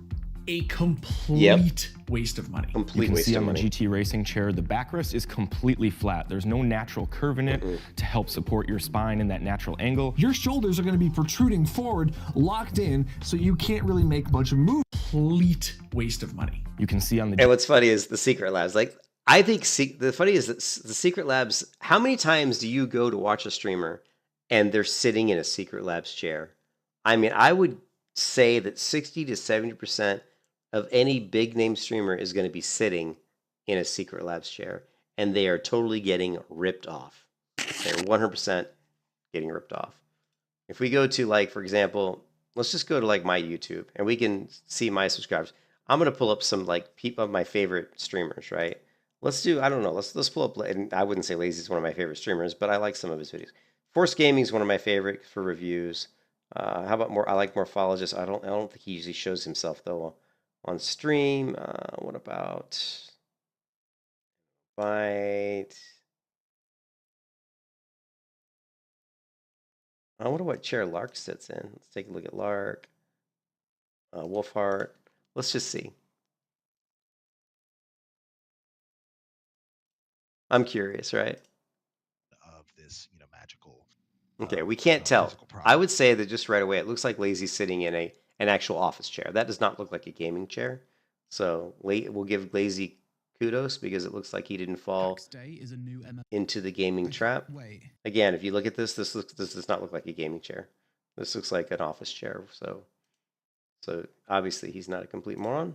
How it plays, along with checking out, it will not be quite this simple, although free. The game is littered with these back or to the side. Same thing with Force Gaming. This does not look like a gaming chair. This looks like an office chair, right? I don't think Morphologist doesn't usually show himself in the stream though, so we're not going to see Morphologist's chair. But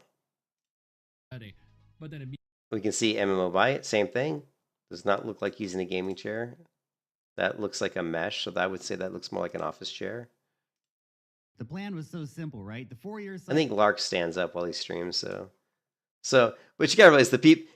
I don't think it's any surprise that the streamers I go to and watch are smart enough to not fall victim for like buying crappy gaming chairs. I don't think that's a coincidence. You know what I mean? I think it just goes to show you that I tend to like streamers that actually have half a brain. You know what I mean? Like, let's see, like, I bet if we go to like Asmongold or something, I guarantee you he's gonna have a gaming chair probably, because Asmongold's kind of not that I hate Asmongold or anything, but he can be kind of a douchebag. Not gonna lie. perhaps this is the reason why Ethan. I don't know if we'll be gonna be able to tell though. Nah, we can't see it.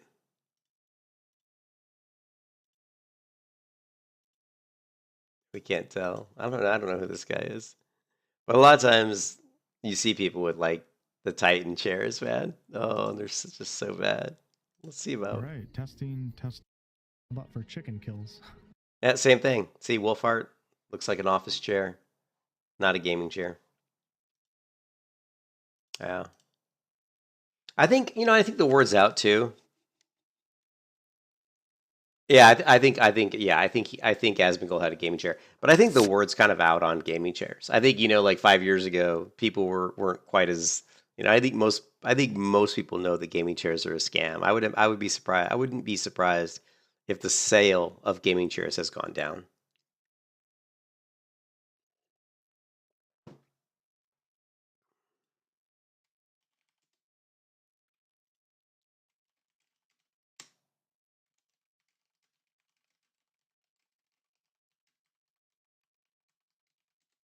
What does ChatGPT think? The gaming chair market has not experienced a decline in sales. On the contrary, it has been growing steadily. In 2024, the global gaming chair market was valued at approximately $1.5 billion. So, hey, plenty of stupid people out there.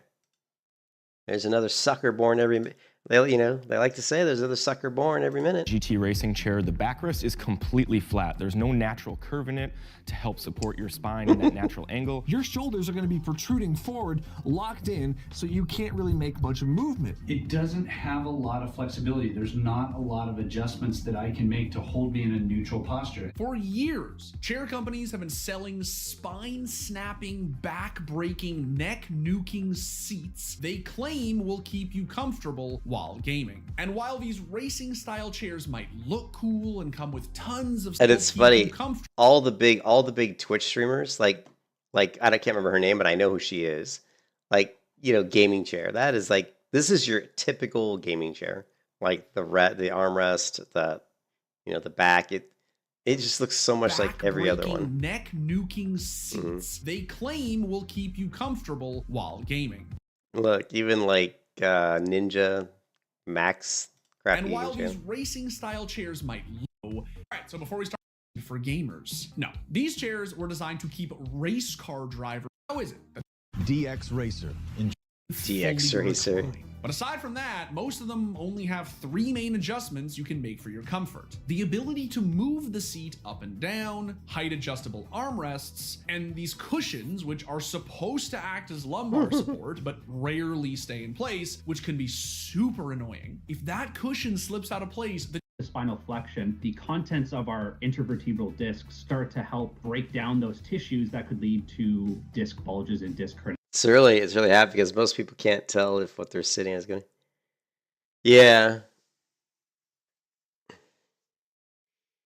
Yeah, I mean, I never bought a gaming chair. Like all the chairs I bought were just kind of the cheap. I showed you guys what the chairs that I bought, just the cheap kind of black chairs that are kind of supposed to be like kind of office / gaming, but they weren't gaming chairs. There was no name. They weren't name branded anyway.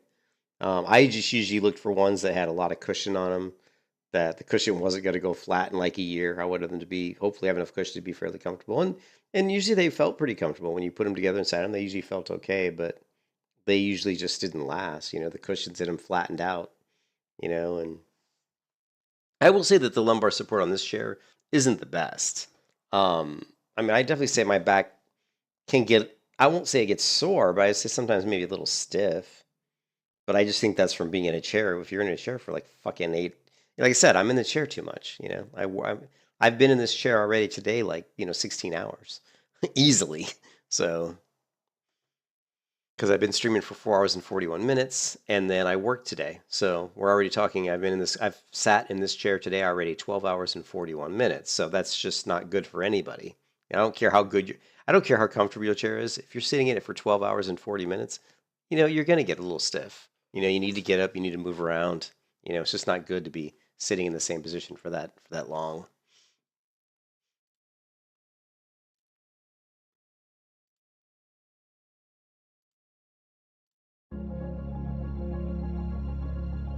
I once said that the 600i was the most beautiful ship in Star. I have been wanting to get back to Star Citizen, but we're waiting. Star Citizen is delivering on content promises. This is 12 days ago. I have heard. I'm giving up on the Star Citizen event. I don't know what that's all about. Star Citizen, I'm recovering. At least 3. There's usually 3 of these printers scattered around randomly, and they take 15 minutes per printer to. I haven't launched Star Citizen recently. It's always a good idea to launch every once in a while, just so that my launcher gets updated. I don't even. Yeah, it should be where Star Citizen. Here we go. Just so I get my launcher updated.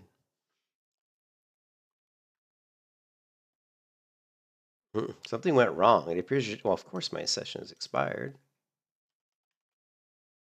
Like, okay, so we're going to say, okay, install and restart. It's not going to restart my computer, it's just going to restart the app. Okay, cool. But we do have,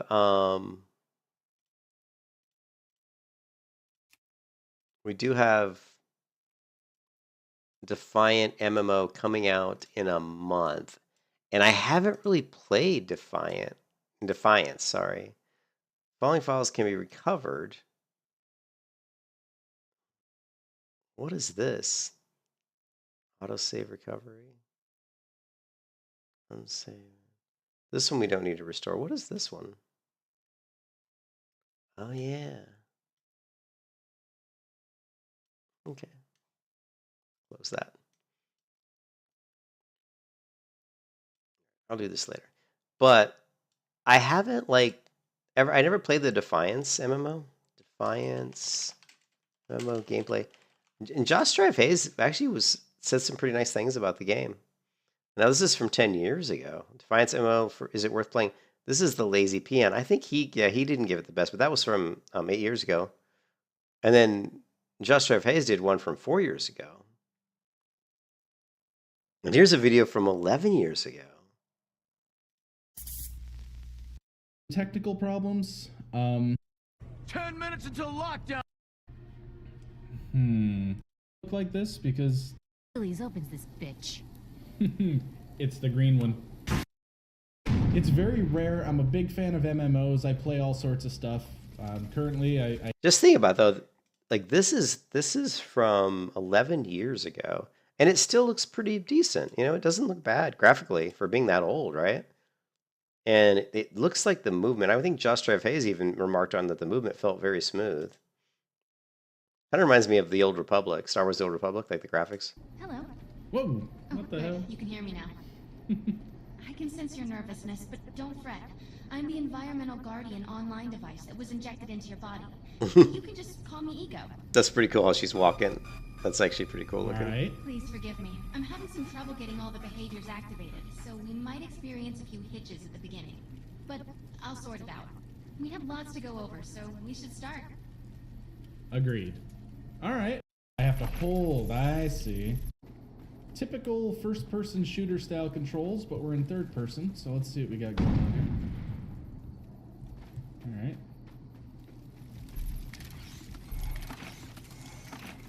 All right, survey says... Oh, I have to hold. I see. Excellent. Instructions. Once you How do equip they work? that, it will allow me to activate the shield. What am I equipping? Those graphics look pretty old.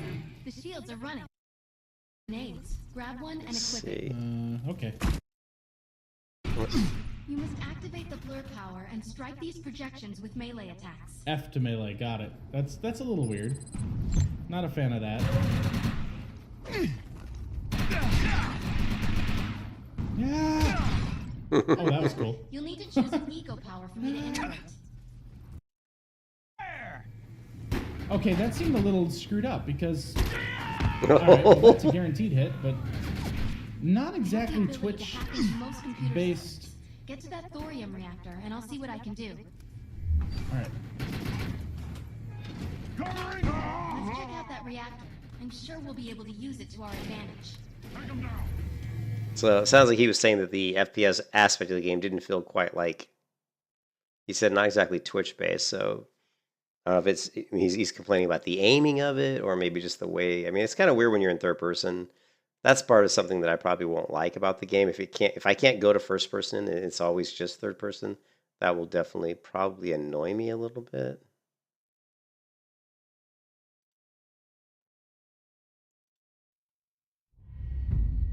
Looks like they brought some backup. Get ready.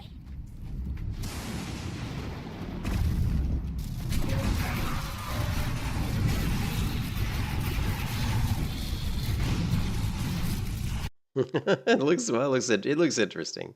Anyways, yeah. So this game's gonna come out and it looks kind of interesting. Yeah, the aiming, it didn't. Yeah, maybe that's what it was. It definitely felt like. It definitely feels like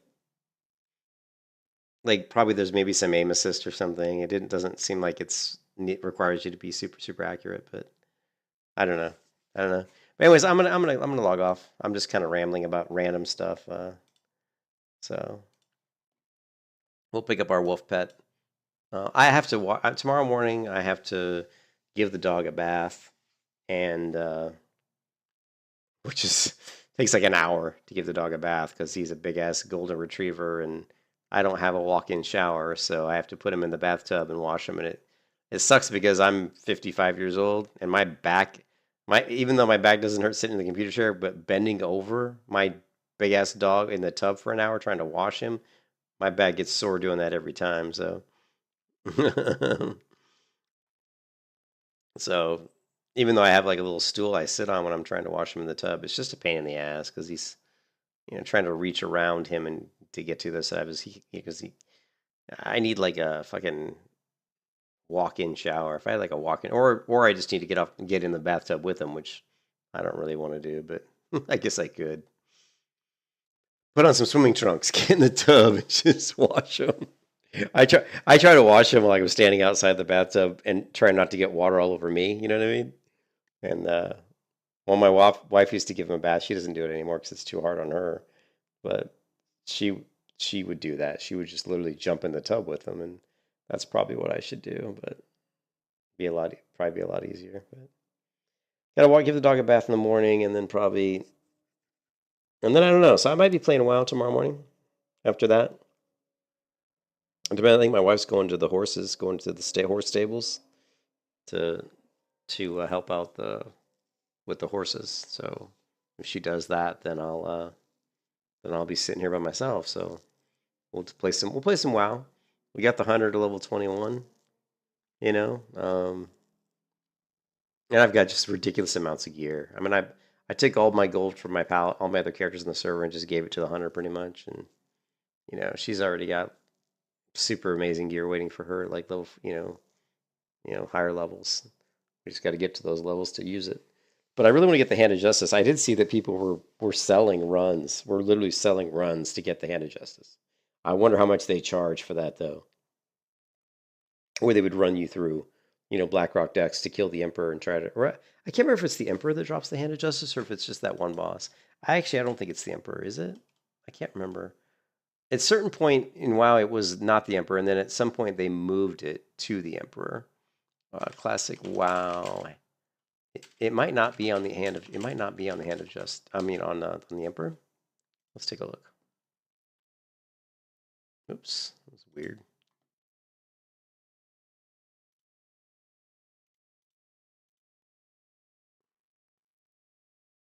Yeah, no, it's still, they're still saying it drops off the Emperor. And what was it saying the percentage was? 5 out of 20. Well, they got it 5 out of 20 kills, 25% of the time. But yeah, I saw people like, yeah, it actually used to, believe it or not, it used to drop off of an earlier but that's only 20 attempts, so that's, you know, that could be just, you know, luck of the draw. I could have just been lucky. But I've seen people selling runs to get it. Like basically selling runs saying, I'll run you through to kill the Emperor. You know, and I don't know how that works, but I guarantee you it'd be way too expensive. They're probably like, oh yeah, 100 gold or something to run. And then is it like guaranteed? Like if it doesn't drop, you still have to pay them money? You know what I mean? Pay them 100 gold. You know? But I mean, I don't like to pay for boosts or any weird shit like that, but for something like this, to be guaranteed that if it does drop, you're gonna get it would be kind of cool. You know what I mean? That would be kind of cool because the problem is it's an item that everybody wants. Like it's an item that warriors are gonna want. It's an item that rogues are gonna want. I'm a melee hunter, so I want it, which is pretty rare. So the worst part about that is if I ran in a regular group, I would have to tell the group up front, look, I'm a melee hunter. And I'm going to be rolling on the Hand of Justice. And that might piss off some people. But I've never had it. And it's an amazing item. And you think about the fact that I'm dual-wielding Flurry Axes, which have a chance to proc an extra attack. Well, just imagine equipping this trinket, which gives me a 2% chance on melee hit to gain an extra attack. Proc Dance, 2%. And it's a 2-second cooldown. So think about that. I've got 2 weapons that are 1.5 attack speed. Each one of those weapons has a chance to proc another weapon attack. Any of those weapon attacks have a chance to proc this. You know what I mean? The Hand of Justice. So, and you have to also look into the fact that each weapon is going to have Crusader on it, and each weapon is going to have Frost Oil on it. So every time I get a swing, it has a chance to proc Crusader, it also has a chance to proc Frost Oil, which isn't a ton of damage, but it's a little bit more damage. So this really should be a significant increase in a melee hunter's damage. Plus, it also has plus 20 attack power, which is nothing to sneeze at. So I'm really want to get this and see how it affects my melee hunter build. So that's my biggest thing. And I think there was the other thing is Iron Foe. I mean Iron Foe, but no, melee hunter can't use that. Never mind. That's just for Paladin. Yeah, then the melee hunter can't use Iron Foe. So yeah, that's pretty much it. My melee hunter on Skull Rock on the hardcore server, she got a lot of gear. I mean, I played her for quite a while on the hardcore server, and I got a chance to get a lot of really good gear. And one of my favorite things was the Blade Master's leggings, because what's really cool. What's really cool is that as a melee hunter, because of aspect of the monkey and because of the improved aspect of the monkey, your dodge is going to be super high. Well, the Blade Master's leggings gives you increase your chance to hit by 1%, increase your chance to get a critical strike by 1%, and increases your chance to dodge by 2%. So, I mean, with these leggings, and there's a few other items in the game you can equip, there's trinkets and stuff that increase your dodge. I mean, I could probably build out a melee hunter that has a dodge easily up around 40% dodge, like easily. Maybe even higher, and I always wanted to do that. I always wanted, and because that'd be like a really cool off tank. Like you could literally off tank as a melee hunter because your dodge would be so. I mean, obviously just melee characters, not like really, you couldn't really off tank casters very well just simply because you don't have any kind of an interrupt outside of your pet stun. But you could easily off tank melee, and kite. You could off tank melee. You could kite melee. With so I definitely want to. Something else I've always wanted to do on a melee hunter was build out a gear set that gives me like an insanely high dodge rating. So I wonder if there's like if we do classic WoW gear that gives dodge percentage. There might be a compilation somewhere.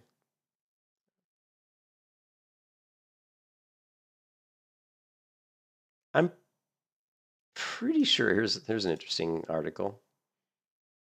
Max dodge set.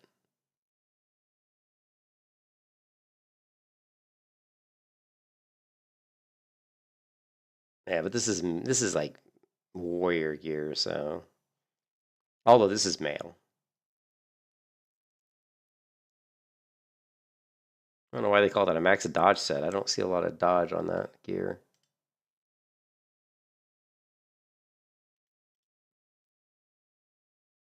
I don't know. I wonder if the gear planner has it. Let's do classic WoW gear planner. I don't know if it'll let you do by stat, like by dodge. Let's go hunter, night elf. The other thing too is as a night elf hunter, you have 1% dodge too, so that helps as well. I don't think there's a stat. Let's see,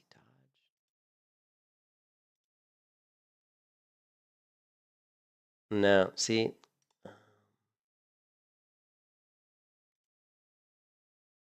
Yeah, there really isn't. Yeah.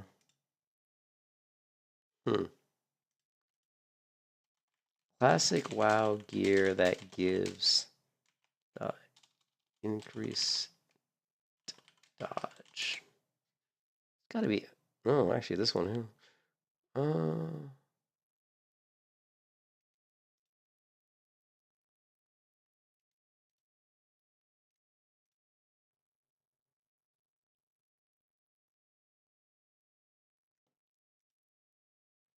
It might be one of those things you just have to literally have to just do some research. Yeah, I'll have to do some research to see if I can find it. That'd be something I want to look at is getting more dodge here. Anyways, I gotta go because I gotta use the restroom. I will catch you later, John. Have a good one, man. Good to see you, and I hope everybody's having a good night. It's Saturday morning, I guess. Hope everybody has a good Saturday, man. Peace out. Peace.